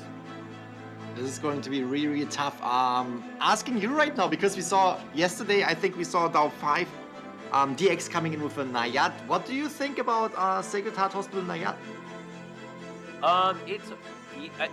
See, the biggest problem is that, Sacred Heart Hospital being so Survivor side, it's very difficult for a lot of Hunters. But Nayat's actually not too bad on Sacred. It's a Hunter that can easily catch up to Sight. I mean, we talk about Sacred being very good because once you get into that hospital, it's easy for the Survivors to loop the hospital and just kite in there for long periods of time. But Nayat, when she throws out her trident, she's so fast, she can actually catch up to Survivors in hospital very easily.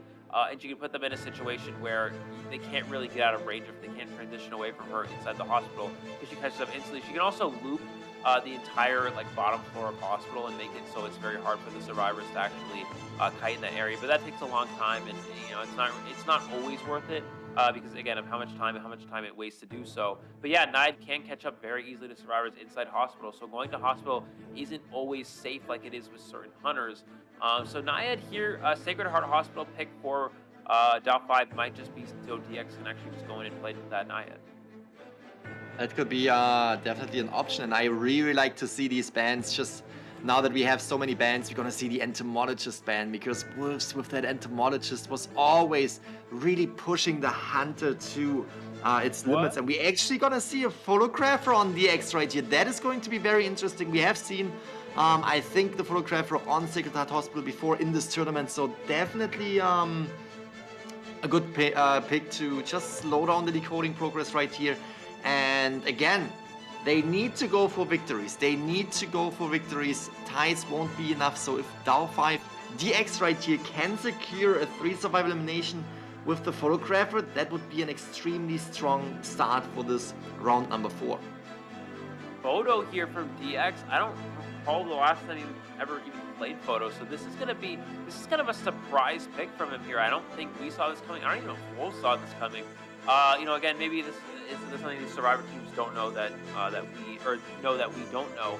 But yeah, Photo here from DX. And Sacred Heart Hospital then now actually makes a little bit more sense as well, just because Photo can be fine on Sacred. You're able to find those Survivors pretty easily if you know those spawns. It's an okay map for Photo, whereas it's very weak for the Alex's Hunters. So maybe that's the game plan here, is just play Sacred Photo and then put the Survivors for Dow5 in a strong position, gives them a good Survivor-sided map.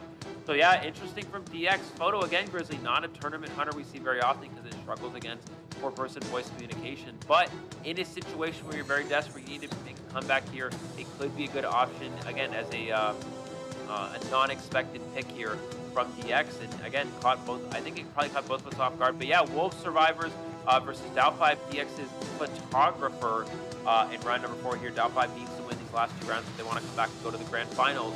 Let's see if they're able to do it. Again, photographer versus the Wolves Survivor side on Sacred Heart.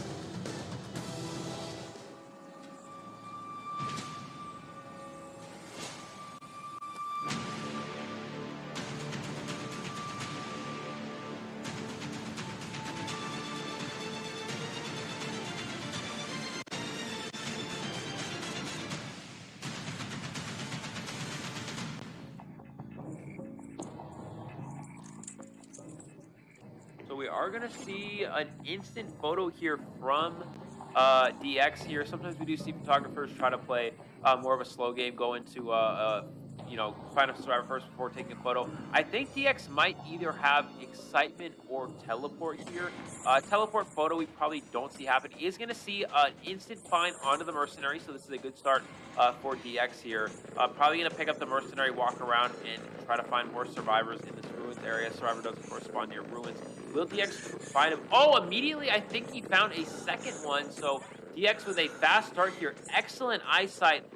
Perfectly knowing those spawns. He's going to hit the second time just to gain extra presence. If he can find a third survivor, he will have his card trick online right after the first photo. Look at this, Grizzly. What a start here from DX. He may try to go for a double chair. No, he's actually going to chair patient instead and then use that card trick to potentially find the patient in the real world. Excitement, of course, here to deal with that coordinator. And let's see where this card trick does point. 3 survivors in an opening photo world is very strong here. Is he going to use that card trick immediately? No, he's going to wait a little bit longer here and try to look for a survivor potentially hiding around in this area. What an absolute fantastic start for DX right here. Again, having the first survivor down is already really good, but also having the other survivors injured will force them to heal up right away because they don't want to be a one-hit down, and that is just buying more time for the Hunter side right here, because it is slowing down the Cypher Machine progress. Besides the photo world that is already slowing it down because you lose half of your progress as soon as it collapses. No, you also have to now heal up, which is definitely extremely good for DX. And we can see DX trying to roam around and trying to find the survivor, and we can really see the coordination and the rotation of these survivors getting out of sight after that first photo world. But now we have the second photo world coming through, and let's see if DX is able to find more survivors. Yeah, I mean, the kind of thing is you see why Photo can kind of struggle. He is able to find Acrobat here. We may see him share Acrobat, or we may just see him leave it injured. No, he's going to go ahead and share here, it looks like. Again, you see why Photo is such a difficult hunter to play in a tournament setting, because you struggle against that 4-person voice communication. You saw 3 survivors, almost perfect and near perfect start for DX here. 3 survivors, 3 out of 4 is very good, but you know, already 2 of them completely healed up. Another one probably has that heal prime. So he's going to find the patient and down him. This is going to cancel any sort of heal that the survivors did in the real world, and also makes it so patients unhealed. He's actually going to go ahead and go for a double chair here. No, actually just going to go ahead and play this safe here. Look at Lion. This is a really good play here from Lion. He's pressuring the rescue on the Acrobat. When that does, that makes it so DX cannot go ahead and go for the chair. Is Lion actually able to get the save off? And no, he wasn't able to get the save off. So both survivors going down here, going towards Shaq here, is location of Juan though. And again, this is why Photo, again, is also a bit luck-based. Unable to find any of the down survivors in Photo World. Finding Coordinator is very strong for the survivors. Finding Mercenary, of course, very strong for the survivors. DX trying to find someone who was knocked down, but none of them in the vicinity. And just like that, the survivors actually died on top of each other, Grizzly, as well, which means that once one of them self-heals, the other one can just heal the other one that's down, and they can both just heal themselves up to full. That is an extreme... It's still, you know, on the table for both sides. Like, they can still take it home right here. It's a great start for DX, but the thing is, the survivors are... Like, they are getting on the chairs in the photo world, but there wasn't a single survivor on the chair yet in the real world, which is definitely good for the survivor side. And the 5 Cypher machines are still up and running after almost 4 minutes in this match, which really shows how the photographer can slow down the decoding progress. He's finding the Acrobat yet again, who is already halfway injured in the real world. So that is a really good find. We can also see Mercenary will take, Patient will take the first hit right here. It's gonna leave him just a little bit injured and is leaving the area now to place the Acrobat on the chair. Leaving him with one hit injured right there will definitely be a good play if he is finding the Patient in the real world, because then he will be having 0.25 damage, and that will be a one hit down for the photographer, since he is dealing 0.75 damage and they don't have a doctor who could potentially heal up the 0.25 damage hits. He is able to get an extra hit onto the coordinator here. I don't think he's able to. Oh, he actually is able to cheer just in time as well. So, yeah, really good photo world. Again, 3 strong photo worlds for DX, but still nobody on the rocket chair. And you see the Acrobat dying really far away here. Look at Lion. Look what Lion did. He went up to where the photo was. So if he goes for the card trick, it's going to point to the direction of the closest survivor. In this case, he was worried that they would find the Acrobat that was down. So Lion drew the card trick instead. He draws it away from it pointing towards the Acrobat, and that just kind of confuses DX again. It allows them to heal the Acrobat up. Here's where we're going to see the card trick, and now it is going to point towards one of the survivors here. It points to Jelly, and it points to the Acrobat 487. But again, Excitement Grizzly, no blink, which means that there's still a chance for this Acrobat to go for a pretty strong kite here. Still looking for this Acrobat, unable to find him again. DX constantly finding the uninjured survivors. He's able to injure multiple survivors in Photo World, but what the Wolves survivors are constantly doing is they're having the uninjured ones draw the card trick, draw the attention of DX, and making it impossible for him to find anyone to actually down efficiently.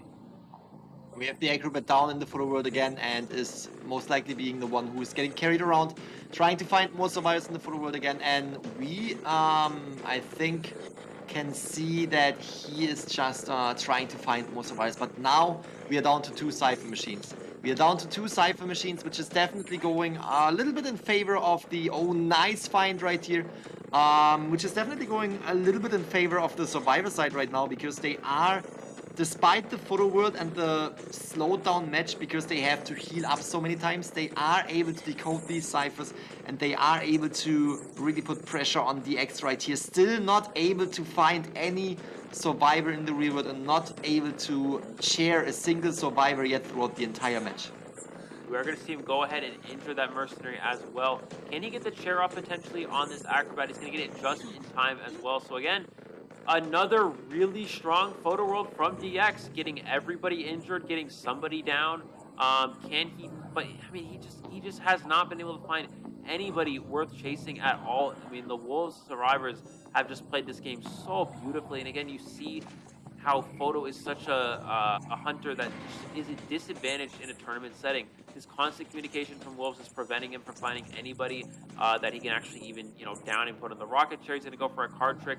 Points to that hospital cypher, but again, doesn't matter. No blink available. So even if he goes and finds a survivor here at hospitals, it's going to be a difficult chase for him. And Wolf's just constantly rotating, not getting any opportunities to find any survivors that he works with. He is going to hold card trick in case the survivor does drop down, but he's not going to drop down as well. Let's see if he can use the excitement to potentially down this coordinator. She's going to go ahead and drop down here.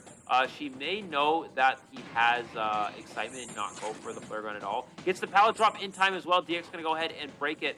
Trying to get this coordinator down, but already 2 Cypher machines remaining. The survivors back up to pretty much full on those heals there, and just going to drop all these pallets to waste as much time as possible. Such a good start, and I don't think that he will use the flare gun, to be honest, because he must know that there is excitement in play, because he never used blink, and why would you not use blink if you have it up? And we can see how the survivors are rotating. Lion right there, taking over the Cypher machine that was already at around 80%, popping that Cypher in the hospital area that the coordinator was working on, and they are already down to 1 Cypher, which is almost primed. But keep in mind, if they are waiting out the Photo World, that primed Cypher machine will lose progress, will lose a lot of progress, 50%, and therefore they are trying to push that rescue and pop the Cypher before the Photo World happens, before the Photo World collapses. Yeah, we're going to see him take that hit there, and yeah, they know they have to pop the Cypher. They cannot give themselves a situation in which the Photo World ends and cancels some of that decoding progress. We're going to see him share the coordinator in the Photo World, so he at least have 1 survivor down, but again, he won't know where coordinator is. He's going to drop here. Can he go for potential jump scare on the exit gate? Jelly is here, goes for that swing, and he gets the hit, but no detention here from DX. Jelly has a hook available. DX with trade swaps. Oh my god, this He's is go going to back. be the tie. This is going to be the tie. We have the 3 survivors through the exit gate. Back door was open, and now one survivor, the patient who took the hit, was able to make it to the dungeon. And this is the situation that they had to avoid the most, because now it is a 5-point game. Did I say a tie? I'm sorry. This is a 5-point game. Yeah. The first, I meant the best outcome that DAO 5 can go for now is a tie in this round number 4, which is something that will only lead to a loss point-wise. So this is literally the victory for Wolves. Yeah, absolutely. Great call there, Grizzly. I'm gonna be honest, I didn't even see that the gate was open. I was so focused on him trying to jump scare that patient there, and I didn't even realize the other gate was already open.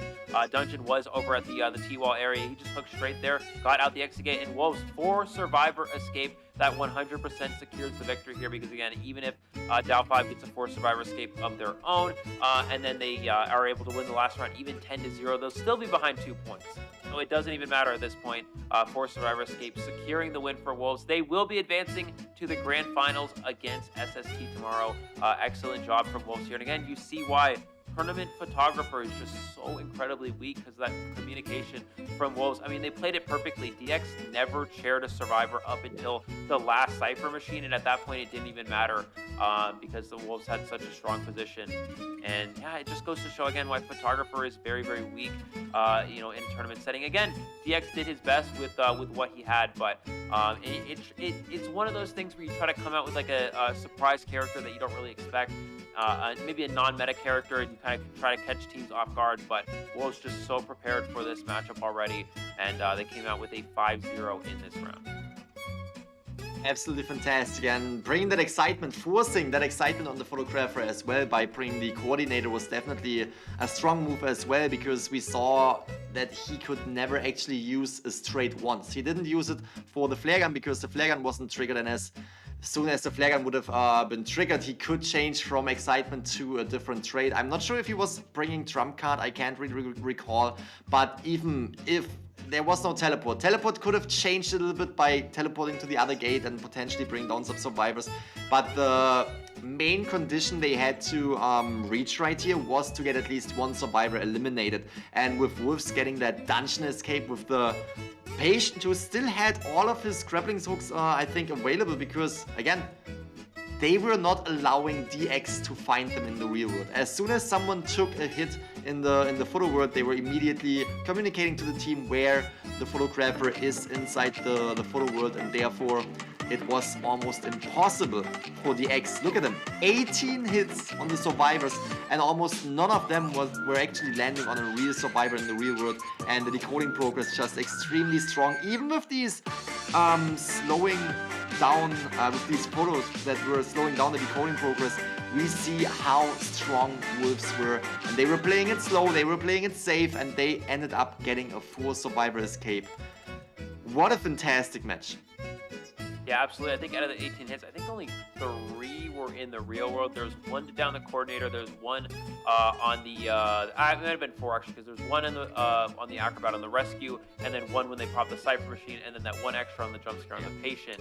But I mean, only 1 out of 18 hits were used to actually down someone and put them on the rocket chair. And that's exactly why, again, the constant rotation from Wolves, the constant having, forcing DX to find an uninjured survivor by having the uninjured survivor go into the vicinity of the photo, draw the direction of the card trick so he doesn't find one of the survivors that's down. And from there, you can't win. If you can't find down survivors, you just can't win as a photo. And it's just that simple. If you don't have blink, it means you don't have any strong chase options. And it's just up to you using that excitement to try to down a coordinator, or up to you using that excitement to maybe walk through a pallet or just find a down survivor. But again, if you have a full health survivor constantly drawing the attention of the card trick, you just can't find anyone worth chasing. And just like that, DX, and that's the communication of Wolves there. And just like that, DX was unable to get a single kill, Wolves getting 4 out. And yeah, I mean, that's just fundamental playing against photographer. You know, that's just how you have to play against this hunter.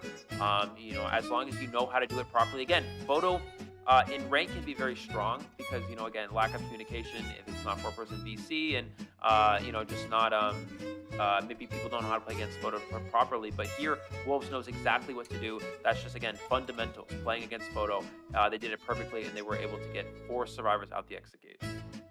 Congratulations to Wolf right here. Again, just to highlight this, point-wise, there is no way for DAO5 to come back from this. Even if they are playing flawless games right here, even if they're getting 5 points in each of the matches later on in this round number 5, it wouldn't really end up in a victory for DAO5 because Wolves were already so strong in round number 1 and round number 2 and securing so many points there that now, even with a 10-point match and a 0-point match for Wolves, DAO5 couldn't catch up on that, so therefore we have Wolves proceeding into tomorrow's matchup against SST, fighting for the championship title. So we're gonna see an absolutely fantastic matchup tomorrow happening. SST versus Wolves fighting for the championship title of the Call of the Abyss 5 tournament. And then we will also see DAO5 versus GG going for place number 3 and place number 4.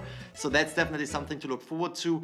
I am actually not sure if we're going to see another match. I have seen teams ending it right there, but we might expect to see a round number 4 second half as well, just to, you know, get closure on this 4th round, and then we will see that it won't be enough point-wise to turn this around for DAO5.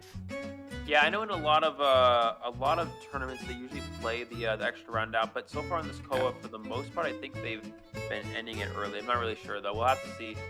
Again, yeah, I don't know. But either way, yeah, Wolves again, as you mentioned, Grizzly has already secured the victory here. They will be advancing to the finals against SST. We can talk a little bit about how that matchup is as well. Also, of course, DAO5 not out of this tournament. They will still be playing tomorrow against GG for that 3rd place spot. So that will be happening, I believe, first. That will be GG versus DAO5 for 3rd, and then the finals after that. SST versus Wolves, and it's going to be the team from Japan again. SST representing here. I don't think a lot of people actually expected a Japanese team to come in, make it all the way to the finals. Every single, you know, Call of Abyss tournament we've had so far, it's always been just mainland China teams, just usually making up the top 4 as well. It's not even like the finals. This is the first time a Japanese team has made it, I believe, top 4 into the finals as well. So yeah, we are going to see best deduction does go to Lion overall. You know, with 8,000 deduction here. Again, I'm actually a little surprised. I would have thought it might have gone to Alex with the 4-person eliminations. But yeah, the World Survivors so strong and there. Lion getting the best deduction, being the ultimate MVP here. We are going to have an interview with 2 players. One of them being very tall, which I imagine is probably Alex. And we'll see今天我们邀请到的是who the other 狼 one 队的 is 艾利和狮仔，先跟大家打个招呼。大家好，我是狼队的狮子。大家好，我是狼队的狗哥。欢迎两位，今天赢得太漂亮了。先分享一下心情吧，因为今天赢了之后，只剩下最后一场了，怎么想的？很爽。很爽，狗哥呢？非常激动，非常激动，确实我们看着也很激动。先来复盘一下刚刚结束的最后一把，先问一下这边求生者有没有想过东玄拿出了约瑟夫？They just ask how they feel about this very first round when they won this good, and also about the entire feeling of the team right now that they won against DAO5, and they said it's just extremely good. 就一直跟着卡塔尔米，然后卡他那个2阶。确实很关键。狗哥评价一下，你在下面看的时候觉得，哇，我的队友怎么这么强？我的下巴都要惊掉了，下巴都。居然还会有约瑟夫。哇，确实我们真的是完全没有想到。其实也可以看出你们在平时的时候做了很充足的一个准备嘛，基本功非常扎实。那想问一下狮仔，觉得今天可不可以就是什么卷一下最佳演绎呢？估计不行啊。那你觉得最佳演绎给到谁？狗哥。哦，狗哥想问一下，今天确实发挥很不错，一上来破轮4抓，邦4抓，你觉得自己今天的一个手感怎么样？挺火热的，特别是邦邦。哎，刚刚不是说的破轮吗？怎么一上来变成邦邦 They were just congratulated that everything went as they planned, and it was an absolutely fantastic day for them. And they asked who they would want to give credits to, and they said Alex. He was doing absolutely fantastic with these 2 early round 4 survival eliminations. 一般吧，不是很满意。不是很满意之后，咱们把这个运气留在下面一把嘛。今天其实第1局的时候有看到你前期一直在换节奏，其实当时不是很好的一个节奏，但是最后很漂亮的拿到了这样一个4抓。你觉得那个翻盘点在于什么地方呢？就是那个首乙那边的针对吧，就针对冰花，然后前锋那2根刺他也没法 OB，就是那一波。其实我看到你的一个赛场的反应能力 She's 很 just 强， asking 而 about 且当 if 时第 everything 2 was 局 going 哇， smoothly before 拿 the 捏的 matches 太 and 准 how 了，就那个地窖， the whole 本来对面 situation 可能以为说，哎，给了一点点希望，好像要跳了，最后哇那个雷封住，结果整个人封心所爱了。先问一下你，你当时是怎么想的呢？那个思路？我就想遥控赌一下，然后给我赌到了，因为我想着这个雷应该可以把它炸飞，然后真被我炸飞了。真的天时地利人和。想问一下狮仔， And let's just ask about the second match, where Alex was able to land that bomb on the dungeon and bring down the accurate before he was able to escape. 在第1局的时候，面对 And 对 how 面 they 的 feel 牛 about，this. 你们是非常漂亮的一个3人3跑哎，想问一下你当时就你们最后开门战是怎么去构思的呢？ 就前锋 It was just really giving them such a fantastic second round victory with another 5-point game right there on the Hunter side of Alex. So they are really, really happy about that bomb and that it was throwing the acrobat away from the dungeon. 我们将全力以赴。我们将全力以赴。那狮仔有没有什么想说的？就也是全力以赴呗。复制粘贴嘛， If 也是非常 they have 期待 any 你们 last 明天的表现。那么也是感谢来到我们的采访，也是再次恭喜狼队获得了本场比赛胜利。最后让我们再次恭喜今天获胜的队伍 SST 狼队。现在让我们把镜头交还给解说席。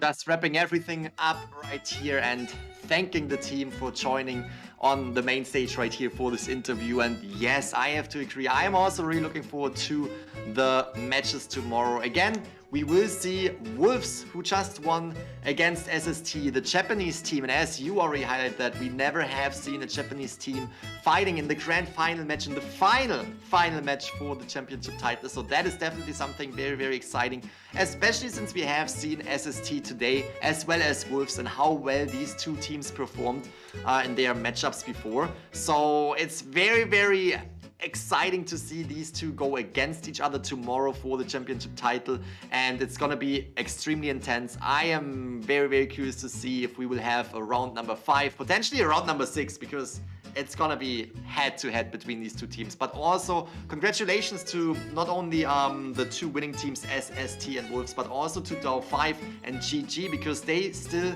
will compete tomorrow in the finals right there for place number 3, and that's gonna be the first match that we are watching tomorrow. So I'm really, really looking forward to the next tournament day. This will also be the last tournament day which we will see, because tomorrow we will crown the championship, the Call of the Abyss 5 championship title. Yeah, absolutely. So, yeah, looking about how those matches are going to play out, again, the 3rd and 4th place matchup, you know, GG versus DAO5. It actually, I think a lot of it comes down to, will we see PB Shot play, and how effectively will he be playing, you know, coming off not having played in a little while, right? You know, this is the first time we've really seen him in a competitive tournament for a little while. So, I don't know. Will they start out again? Sham had a bit of a rough day today against SST, you know, dropping 3 rounds in a row to their survivors. So we may see PB Shot start for GG, and I think that probably gives them the best advantage in terms of going against DAO5. Again, it's going to be strong. If PB Shaw's in and PB Shaw's playing at the level that we've seen him play back in COA 4, I think it's going to be strong hunting versus another strong hunting team. We are going to look at our final results for today. We do have SST in 4 rounds, taking down GG, the Japan team taking down the mainland China team going to the finals, as well as Wolves taking down DAO5, also in 4 rounds. And look at that, Grizzly, the Japanese team again versus Wolves, and GG versus DAO5, which is pretty good for my apples. This is exactly pretty much how I was able to call the bracket, so I guess I got pretty lucky with that one. And I think, you know, again, very exciting matchup tomorrow, GG DAO5. SST versus Wolves. Yeah, I don't know. Will we see the first Japanese team take not only make it to the finals and take it, or will they take a championship victory? Again, going against Wolves, again, the best team going into this tournament. Wolves so far has played pretty picture perfect. The survivors not really dropping a lot of games. And then Alex has been playing. The key here, again, is how well can Alex play. SST survivors you saw today against Shaw, winning every single round and winning against PB Shaw as well. They won, I think, what was it, 4 rounds? The survivors won all 4 rounds. So it's going to be difficult for Wolves here. Alex needs to continue to play very strong. The Wolves survivors will not upset. Again, going against Silk, it's going to be challenging. Going against Alf in particular, very challenging to win, because he's so consistent at securing those draws. But again, it's going to come down to, can Alex can Alex shut down the SST survivors? That's going to be the key in tomorrow's matchup. That is definitely a good question. And if we look at the matchup that we have seen today, we always saw Alex a little bit, struggling at the early game because rotation of the survivors were extremely strong. But even with that early game kite rotation of the survivors, potentially hiding of the survivors, we saw the Explorer hiding for quite some time. We mostly saw Alex coming back, keeping a calm head, keeping a cool head right here, and really coming back with mainly 4 survival elimination.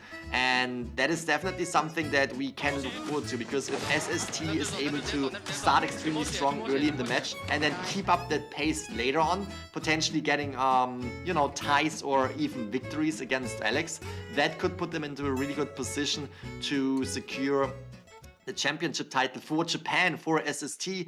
But at the same time, you already said, picture perfect place on Wolf's survivor side as well as on Alex. He was literally only playing one match that wasn't going as he planned, with overall 2 matches having 4 survivor eliminations and only 1 match where we only saw what I think was a 1 survivor elimination. So it definitely is going to be a matchup of the Giants, obviously. The matchup of the Giants right here, trying to get the championship title. So I am really looking forward to these matches tomorrow, and I'm really looking forward to the later rounds as well, because again, it's always very interesting to see other characters. We saw Joseph right here as kind of surprise pick on the Sacred Heart, which didn't really work out in favor of Dow 5, but it's always extremely interesting to see not only how the Photographer, for example, is played, which is a character that we don't see that often, but also how to play against the Photographer, how to counter a Photographer, and how do you have to communicate to make that match happen so you can escape with, for example, 4 survivors. Yeah, absolutely. A great day, a very exciting day. We'll have a very exciting one tomorrow as well. I believe we are going to go, we're going to be wrapping up stream here, it looks like, for today. Again, the finals tomorrow, SST versus Wolves, and the 3rd place match also will happen before that, Dow 5 versus GG. My name is Eli O, joined here with Grizzly again. Thank you guys so much for being with us. We're going to have some highlights, and we will be wrapping up for today. Peace out for now, and we'll see you all tomorrow.